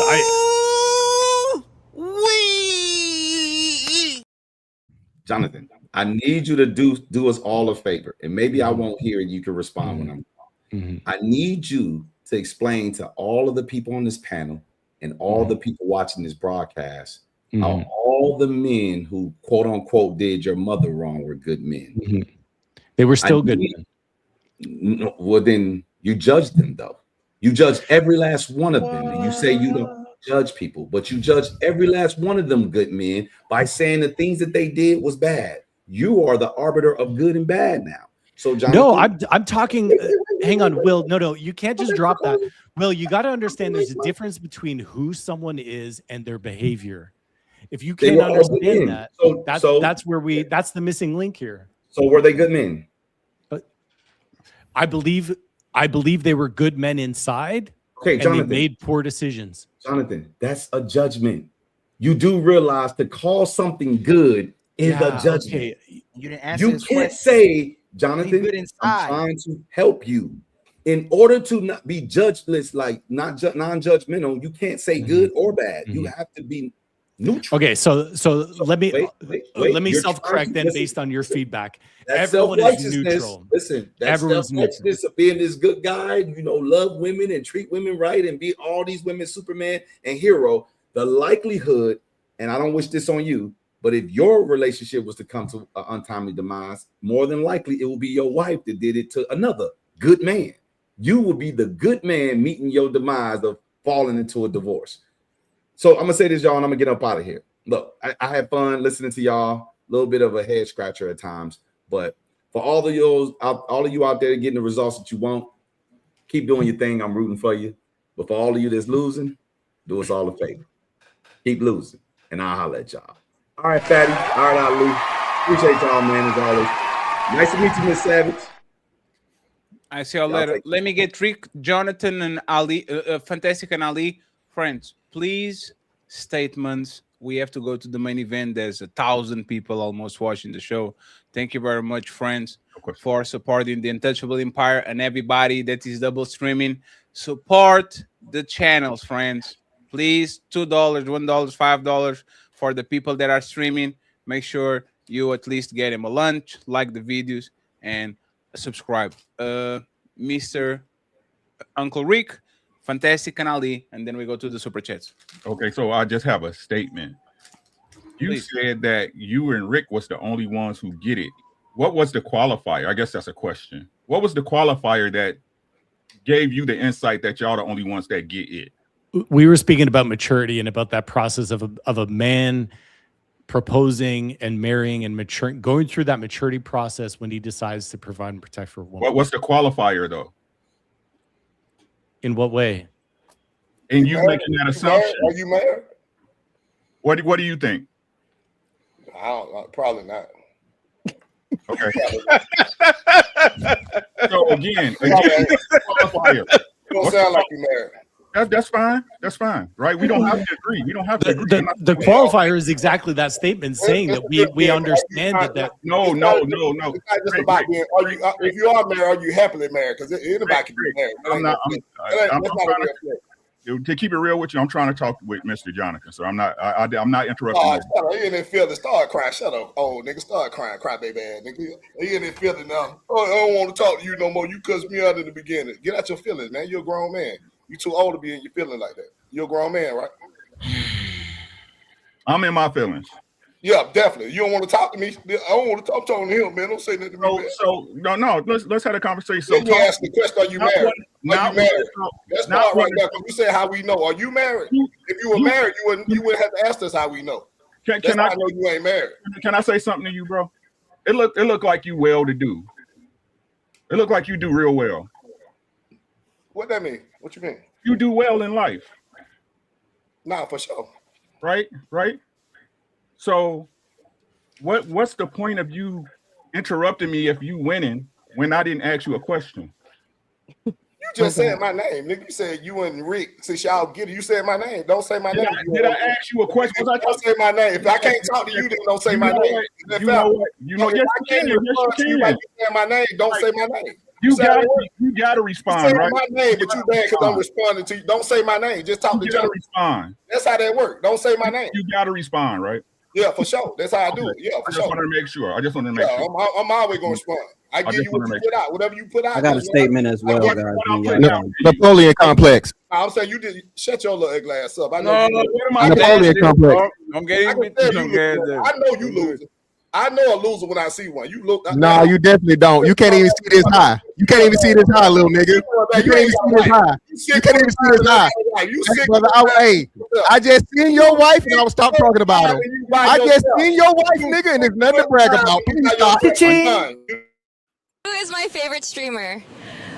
Team Fatty. Yeah. Wait 1 second. The messy content creator says no families, please. Thank you very much. Let's go again, Uncle Rick. What families off limits? Hey, wait, bring him up then, Fatty. So, no, I know. Oh, 1 second. God damn it. Hey, I'm trying, man. I came from a very difficult week. Okay, I had a difficult week. It was very rough. I was really trying. I'm trying my best. Help me. Please, man. I had a rough week, man. Can y'all help me, please? Hey, and then they goes, see, this is why fatty panels are messy. I'm trying my best. Rick, finish your statement, please. Please. Which one? I don't know. I'm confused. The one, so one addressing to me. Let's go. Right, exactly. So again, the question: what's the qualifier? The conversation, the understanding, or life? What's the qualifier that the understanding that the rite of passage a man goes through in becoming a mature man is when he makes that decision in his mind that he wants to marry a woman, whether it's a good decision or not, that aside, because I think that's where everyone gets hung up on, namely. But if someone makes that decision in their mind that they want to get married, they are going to be, by definition, more mature than they were before they made that decision. Why? Well, because it's a big responsibility, I would assume. You don't have to be mature to take on a responsibility. Of course you don't. I never said that. So what are you talking about? It's a decision they make in their mind. They decide in their mind that I want to put this person first. That we go through life selfish. 18, I'm playing hockey all the time. I'm going skiing. I'm hanging out with my friends. I don't give a shit about a woman. I meet a wife 10 years later and I say, oh, this is a woman I want to marry and have kids with. I propose to her. That makes me, and sorry, maybe the word make, that's a sign. It doesn't make me mature by getting engaged, but it's a sign of maturity when I decide to get engaged. So we're all like getting hung up on this word make. Forget the word make. I misspoke. I'll backtrack on that. We did. It's a manifestation of what's going on between your ears, which basically says, I'm ready to take the next step in life. I'm ready to be a mature man. I may not be a good decision. I may have spread my legs and gotten pregnant or gotten a girl pregnant at 16 years old. That's not a good decision. Or that girl at 16 who becomes a mother, she's going to get pretty mature pretty quick. Fair. Or if he was cheating on her and was trying to keep her from leaving, right? And he proposed. That makes him mature.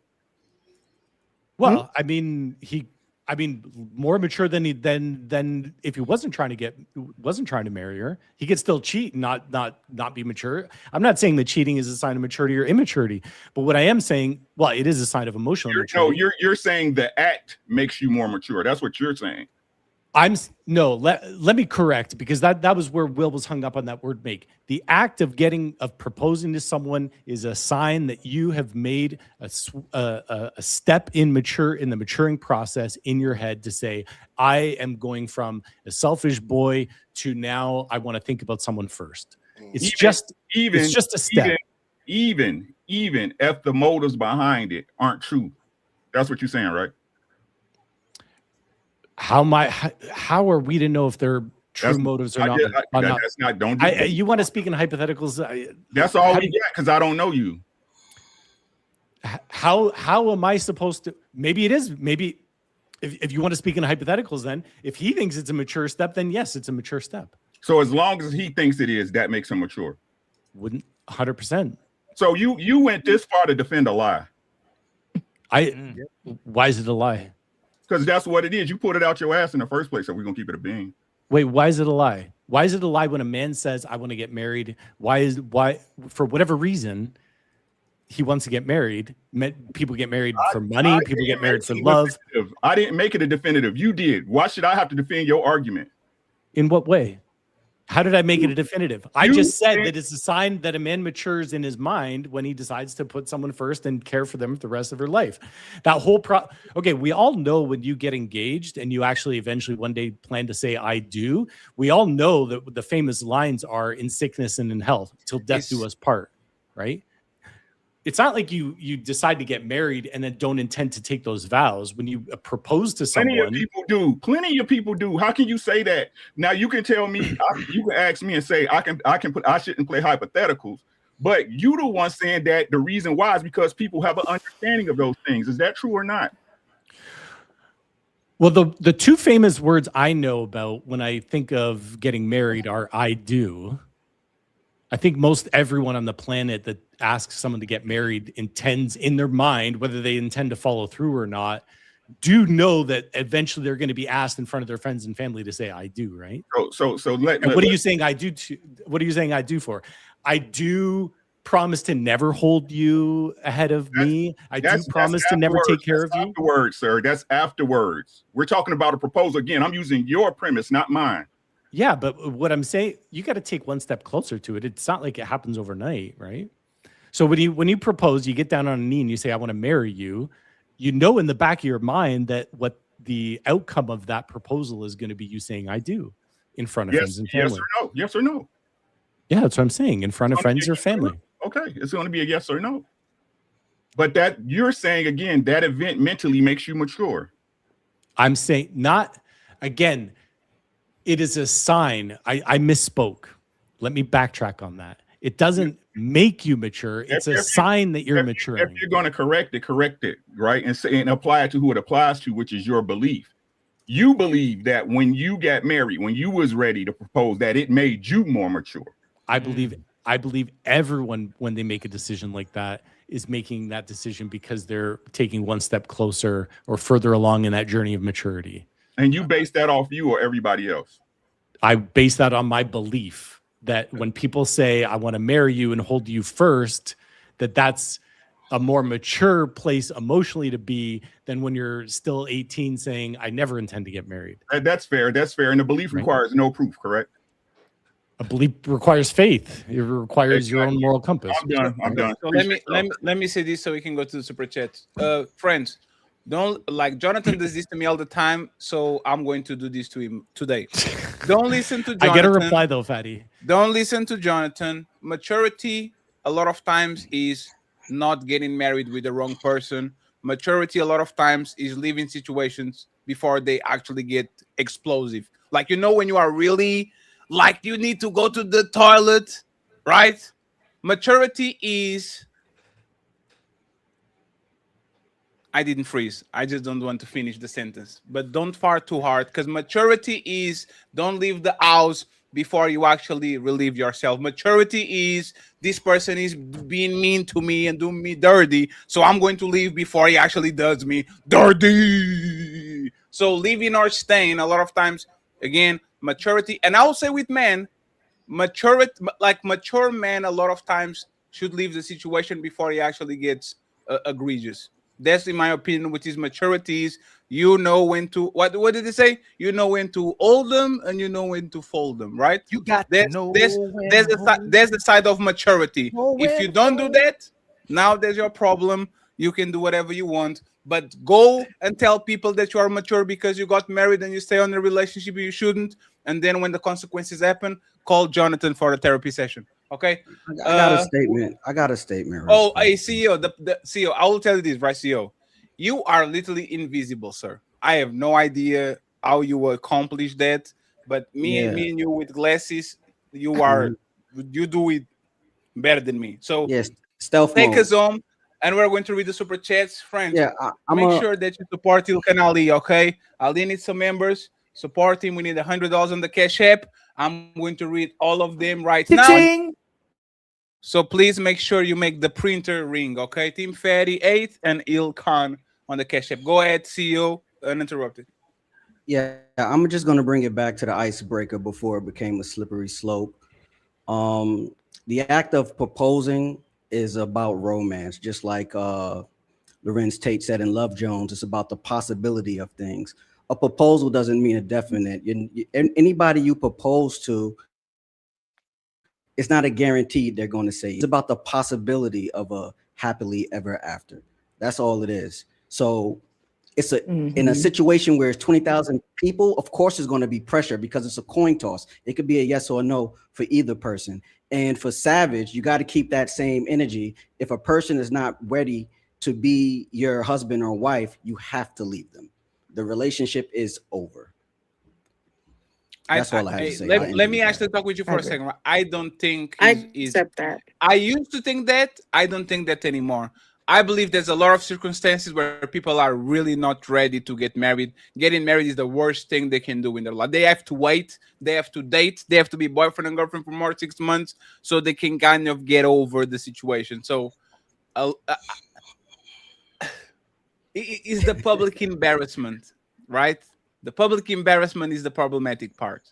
That's why men shouldn't propose in public, in my opinion, is that if you're now embarrassed in public, how can you go back to your cousins and to the barber shop as the guy that proposed to his lady has stood by her and you still with her and she doesn't even want to marry you? I think that's problematic. If it's in private, I will understand how a man proposes in private.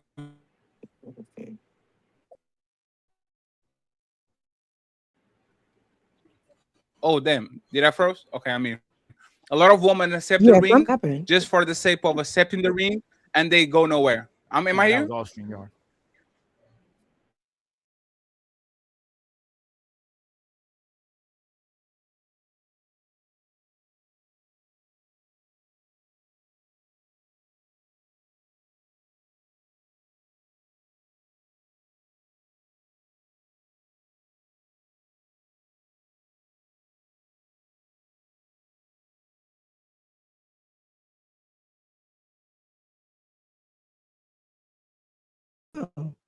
Jesus Christ.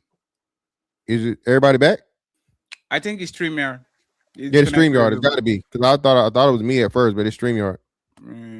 Y'all should try. Everybody should just refresh real fast. Yeah, it's StreamYard, yo. Yeah, no, it's StreamYard. We didn't do nothing. I ain't never seen nothing like this before. No, we're good. We're good. Yes. So what I was saying is that a lot of times it's actually better for you to get rejected because there's so many women that accept proposals just to say that they got proposed. Like there's so many, and that shit didn't took you nowhere. You proposed and you were happy, and now you are a mature man, like Jonathan says, and that woman has 3 engagements, right? I don't see there's a win, but it is what it is. And friends, StreamYard, I don't know, try to like do a revolution. We're going to try to read the super chats while this is going crazy. Buckle up, everyone. It's time for some super chats.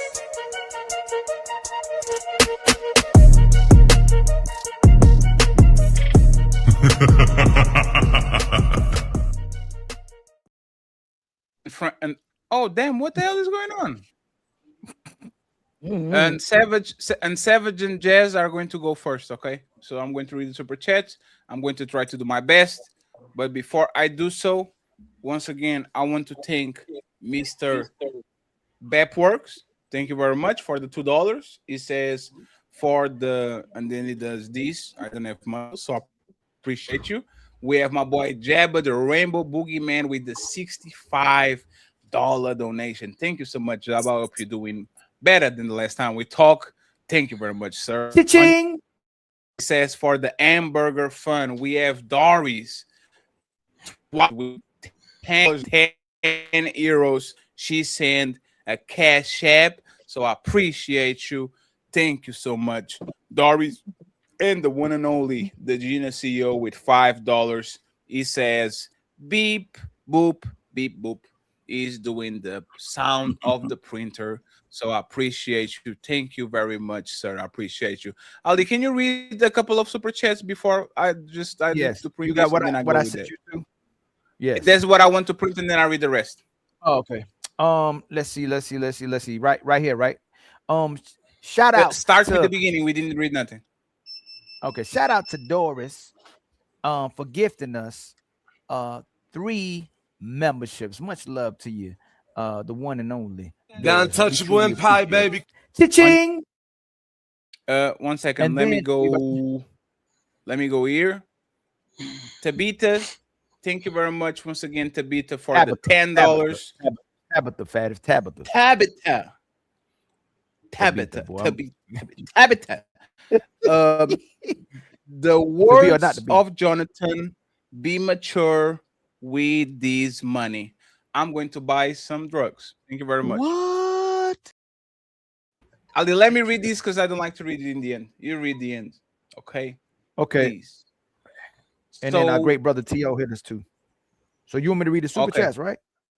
No, yeah, send me. No, let me read it and you send me this because I'll go from there. Let me see. Here we go. Jordan, thank you very much for becoming The untouchable. untouchable empire, baby. The lovely Doris with 1, 2, 3, 4 memberships. Send memberships to everybody in the club. We appreciate you, Doris. Thank you The so much. untouchable empire, baby. Friends, I have no idea what StreamYard is doing. This shit is crazy. It's the Once vertical. again, It's Doris, the vertical live, guys. The vertical live are you sure? messes up. Yes, I'm positive. Red lipstick put me on, and it's true. When I stream without vertical, Yeah, it but works I better. thought Fred lipstick. Like she's wrong. I'm right.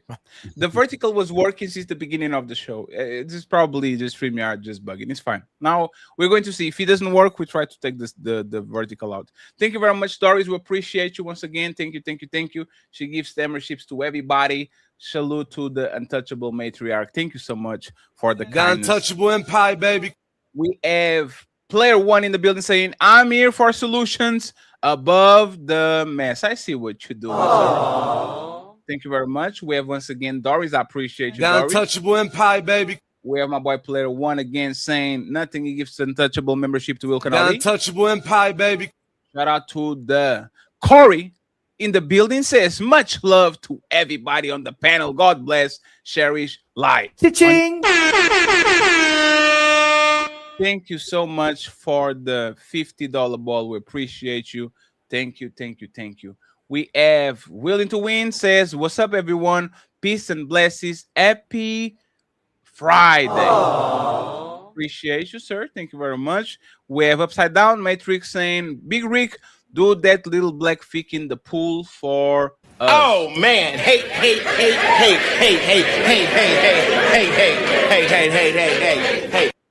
That's some hate. Juan Solo says the breakup gonna eat harder than the proposal. Thank you very much, sir. We have the classic code saying congratulations on the monetization, Jazz 333 classic. Thank you very much, sir. We appreciate you. We have my boy Juan Solo back again saying Jonathan make the bed up after his wife boyfriend leave. That hey friends. Respect the guests, friends. What the hell are you talking about? That's crazy. Misty, thank you very much. The untouchable empire, baby. We appreciate you. Thank you so much, Misty, for showing us some love. We have Misty again with another The untouchable membership. empire, baby. Thank you. I appreciate y'all. Missy with the $10 to Miss Jazz saying congrats on the money. Look at you, Jazz, getting YouTube money for the first time. Oh, Jazz is going to be a diva from now on. She's going to say, oh, you have to call my agent. You need to book it with my agent, please. I don't go around talking with niggas. Juan Solo, $2. That don't make you mature. A feminine response. Thank you very much. We keep going. We have Juan Solo saying, stay in the game. You mean the game of life? We have King Porter saying, no, that's unwise, not mature. Thank you very much. Juan Solo says, a lot of men have proposed to what? A lot of men that proposed to L. A L. Very mature. Thank you very much, sir. We have Kim Bart says exactly that's immature, Jonathan. We have another one from Zarex. She says, Jonathan, keep fighting for us married folks. Shut up. Thank you, Zarex. I appreciate you. We have O'Shea Duke Jackson. No, I was joking. O'Shea supporting Jazz. He says, LOL, I miss the Black YouTube panels. I got to get on here. What day? We're going to get in contact with you, O'Shea, next week. Of course, Friday. Mr. Il Canali is the master recruiter. He'll make sure that he reach out to you. Thank you very much, O'Shea. We appreciate you, sir. And leave Anton alone, please. Enough is enough. Damn. Enough is enough, O'Shea. Leave that man alone. Mont says, maybe both never mature. What Savage says sounds good, but majority relapse when emotional or angry. It just sounds good now. Thank you very much, Mont. We have one soul saying, big bitch, the drooler ain't doing nothing in it. I don't know, man. It's crazy. Oh, crazy. O'Shea Du Jackson says, Savage really fine as fuck, by the way. Hashtag no Anton. What? That's wow. That's crazy. Thank you, O'Shea. Carl Anderson with the 5 untouchable memberships. Thank you so much, sir. The untouchable empire, baby. Carl, I appreciate you. Thank you, thank you, thank you, thank you, thank you. Xerox with another membership. The untouchable empire, baby. Thank you so much. Damn, O'Shea got Savage to blush. That's crazy. Mont in the building. Mont says the proposal isn't just you letting her know. It can be you letting the world know. Thank you so much. I appreciate you. The Adrian Nicole with 1 membership. The untouchable empire, baby. Thank you very much. I appreciate y'all. Taz down 24 says, shout out to Jazz Noel. Thank you very much. Hashtag 333. Thank you very much. Appreciate you. We have Freezer saying, gifted 1 membership. Thank you so much, Freezer. Salute to you. The untouchable empire, baby. We have Xyrax in the building. Spending or expecting a man to spend over 1,000 on proposal when you make average income is not a sign of maturity. Adaptability is also maturity. Thank you very much, Xyrax. We have TLG in the building saying maturity in relationships in emotional regulation, excellent communication, conflict resolution. Those are signs, not proposing. That's a bar. Thank you very much, sir. The lovely MC Evitis, she says, and hello to the panel and the chat. If you don't want get married, please don't. Thank you very, very much, MC. We have Telji again says, Will King of cooking. Yeah, fight back. Will kind of cooking, yeah, fight back. Thank you very much. We appreciate you. We have Mont saying, she not selfish because she don't want to marry him. Relax, LOL. But I personally am leaving if she says no. But Whitney call her selfish. What is that word? But Whitney Wouldn't call her selfish, I assume. I wouldn't call her selfish. Okay. Thank you very much. TBE Trucking with the fake $100. Thank you very much, sir. We appreciate the super sticker. Thank you very much. And the side Carl Anderson's backing up sister, Jazz, with wild energy, we can change you. Look at Carl supporting Jazz. Thank you very much, sir. Big Bad Bull in the building. Support Jazz too, saying, hey, lovely angel. Jazz Noel, thank you so much. We appreciate you too, sir. We have another one. Mont says, so interesting how when it comes to criticizing men, she wants to be thoughtful and intentional before an answer is given, but scolds woman with no effort. I would love a conversation between Mont and Savage. I think Savage will whoop his ass in a debate respectfully, but I'm not going to say nothing. The Cater Alien. Sorry for not saying your name, my brother. The Cater G Alien gifted 1 untouchable empire, baby. Thank you very much, sir. We have Juan Solo saying the green flag guy don't want to get married, so she gonna go for the red flag guy because he will marry you. Yeah, delusion runs rampant out here. Thank you very much. We have my mere thoughts in the building saying Will is a logical brother, but he's also natural contrarian. He'll derail a show if you let him. Thank you very much. I appreciate you. My boy Caping Caveman in the building saying, so the marriage is more unitary important than their ideal man, but not signing a prenuptial is more important than the marriage. LOL. You can't make this shit up. I rather keep my perfect woman, period. Thank you very much, Cape Man. Mont in the building saying Savage is y'all boys Derek Jackson. She gonna drain you lame's pocket dry, and I don't blame her at all. Get that money if these lames are that easy. Oh man, hey, hey, hey, hey, hey, hey, hey, hey, hey, hey, hey, hey, hey, hey, hey. We have Eugene Steele. What's up, doctor? He says the Proverbs 31 woman was selfless. Yeah. MC Evitits, $5 says that's what Luca gets for leaving the Mavericks. He didn't leave it, he was traded. I'm still salty. Cry more. Cry baby, cry baby, cry baby. Bond says women do give their lives to men, but I don't think he's selfless because they don't do it happily often. They do it and hate it often, so I don't know. Thank you very much. Another one from Juan Solo says, I look at Jess week. Let me know she make bad choices. Oh man, hey, hey, hey, hey, hey, hey, hey, hey, hey, hey, hey, hey, hey, hey, hey. Courtney Edgar show in the building. This says salute. Thank you very much. I hope you're doing good, Courtney. We have Tel G saying Fantastic versus Rick, round 3, 2 minutes. Oh wait, these two is Tom and Jerry. Striking the reach, 5 pounds, British pounds. It says Savage is a selfish woman. No disrespect, but every pick-me woman is always found out to be a chameleon. Savage men aren't as simple as you think. Thank you very much. We have Matreon says, Savage, are you saying you need a man to be stable? You can answer that yes or no, Savage. Do you need a man to be stable? Savage? I don't know how to answer that. I don't know how to answer that, depending on what. Like within myself, right? I'm stable within myself, but when it comes to leading the way, I'm always trust and follow the man. So. Okay, thank you very much. We appreciate you. With thank you, Matreon. We have Zyrax. She says, Savage, let them know it ain't a gender thing, though.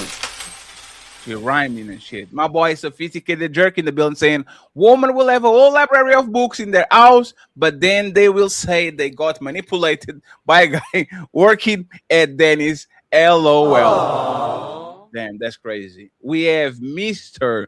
Deuce in the building saying shit cray with the popcorn. Thank you very much, sir. We appreciate you. We have Robert. He says, Little Rick can control himself. I think Rick is good, friends. Leave Rick alone. Robert says, Little Rick. Oh, I already read this one. Thank you very much, Robert. Juan Solo saying, big must meant BTC in general. Oh, big Rick. Damn, Juan, you need to chill, Juan. Construct Icon saying, positive energy activates constant elevation. Thank you very much, sir. We have Prime VA saying it's more men with their stuff together than women, especially in the black community. Stats show that, so they choose broke men on purpose. Another one from Matreon with a 5 untouchable member. Got untouchable empire, baby. Thank you so much, Matron. We appreciate you. We have Zero Fallout in the building saying lesbians have the highest divorce rate, regular marriage have the second highest divorce rate, gay marriages have the lowest divorce rate. What is the common denominator in this equation? A very good question in this woman. Thank you very much. Tabitha saying, Jonathan, logic is like Bermuda Triangle. Nobody knows what happened. Thank you very much. And we have Tiffany KT on Jazz side with the pink one. She says, lurking and supporting doll face Jazz. Congrats on the monetized status. Prove there are blessings in the store. Cha-ching! Thank you very much for the $50. We're almost there, friends. We're almost there, so we can go back to the show. Zero Fallout gifted 1 membership. Got untouchable empire, baby. And then he gifted another memberships. Thank you very much, Zero Fallout. We The appreciate it. untouchable empire, baby. Another one from YME. He says, no man can marry the used woman and mature.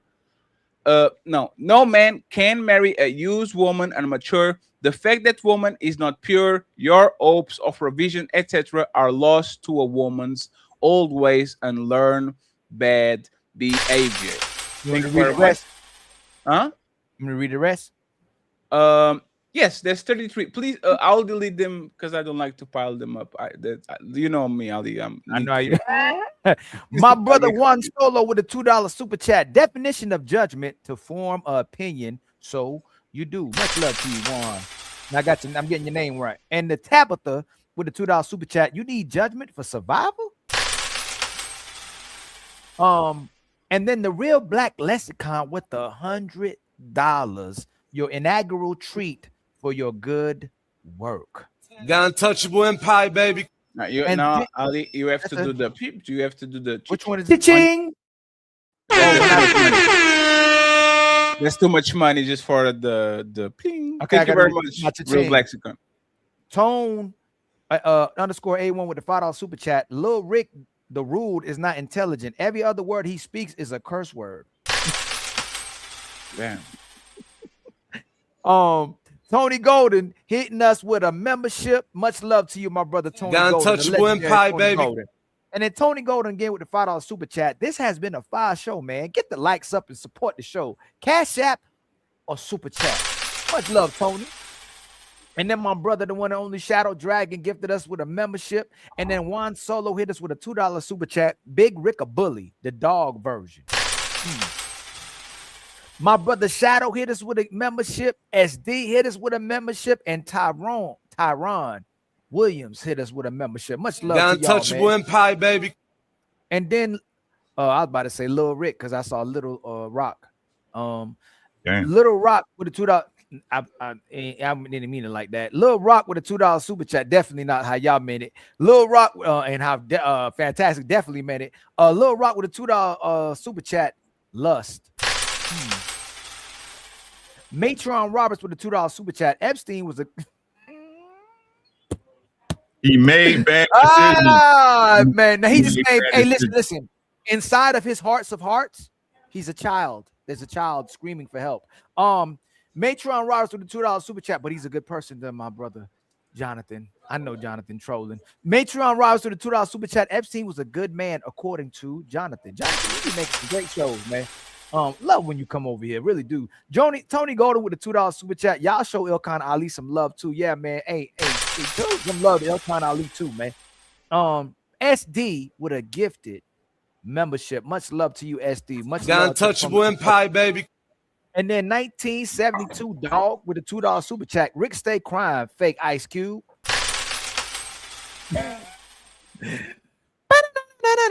Leslie K. And then my brother Shadow Dragon gifts us with some more members. The untouchable empire, baby. And then Mont with the $5 super chat, using the exception to combat his general statement, Rick. Formidable AJ with the $5 super chat. Great show, ladies and gents. Much love to you, my brother. And much love to all the panelists, too. Giorgio, let's go with the $2 super chat. The white make more sense than anybody. Hey, I was reading that wrong. I was like, yeah, that's crazy. If it ain't white, it ain't right. Damn, that's crazy. Mont with the $5 super chat. Are we venturing to say that married men on average, married doesn't mean you are likely more mature than unmarried folk, more stable? No, y'all, women are way more mature than men. I don't know how y'all ain't figured that out. Man, you fishing, I don't know how y'all ain't figured that out. I don't know how y'all figured that out by now. Tabitha with a gifted membership. Much love to you, my sister. The untouchable empire, baby. And then my brother, the algorithm unfiltered. Rick the ruler is the dog he hates. Self-hate. And then my brother's Thomas Legacy. You know the vibes. Much love to you, my The untouchable empire, baby. And then Ed E showing going crazy with the $100. Here you go. I'm the sponsor now. Fatty, is he the sponsor now? Yes, because he sent 100 and then he sent you 15 memberships. And he exploded on the so $175 for I think he's a Mr. Nee. I think he's a Is that the Mister? Hey, Annie, are you a Mister or a Mrs.? No, it's Nick. Yeah, shout out to Nick. He's a Mister. Shout out to Nick with the $175 between sponsors, memberships, and the super. And the chats. way you Thank spending money, you got to be a mature man. Thank you very much, sir.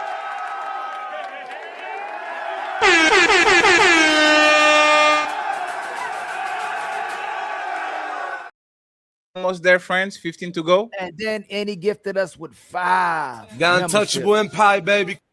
And then T.O. said, I hit you with 20. Thank you, my brother T.O. for blessing. Thank you very much, T.O. With $20. And then Book with Meek.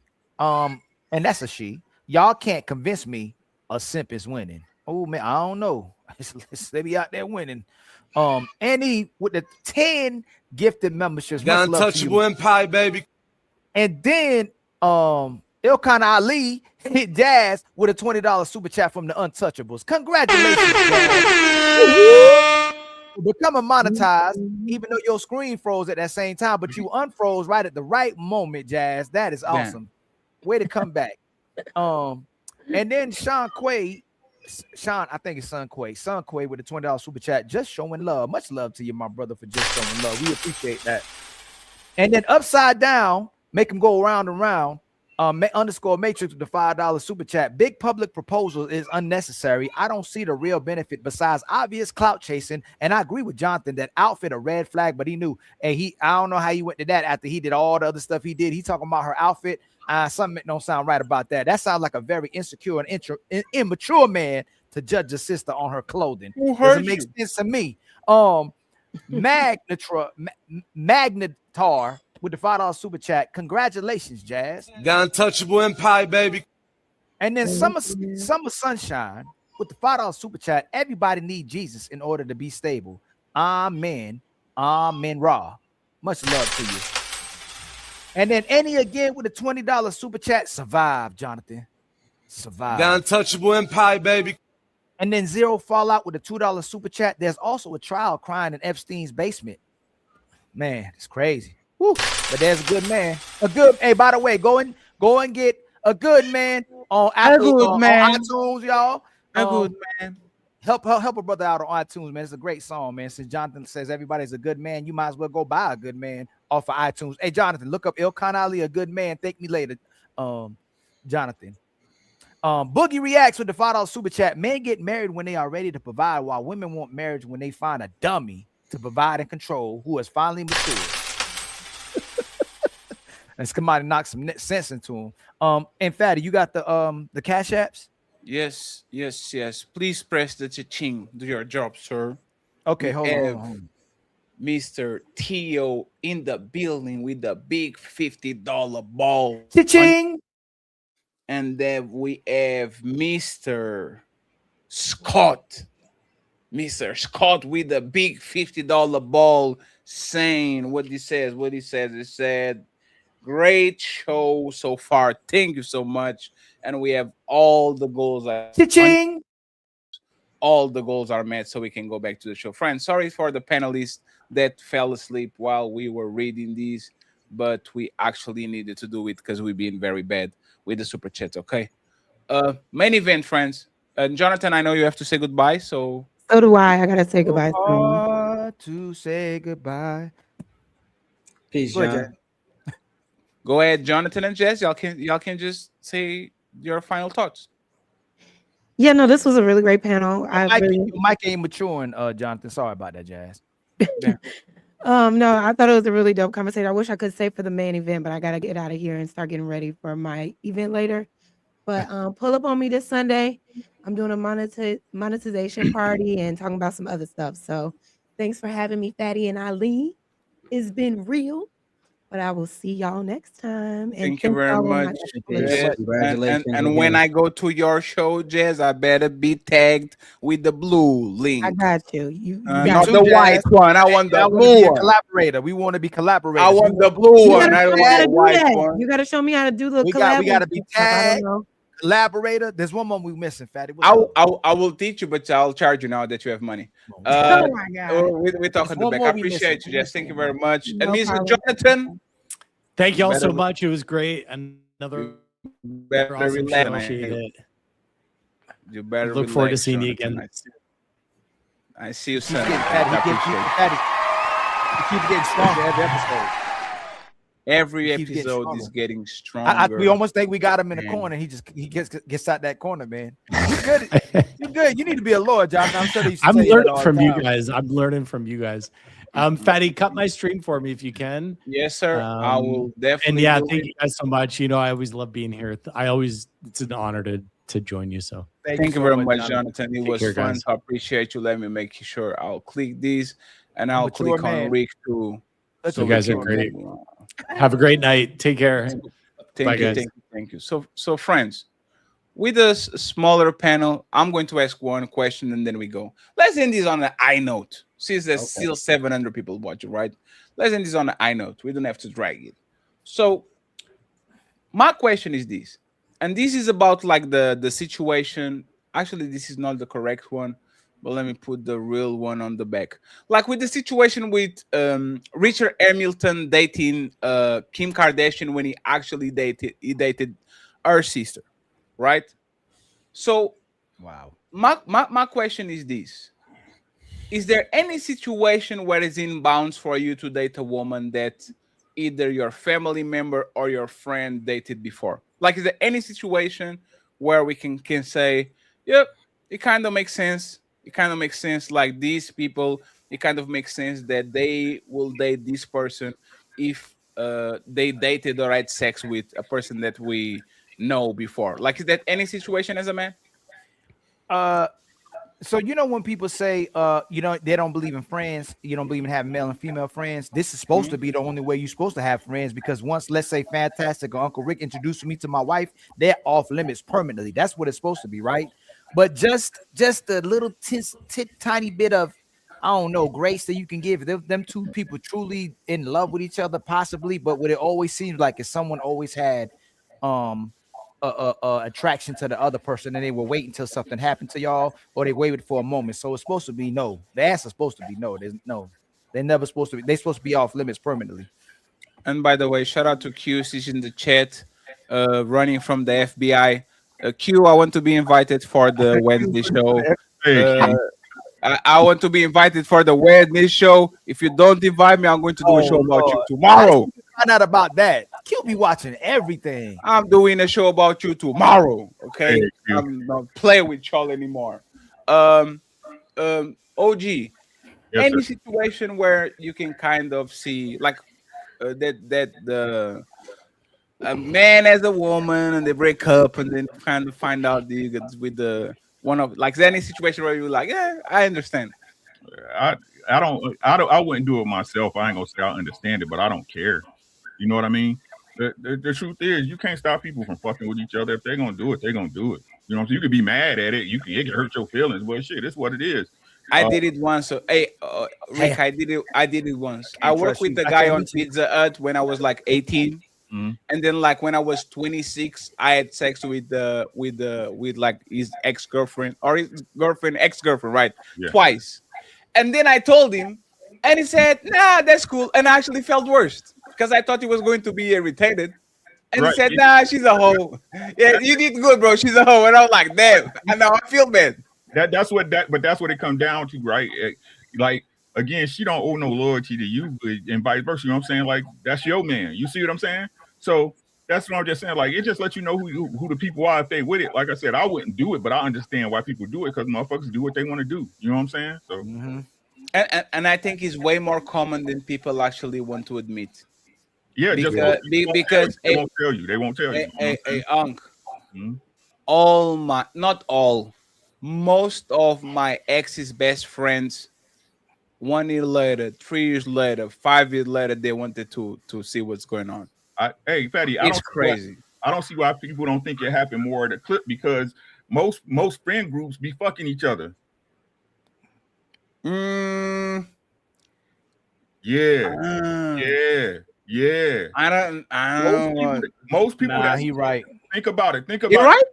Most people that's clicked up, right? If they was not married, because married get different. Not married, right? But when y'all was younger and y'all had to younger. He's talking about younger. Yeah, most of the people was getting it in together. Most of them. Yeah, younger, you definitely. Older, you might get killed, but younger, Uncle Rick, everybody was.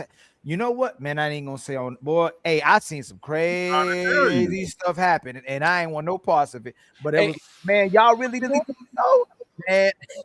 Fantastic and CEO. Is this true? I don't think I think it's kind of exaggeration because most, like you saying that most circles. I'll say this, right?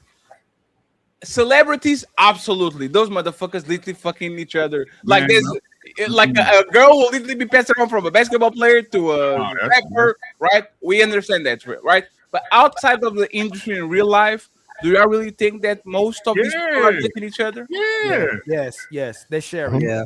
Yes, Like most of the, like if you have a group, like a circle, right? Do you think that most people are each other? I don't know about that one. Yeah, I mean, we pass around block work, but like if that was your girl or your ex-wife, that's off limits. But block work, that get passed around. Even girls and wives or whatever, right? So you just think about it, Fade, and I said this all the time. Think about all the people that never leave home, right? Your hometown, wherever you from, right? And they end up getting in relationships and marrying each other and all this other shit and all that. And then you go back and you remember she was fucking the nigga that was ain't that crazy though? Hey, fantastic. It'd be bad. Yeah, Ali, I know. Ali, and I'll be like, bro, how did you marry that? Understanding that you share it. This is your old lady now. This is the love of your life. And the nigga she was fucking with before outside the gas station asking for change. You know what? What Uncle Ricky said, what Uncle Ricky be saying, fantastic. Most men marry them. If you want to keep it real, if y'all really want to have a conversation, most men that's who people get married to. Hey, if most of us, if you walking down the street, you be like, dang, that's who he married to, and someone knowingly or no, but do they know about it? No, it's not. That's what I'm saying. There's people who know. Okay, I can see what you're saying. Yeah. So no, it's the I think most of us walking around with, if you walked around, everybody be like, oh dang, he wiped that up. And like you look at, oh, they wiped that up. Yeah. So what's the Kevin Bacon 5 degrees of separation, right? Mm-hmm. So you know what I'm saying, 5 degrees of separation from anybody in the world. So imagine how close it is when again everybody's in the same town that's been living there for their entire life. Right. So you know what I mean. So like I said, you literally like in a fucking just bad, all nasty work, bro. That's what I was saying. Ali, like if your girl, like I was saying, Ali, if your girl wasn't no virgin, like you the cleanup dude. I don't understand why people don't like you special, but your girl ain't no virgin. It's too much honesty, man. But once you wake up, nothing should bother you anymore. Honestly, once you wake up, nothing should really bother you anymore. But a lot of people still sleep. But once you wake up, it's just like, oh, I know. Yeah. What movie was it? Best Man, right? Best Man. Oh man. Best Man. That make me mad thinking about it. Niggas really believe that, like, you know, they the only one that's done hit they, you know, like, oh really? Yeah, brother. You keep believing that, brother. And hey, fantastic. The thing is, right? No, he would have never known if he didn't tell on himself. Yeah. You know what I'm saying? That's what it be. Most people they take that shit to the grave. But it's just me though. You know what I'm saying? Like I said, it's never nobody in these panels on YouTube. It's never us. It's never us. 6 degrees, 5 degrees, whatever it is. I don't know. Either or. But yeah. It's hey, but what do y'all think about that though? The fact that she's dating, I guess she dated somebody her sister dated. Like, would you ever? I would never. Now, see, that's the part where the deal breaker. I would never. I don't care who my brother dated. She off limits. She smell funny. Yeah, that's men though. The men, it's men. She look funny. She smell funny. She walk funny. I respect her, but there's never not even no thoughts. I'm thinking the that's men though, Ali. Men have that. Men have that respect. Men have that understanding, right? Like I said, my homeboy. You know what I'm saying? If that was your girl, if you took her serious, nah, bro, she out limits no matter what. You feel me? Yeah. Never do that. Yeah. Never. But it's women though. But you know the problem with that is it happens. Is when you are around them. That's when problems actually happen. Like I refuse. If I have respect for you, I refuse to be even meet on one-on-one situation with your girl. Right. Oh, hey man, hey, go get the basketball shoes. Who's there? Oh, my girl. Now wait. Hey, I was in the Uber to get that shit. I used to do that shit when I was younger, and that shit will be awkward as fuck because a lot of those women are very opening the door in motherfucking booty shorts, walking like you have friends around the house and they're dressed no bra, nope. Yeah. Nope. I'll just stay away. You got it. But When I was engaging, they wore the apple bottoms and the baby fats, but like, yeah, you always still had a respect for like your man's girl or your brother's girl, right? So it's like we be with a lot of women, and some women are just like, unfortunately recreational use or whatever. But like block work is never off limits, man. If you know your bro had feelings for, she off limits. That's just the bottom line. I think that's how it should be. You want to say some more thing? Hey, Fatty, you know how people like everybody got a price? Yes. I think everybody got a line that they'll probably cross over as well too. When they say they won't cross that line, there's a line that everybody go. Where is that? I'll cross that. Ali, and that's what I'm saying. I know my type. I will run from you. I don't even want to be around you because it's the little. Oh no, I'm just going to your house so we can do and by the time it's it's fucking literally like it's in my opinion, most of these situations only happen because people try to deny their like they know who their type is. Yeah. They know what they would do if this person was just a regular. Oh. And instead of saying, I don't want to do it, oh yeah, let's just go to the car wash real quick to wash the car. Oh yeah, friend. And then all of a sudden, you're in the back seat getting it up. Yeah. So nope. No, I don't think we should go. What you think, Mark? But they're gonna do this shit. So you think the people's off limit if your people's done dealt with them, or your mic not coming on? It's on Bluetooth in the car. Disconnect from the Bluetooth. Damn. Yeah, that's what it is. Mine be no, he in the house with that. He had this car. And Coco, let us know when you're ready because I have a different question for you. About to throw off guard. I gotta go, y'all. I gotta feed the baby. He crying. Hey, Steve, I appreciate you, man. Thanks for having me. Ali, thanks for having me. You ain't feed the baby in 3 now. No, he has some snacks in there, but I feed him. I gotta mess with you. Hey, y'all, I went on 3 hours with the baby and eat. I gotta go feed the baby now. Yeah, I'm messing with you. I gave him some snacks. I threw my peanut. All right, y'all. Thanks for having me. All right, JB. Let me see how you do this. Oh, y'all gonna end it, right? Y'all just end that for me, please. Thank you. Yeah, I'll take it out. Don't worry about it. Pause, Fatty. Chill out. Hey, I'm not saying pause anymore. I'm just chill out, man. Come on, man. Come on. I'm going professional. I'm not saying pause anymore. You're going to hear what you hear. It is what it is, right? Another question. If somebody curves me, is it okay for me to go to your friends? Like, for example, if you go to a woman and she curves you, is it okay for you to outlet her friends? Yeah. Like, no doubt. Yeah, no doubt. Yeah, isn't a violation to who? To Coco. No, you lost. No, she ain't my girl. So if I lost, everybody can talk. Hey, Coco and TM Panix, thank you so much for the 10 memberships, my brother. I appreciate you. Thank you so much. She ain't want to be my girl. If I lost, I lost. You better take that L. Let me ask Coco. Yes, sir. Would most women be offended if I eat it on one woman and then she curved me and I said, oh, you curved me? Let me go to your friend. Is that a violation? For most women, yes. Why? Like, why am I a weirdo for saying I like Coco? Coco didn't want me, so I go to. Is that a line? What if it's your sister? Like, what if I go to you and you don't like me, and then I go to your sister? Yes, it's like y'all both look alike. I like you. I like her too. Is that a violation? I know why you asked too, Fatty. Sister. Is that shit! You said it's a violation, Coco. How's that a violation, Coco? Damn, Coco. I want to hear from you, Coco. Let me bring you up. In case he confused, Fatty. Coco, someone tries to talk to you, right, Fatty? Someone tries to talk to her, right? And then she rejected it. And she rejected it. Talk to your sister. Yes. Is that a violation? Okay, that's different. No, that's not a violation. Yes, but it's good that he asked. If I dealt with the person, that'd be different. Yes. If we were in a relationship. Yes, but what we're used to, why Fatty asked you, is that it's becoming a violation with women. Men ain't gonna see it as a violation, but women will get jealous and try to get the guy back. They be like, no, Ali, I'll be honest. there's probably 2 or 3 girls that literally were with me, and then like years later they were all in my brother, and my brother like 10 years apart. And it's kind of weird. Like I don't be mad, right? But I'm like, damn, that's crazy. like there's like, what is these exactly? You see what I'm saying? And even if they are jump offs or something like that, there's like the level of like territorial, like as the man, right?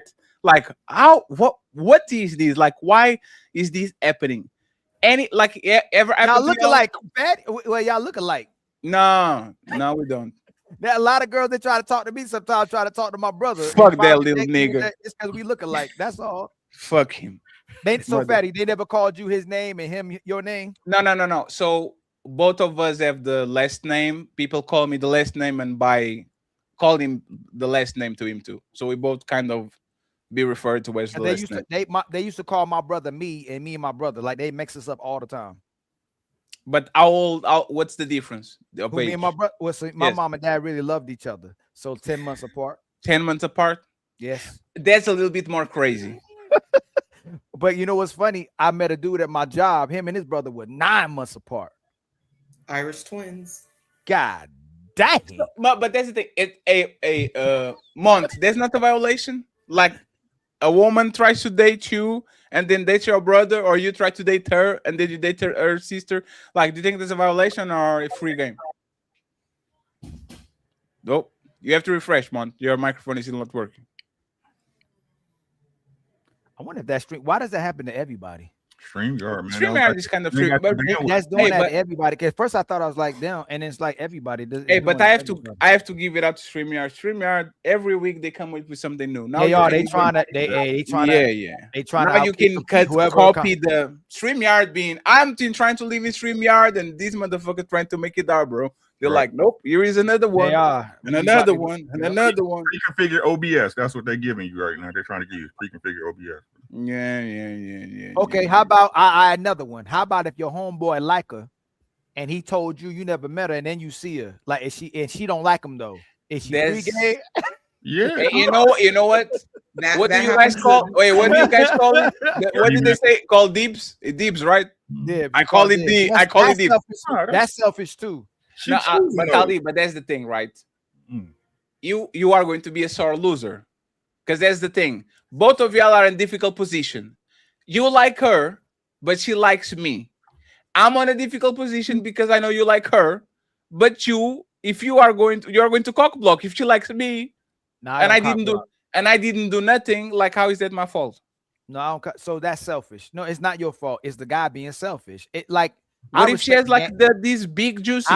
I respect the game, man. If there's a certain person that come in the room, a lot of people he draw that person, and that person don't like me, I respect the game. Like I just respect what comes with the territory. But isn't it depend about the degree of like bro?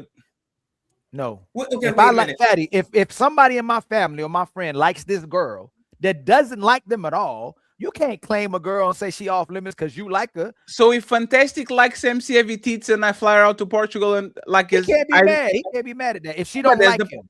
No, but that's the point. Am I violating for doing that? No. No, you're not. If Fatty, if Fantastic likes 100 girls, you can't take none. You can't fly all them girls. Fantastic got a crush on 100 girls. You can't fly none of them out. Stop talking with her. Stop talking. They all mine.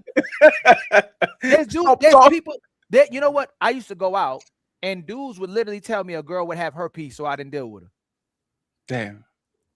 And I'll talk to him maybe 5 years later. I said, man, yeah, I can't. Why you can't mess with me? Okay, you want me to tell you the truth? Why? Hey, they say you out here burning. Who said that? I said, I can't tell you, but the word on the street is you burning. I'm not burning. I'll prove it. All right, go get a test. I like, oh shoot, you was never burning. They was hating. I don't know, man. Like, I'll tell you this my experience, right? Sometimes you're in the barber shop and the dude is bragging about the girl and showing pictures and all that shit. But he just enticing the other man to go after her. Right? You bragging, oh, I got with her, and da. Is that a violation if I try to? If you see you bragging? Is that a violation? No, not to me. I think that's kind of a violation. No, it's not. How is that? Because I think you thirsty. Like, hey man, as long as we know that she's not like, if she's the bicycle, you see what I'm saying? If she's a pass around for everybody, I get it.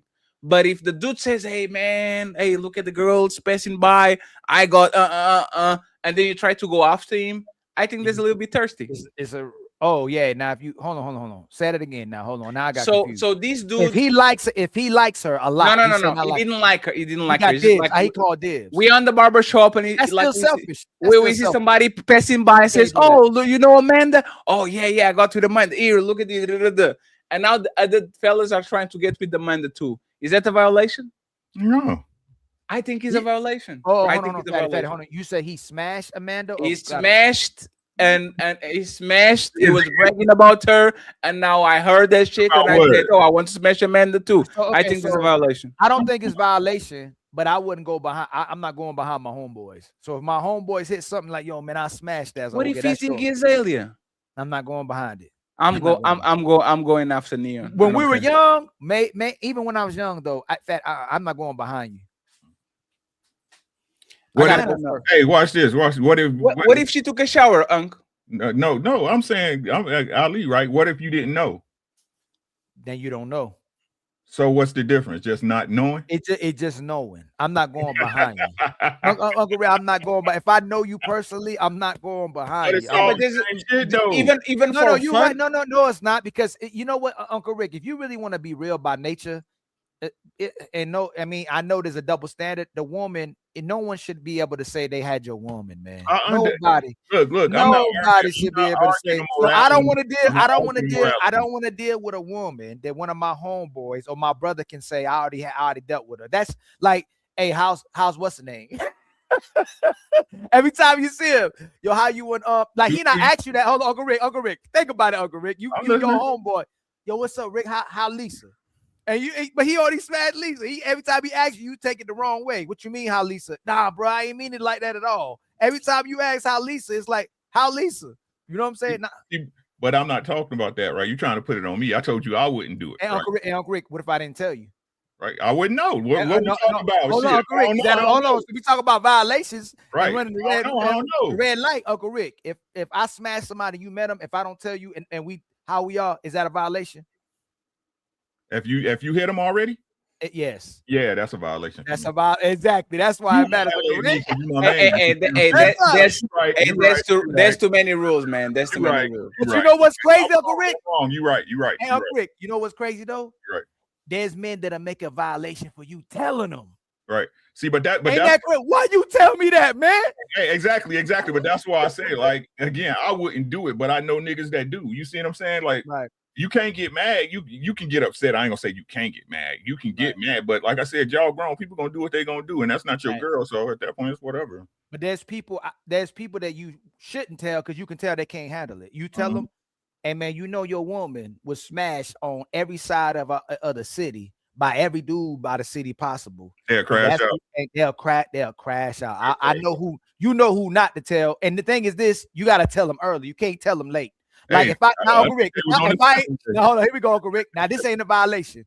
Now, if I know you and it's 10 years later and I smashed it 10 years ago, I'm not telling you. I'm not ruining your household. But it's a catch-22. If you say you are doomed, if you don't say any, he found out. Oh, you know that's only that's even worse. Yeah, I'll say, look, man, I ain't trying to mess up a happy home. This man said, "No justice, no justice, no peace." Hey, Uncle Rick, I'd have told you if it was in the beginning. It's that you 10 years deep with 5 kids, man. Hey, Coco, let me ask you something real quick, Coco, before I close it out. And Coco is eating well. Oh, well, it's good, ain't it? It's good. It's good. Go ahead. But when you flip it, Fatty, the women can brag about the fact that they got the guy last. That's the craziest thing. Like it's like, if we got him last, if they got him last, it's actually a flex. They got the prize. Damn, you got him, girl. I broke him, girl. I broke him. You know what I'm saying? Yes. That's why they try to change him. That's why they're like, why y'all deal with that type of dude? Because I think it's so good that when you throw it in the air, it turns into sunshine. I'm gonna get him to believe in it. But there's the thing is, if you tame the stallion, you are the stallion tamer. That's what it is. As the stallion is the man. But Coco, let me ask you something, Coco. Yes, sir. And women do this a lot. Let me say if you did it on your group. Did you ever been with a guy and your friends started competing with you? Oh, look at the untouchable empire. Like they kind of started to compliment him too much. Like, did you ever was it ever a confrontation about it, or it's kind of like more passive aggressive situation? With my sorority sisters, yes. And what happened was because a certain person was a bit more available to this guy, he got with her. But funny enough, like years later, he messaged me and said, I made the wrong choice. I mean, it happens. So yeah, it happens all the time. If a woman sees that a man is interested in you, and if they weren't even really interested in him at all, they'll just start vying for position. There's the best way actually to get women is to get one of the women on the group to like you. Yep. Yeah. And then Or like they even said, like, if you are on the nightclub or if you are on college and you want to have sex with the top girl, you go and give attention to all the women on the group other than the top girl, and she will start liking you. Like you'll be smiling today. Oh, I'm glad to see you. And then you give her just a, hey, how you doing? And she's like, why? Why is it? Rick, you're muted. You can't you conflate, and this is what we do sometimes when we mess with Patty. You got to be a certain I'm kind not of guy. conflating at all. Every guy can't. You know how we sometimes say that you're used to that and you can do that. Every guy can't do that, just like every woman can't do certain things. But we'll conflate it to do this is how you get that woman. No. Ali, ugly man can do that shit too. Ali, I swear to God, man. If once again, I'm not talking about people that don't have social skills, right? But if you actually get the ugly man, and this ugly man is extra nice to every woman on the group, but is not nice to the it girl, the it girl is going to feel some way about it. Because there's Ali, absolutely. Yes. There was Yes. Ali, the most beautiful woman in my college. I was 23, she was 27. Hold on, let me think. Let me brainstorm. Ali, think about Ali. She had everything. I'm telling you, she had everything. Every time that she goes by, you got an echo, fam. Every time that she go by, everybody talking about her and all that. Oh, no. I befriend her. I almost get with her, but I don't get with her. And she starts talking about this dude in college that used to actually do some gymnastics or something like that, right? And she says, hey, Fatty, before we do something, I just want to let you know I was with that dude over there.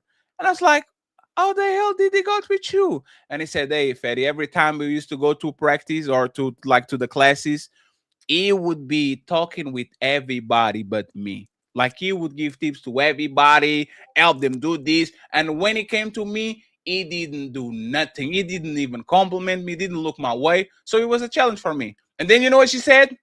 I couldn't even get dry. I couldn't even get wet.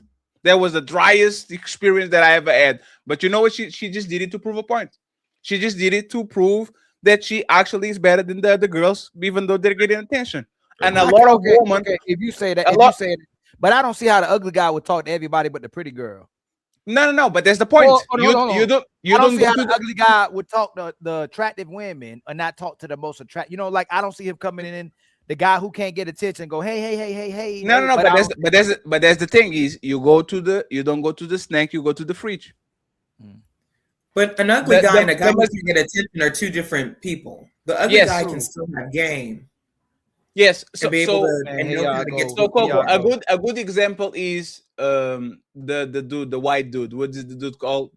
The dude that was with Kardashian and Ariana Grande and all these people was Pete Davidson. You just only get one of these women on this group, and once you actually are inside of the group, all of them are going to be curious about what's going on with you, because for the most part they were like, damn.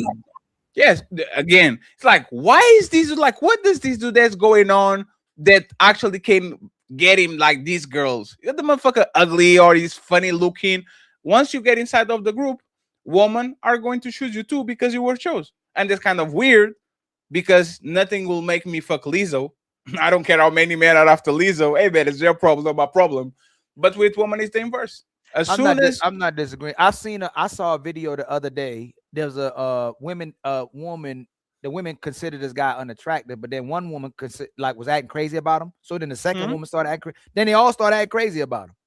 Yeah, it's competition. It's called competition anxiety. That's the Pop the Balloon show, right? Once pop, everybody started popping. That's why. Yes, it's competition anxiety. Yeah, because nobody's choosing them. Women are very women don't trust their own judgment, so they will pick men that other woman want. It's like the man will say, "I like this car." The woman will go to their friends, "Hey, what is the car that you like? I like this green one." If all of them say, "Oh, this green one is trash," they're not getting the green one. Yeah, I did notice a trend though. As I got older, the attractive women started picking the unattractive men because they was easy. They didn't want to keep up with the guy that everybody liked, so they started dating down. I noticed that trend in but Ali, but what do they say? Dating, Ali, they started dating down. Ali, but what do they say? They say, "I gave a chance to an ugly dude, never again." How dare you? How dare you? How dare you cheat on me? I gave you a chance, ugly. That's what they do. And again, if you notice the ugly dudes that they date, usually have other women around or other women that like them. It's never the ugly dude that is isolated, doesn't have no emotion or nothing.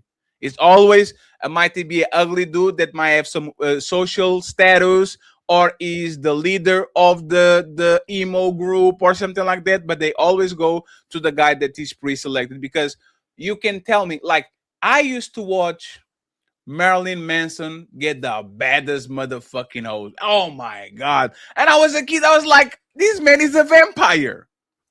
I didn't get it all these women. Right? And I was like, how is this man getting all these women? He's a vampire. Because once again, you have social status. And as soon as you get one, you get everybody. Even like Pamela Anderson. Like she'd be like with the Tommy, something like, this is weird. Angelina Jolie, she was dating that older dude, Jenny Bob Thornton. I was like, how the hell is this man? Like you see both of them. You see, okay, Angelina Jolie and Brad Pitt, they go together. How the fuck did that dude actually got her? And you know what's funny? I never saw Angelina Jolie grab Brad Pitt like she was grabbing that dude. It looks like she was just like, oh. So I don't get it.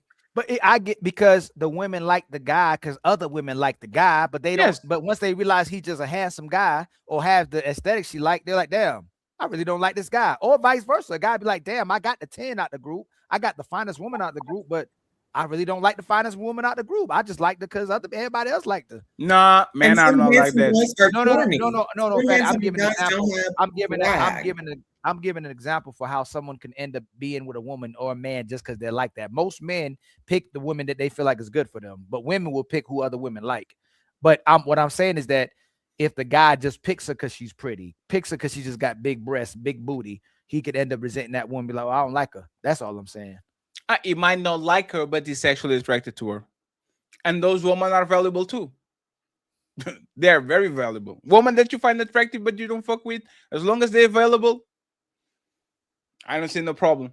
You have to deal with what you have to deal. Let's see if Mont takes us home, and then I read the super chats and we out. Hey, Mont. Can you hear me? Is that a new camera?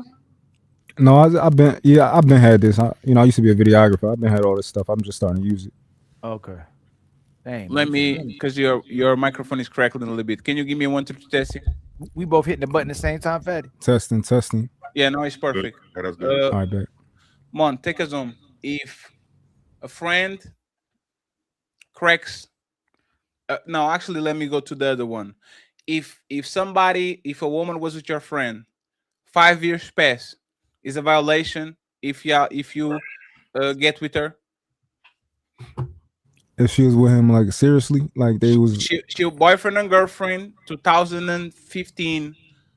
Now y'all pull up together and all that. Is a violation, or you don't think it's a violation. 10 years? You said 10 years? Yes, a violation. 2016, 2026.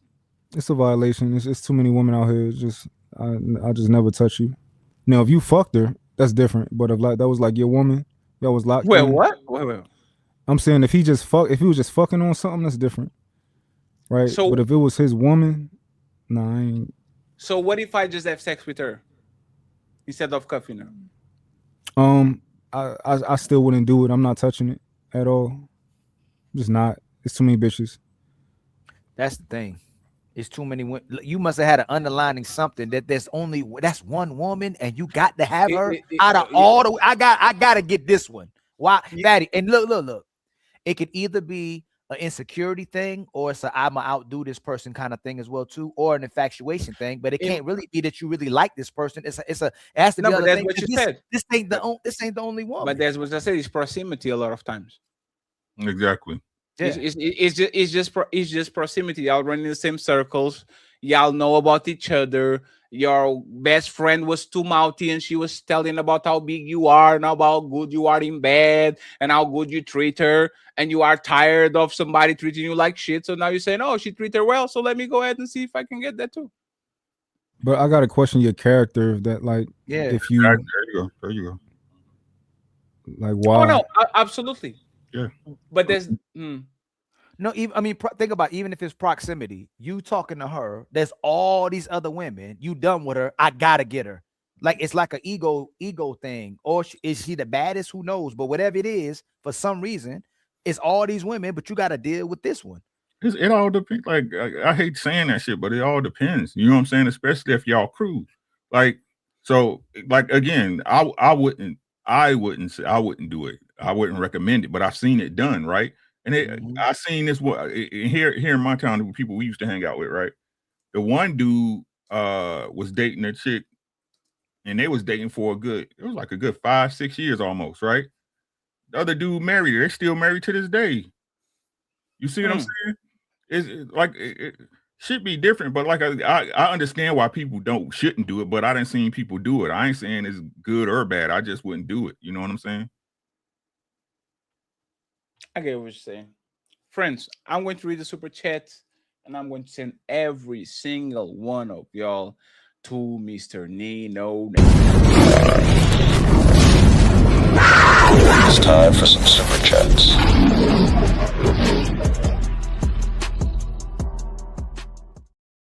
And thank you very much for the love, friends. We do the best we can, okay? We try. Sometimes it works, sometimes it not. It is what it is. Thank you, Mont and Coco. You guys got you a little bit late, but we're going to close a little bit early today. Zero Fallout says there's also a child crying in the Epstein basement. Ooh-wee. Boogie says men get married when they are ready to provide, while women want marriage when they find a dummy to provide and control. Thank you very much. TM Panics with the 10 memberships. Thank you very much, sir. Get you 10 memberships. Salute to you. Salute to you. Salute to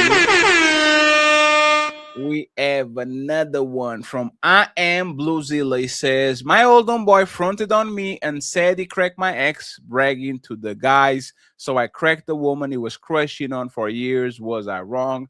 Absolutely not. Give it what he wants. It's not right, but it's not wrong.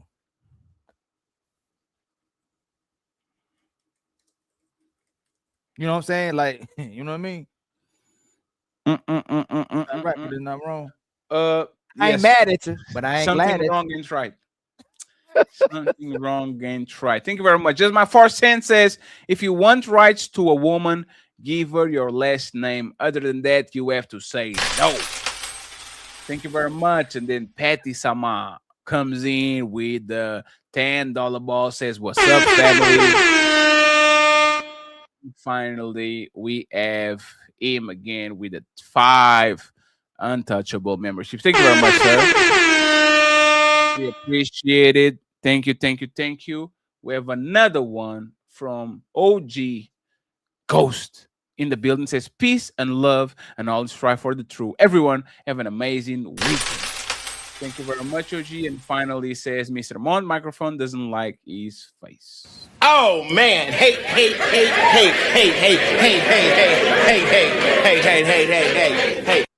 Thank you so much, friends. I appreciate y'all. I'm sending everyone to Nino Nation. Tomorrow, I'm going to do a smoke show at 5 p.m. Fatty, speaking of the smoke show, Uh-oh. I have smoke for Mr. Chosen. I heard what you said when I had to put my babies to bed, and the white Derek Jackson, I'm coming. Because you say the things that mess up women due to you look great, so they're going to take what you say, but it's not going to work for them. Not the majority of the time. So You if like you're vanilla too, Coco? I think if the white man says You like something, you like vanilla too, Coco? You should reconsider. Oh, look at Coco like some vanilla too, Fatty. Look at Coco. Also over defending a lot. When Coco said he looks great, I was like, oh shit, here we go. No, but he's attracted to most women, and that's why they'll listen to him. But he says the things that are dangerous. He's dangerous. So I heard what he said in the clip. But You who's said, more how's he dangerous? dangerous? But aren't the women more dangerous that allow this guy to be empowered by his rhetoric, if that's what he's really doing as well too? Like, if that's what women feeding to, then who's more dangerous, him or the women? If me, Uncle Ricky, and Fantastic are trying to save all the women, and we say one woman where Jonathan will get 1,000 women to go with him, who's actually dangerous, him or the women? He's more dangerous because y'all men are in a leadership position, and women tend to follow men. Ali. Go ahead. You can't change them. Coco, they're lying to themselves. Ali, good girls do it too, bro. Oh, of course. But is that? Oh, that's another one. So Coco, the fact what Uncle Ricky said, a lot of these women just chameleons. Most of these women still going with Jonathan, but they just entertaining the guys that they supposedly are the good guys. You're right. That makes him more dangerous. So Coco, if this dude is saying what he's saying, and most women walk by him, don't entertain him, then he's not dangerous. But it's what the women are endorsing and supporting. He's not the problem. The women are. I'm not negating. I can agree with that. Hey, Fatty. The same way you said, if me, you, and Fantastic, 10 of us, there's 10 women, 10 men, and we holding our Johnson in our pants, but one of the men is just having sex with all the women. The women are the problem, not the men. The men are doing what they're asking. The one man is having sex with all the women, and the women keep entertaining that guy. And they sitting there going, "Hey man, we try to have discipline. We try to be righteous. We try to be God-fearing men." But they keep giving it to the guy who don't give a damn. Sure, but the lies, like, it will be okay if he was telling the truth and women were going. Once you start lying, that's become problematic. That's the love bomber. Oh, I love you. You're going to be the mother of my kids. I respect woman. And then I put the beat on you and I said, babe, appreciate you. Hold up, Fatty. So this is what I'll be talking about, right? But they know he lying. Yes. I don't think women are this. I'll say these and I'll say these and I will not. I will say. 1 second. I will say these and I will not finish my sentence. I think women are not that SMART. And I will say. And I will say this. I'll say these. Ali, can you sell a dream to a woman if you wanted to? Can you really sell a dream? Hey, Fatty. Yes. You know Sarah yesterday. Remember Sarah on the show? Yes. She said, if Ali told me he didn't talk to nobody, I'd believe him. But they want. Yeah, she wants to believe the lie. Believe it, Fatty. But that's my point, right? Hey, Fatty, one second. No, I agree. But that's my point, right? Okay. I guarantee you. I'm going to take Rick out of this because he's married, right? But you are in a relationship. Fantastic. I think he's single. If I send y'all on a mission like, try to get this woman at any cost, love bomb the shit out of her. Hey, I think most women will fall for it if you are their type. Like, thank you. Exactly, but that's the thing, though. I wait for that, Fatty. You had to be her type. Exactly, her type. No. My type for it, Fatty. Wait. But if you are if a woman is my type. If she don't like me, Fatty, I can tell her anything in the world. I can promise her anything I want. She's not going. Not going. Absolutely, but there's the thing, right? If you have the same way a woman can sell you a dream, and we know women do that shit all the time when they want the relationship. But there's the point. We kind of blame them. I would say, hey, you can come to a man, or give him sex all the time, give him food all the time, love him and all that shit. And as soon as y'all get married, that shit stop. We say, I know the man wanted you bad, but you are kind of the villain because you fuck him up, right? You kind of bamboozle him. Why not the other way around? Like she wanted you bad, I'll tell you you know, why. Hey, you Fatty, you bamboozle her. if Like wouldn't be the same if thing? the perfect woman came to you, but she wasn't Mhm. your type, the woman that is your type, that's now saying she's a repackaged woman, will have more chance of getting you than the woman that's not your type. That is actually that woman. That's why you will lie to yourself to get with your type versus the woman who's not your type, who came with everything. You're gonna go with the woman who says, "Now I'm everything," because she's your type. But man, can I speak to specifically why I say that he's dangerous? Sure. Because Yes, and please I made please take 1 second, Go ahead. Coco, and please take a zoom, okay? Let her take a zoom, please, fellas. And then this could be the smoke show. He said that women, and generally speaking, can do better than their child's father. And I'm like, no. But he's like, don't listen to Coco. Oh, this was on Listen Sunday to show. me. Yes, listen to me. And then I had to do what I had to do. The difference is women will go in, they will doubt. They will say to themselves, you know what? Maybe I should go back to my child's father. But women and men like him that are saying, no, you can do better. They will convince them because again, for women, there's two voices going on in our heads. You know, the angel and the devil. But No, I think he's the devil and the devil. Well, this guy, he's married, he's handsome, he loves his wife. He's saying that I can do better than my child's father. So, and he seems trustworthy. So I'm gonna listen to him. While he can't, anywho, I'm gonna leave it. I'm gonna leave it there. But Coco. If 10 guys come and say you can't do better than your child's father, and one guy said you can, who's she gonna listen to? Well, to the guy. He will listen to the chat, but this will. But Ali, no, y'all not you telling answer. her. I got it. You got to answer. y'all No, not- hey, Coco. yes, Coco. yes, Will she listen will to the most 10 likely she guys? will listen. She Okay, will now listen watch to the this. one guy. Now watch this. If 10 guys told her you can do better, you can't do better than your child's father, and nobody's telling her that, is she gonna tell herself that she can? But 10 guys aren't telling her that. That's the problem. Coco, Y'all are do me like Jonathan. silent. Coco, please don't. Can you answer my question, Coco? Yes. If 10 guys are telling her you can't do better, but she's telling herself she can, who's she gonna listen to? She gonna listen to herself. Okay, that's the problem. So it don't even matter if another person telling her, it's her. But see, this is in the real world. Y'all are seeing the mistakes that women, and I understand why y'all don't say anything, but y'all are seeing the mistakes that women are making, and y'all ain't saying nothing. Y'all ain't saying nothing to these ladies. No, not me. In the real Us three world, up here, the three are right here. Not me. Well, y'all. Hey. Y'all. Hey, I'll say this. I did it a little. No, let me call my lady up here. What happened in some places we went to? I'm about to shut the whole place. You gotta get them out of here. Nah, I was at people like, oh snap. They get away. Hey, Coco. I had to hold myself today a little bit. It was a situation that might happen. I just said it a little bit because he's in good. Like I didn't want to be. What is not inconvenient. It's like indiscreet, right? But Coco, we see.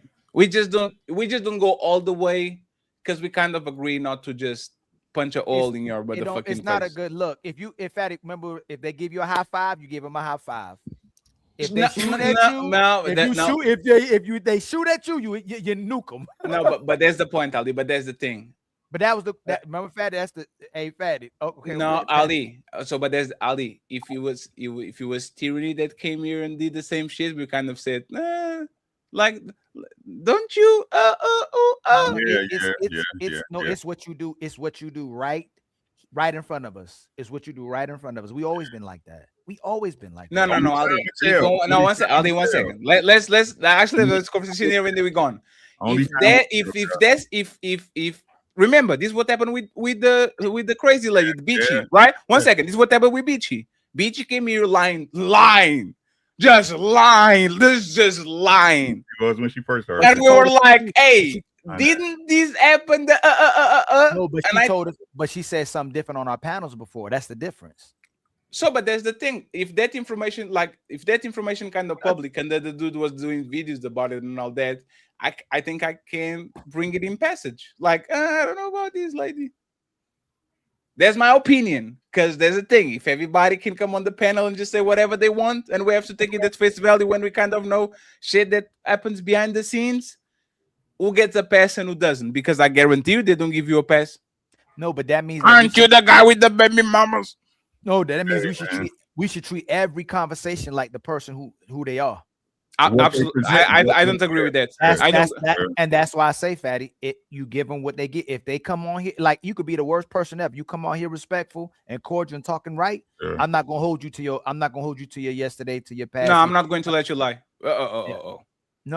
I might not go. 1 second. I might not go all the way in. But if I know there's some inconsistencies, I'm not letting Big Rick talking about how good of a family man is when he had two baby mamas. I don't know about this, bro. Of what they saying, yes. If it's no, but 1 second. So just to clarify, so I can understand, right? Let's assume that I come in and I say something that y'all clearly know because y'all know me for 4 years that contradicts something that I did in the past, like actually did. And I'm being nice to you and polite and doing the, oh, I'm a good man and all that. Shouldn't you bring that up and says, sounds like an inconsistency because you actually did that over there? Or we should leave it alone and let the people be different type of relationship. Like I said, hey, time Ali, I don't agree with that. But hey, no, that's what we think about. Think about if Fatty, think about this. If we treated every conversation like we should treat every conversation, it'd be nukes all over. It'd be crazy. It'd go up every show. No, but so we're not going to. So if somebody's blatantly doing that, because but there's my point, right? Because Coco. But if somebody does like a Coco act, it was turned into an ad hominem. It would never be a conversation. It would never. No. Because most of the people, Coco, ain't a damn soul since we came on this panel actually changed. Like we know that, right? But people are coming up here acting like they change, and people are supposed to act like they change. As long as what's coming out your mouth is consistent with that day, then you can't. We'll let you live, right? But if we hold people to what we think they are, oh my God. If we had the truth, that's a Fatty. First of all, that's what you were known for. Me, I was known for. Fatty was Fantastic was known for. Uncle, wait, couldn't nobody get on panels with us if we did that? No, I think if you are being inconsistent, I think I should at least point it out on the most polite manner possible. I think that's fair. I think going full crazy, I don't think. I think pointing out on the most polite way possible. I think that's actually what people want from us. Because you kind of Ali. Remember when? Let me ask you, Ali. Remember when Logic was saying that Anton was harboring terrorists? Remember that? Could you like say, "Oh, Anthony's harboring terrorists and shit"? Yeah. I don't want to be known as the terrorist harborer. See what I'm saying? I'm not going to, because we old punches with a lot of women that come on our panels and we kind of know shit, but we kind of chill and stay out of them. But if you are clearly virtual signaling when we know for a fact there's some things that don't go end to end, I don't know about that. Time will tell, fellas. Time will tell. I don't know about I don't know about that because just let me say this, man. Let me say this real quick. Go ahead, Fantastic. Let me say this. Listen, bro. Y'all gotta stop throwing this marriage shit out as a weapon now. Because you want to throw this marriage shit as a weapon, and I found out you married to a grenade, nigga. Hey, I said, come on, Fantastic. And you know, the messy one stopped that shit. Hey, man. Yeah, you definitely did, Fatty, because I didn't even know that motherfuckers. You didn't see nothing, sir. And I left it. There's the Jordan rules. This is the Ali rules. We just okay. Low. Hey, no, that's our rule. Somebody don't look like they married. What? Fatty, you know too. Fatty. No. You be like Ali. I'm like, what I do? Come on, man. There's hey, Fatty. You be literally like Ali. You telegraphing? Yes. I think there's an equilibrium. Too much. No, you gotta let him sit in the I know what irks you, Fatty. I know you. We know each other, right? I know what irks you. No. I will tell you. No, I will tell you. No. 1 second. 1 second. No, 1 second. I will say this. I will say this. What bothered me was she saying, "Fatty, not all women are like this." I'm like, damn, you too. What the fuck you say? You did this.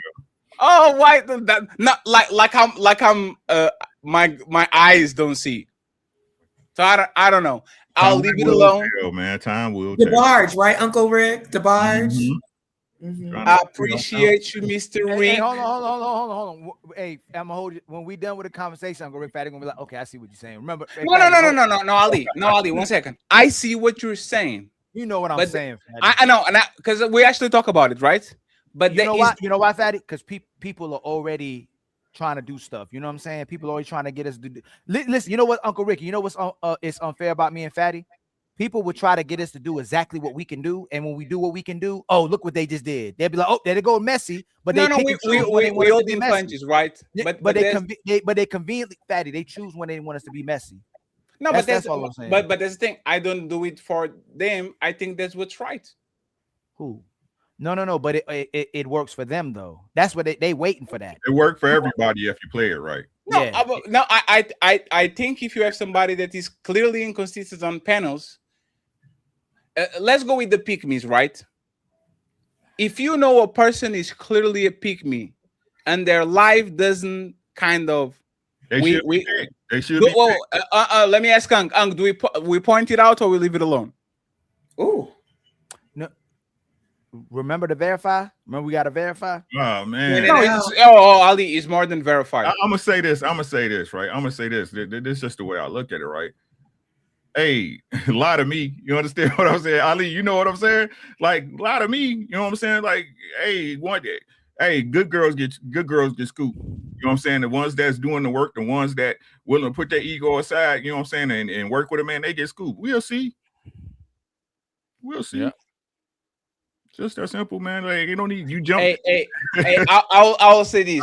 I know what Fatty's saying, but it now ain't the time. You know what I'm saying? The time. Hey, Rick, I will comply with company policy as long as you don't gaslight me. That's what I felt like it. I was like, you gaslighting me. It takes longer to do Fatty. It was fat. Hey, Fatty don't like when he sees something, he be like, nah, don't do that, and they do it. Is up from there, and I'm like, I don't like the gaslighting because I wasn't going to say nothing, but then she said, "Fatty, there's woman out here," and I'm like, "Oh, so this is what they're doing."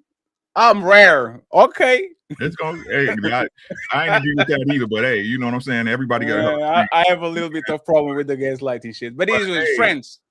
I appreciate y'all. Thank you so much for being here. Or just sends another one, says, Mr. Fantastic, why you got that look like somebody just told you the baby wasn't yours? That's crazy. Dang, God dang. That's a crazy comment. And finally, KB the Wiz up in the building saying, just join Banger Channel. Friends, everybody, there's still 438 people watching. Go follow Uncle Rick, Coco, and all the content creators. I'm going to put all the links in the description. We're about to go to Mars, friends. Pre-recorded videos out like crazy. Our birthday, 3-year birthday, is in 15 days. I will open a smoke show tomorrow because once again, people are talking a lot about the Escobar situation. I just find it hilarious. Like I'll open a smoke show just for y'all to pull up and to say something. Please don't be afraid of me. I don't bite. I will try to have a constructive conversation, right? But I still want to know, what do y'all learn from these panels? Because y'all like to say, y'all panel is messy. On that side is a constructive panel. And when I ask, what did you learn from that panel? And they say, oh, I don't know, but a lot of things. It's all about tone. It's all about decorum. It's all about how it looks. Like politicians and bankers are not the most decorum, polite, I know what I'm saying, and they are the biggest gangsters in the motherfucking planet. Ooh, the fact that y'all still fall for that shit to me is kind of hilarious, but it is what it is. All about what it look like, Fatty. Yeah. Hey, let me get in shape and get my suit, and I will be opening a church. Hallelujah. Son, we are closing this out, but I appreciate you being here too, Uncle Rick, Uncle Rick, Ali, Fatty. I appreciate you, Coco, Mr. Ali, and Mr. Fatty. Signing out. OG Top Cat, thank you so much for the Cash App. I appreciate you. Everybody's going to Nino Nation. No music, no nothing. We are Out.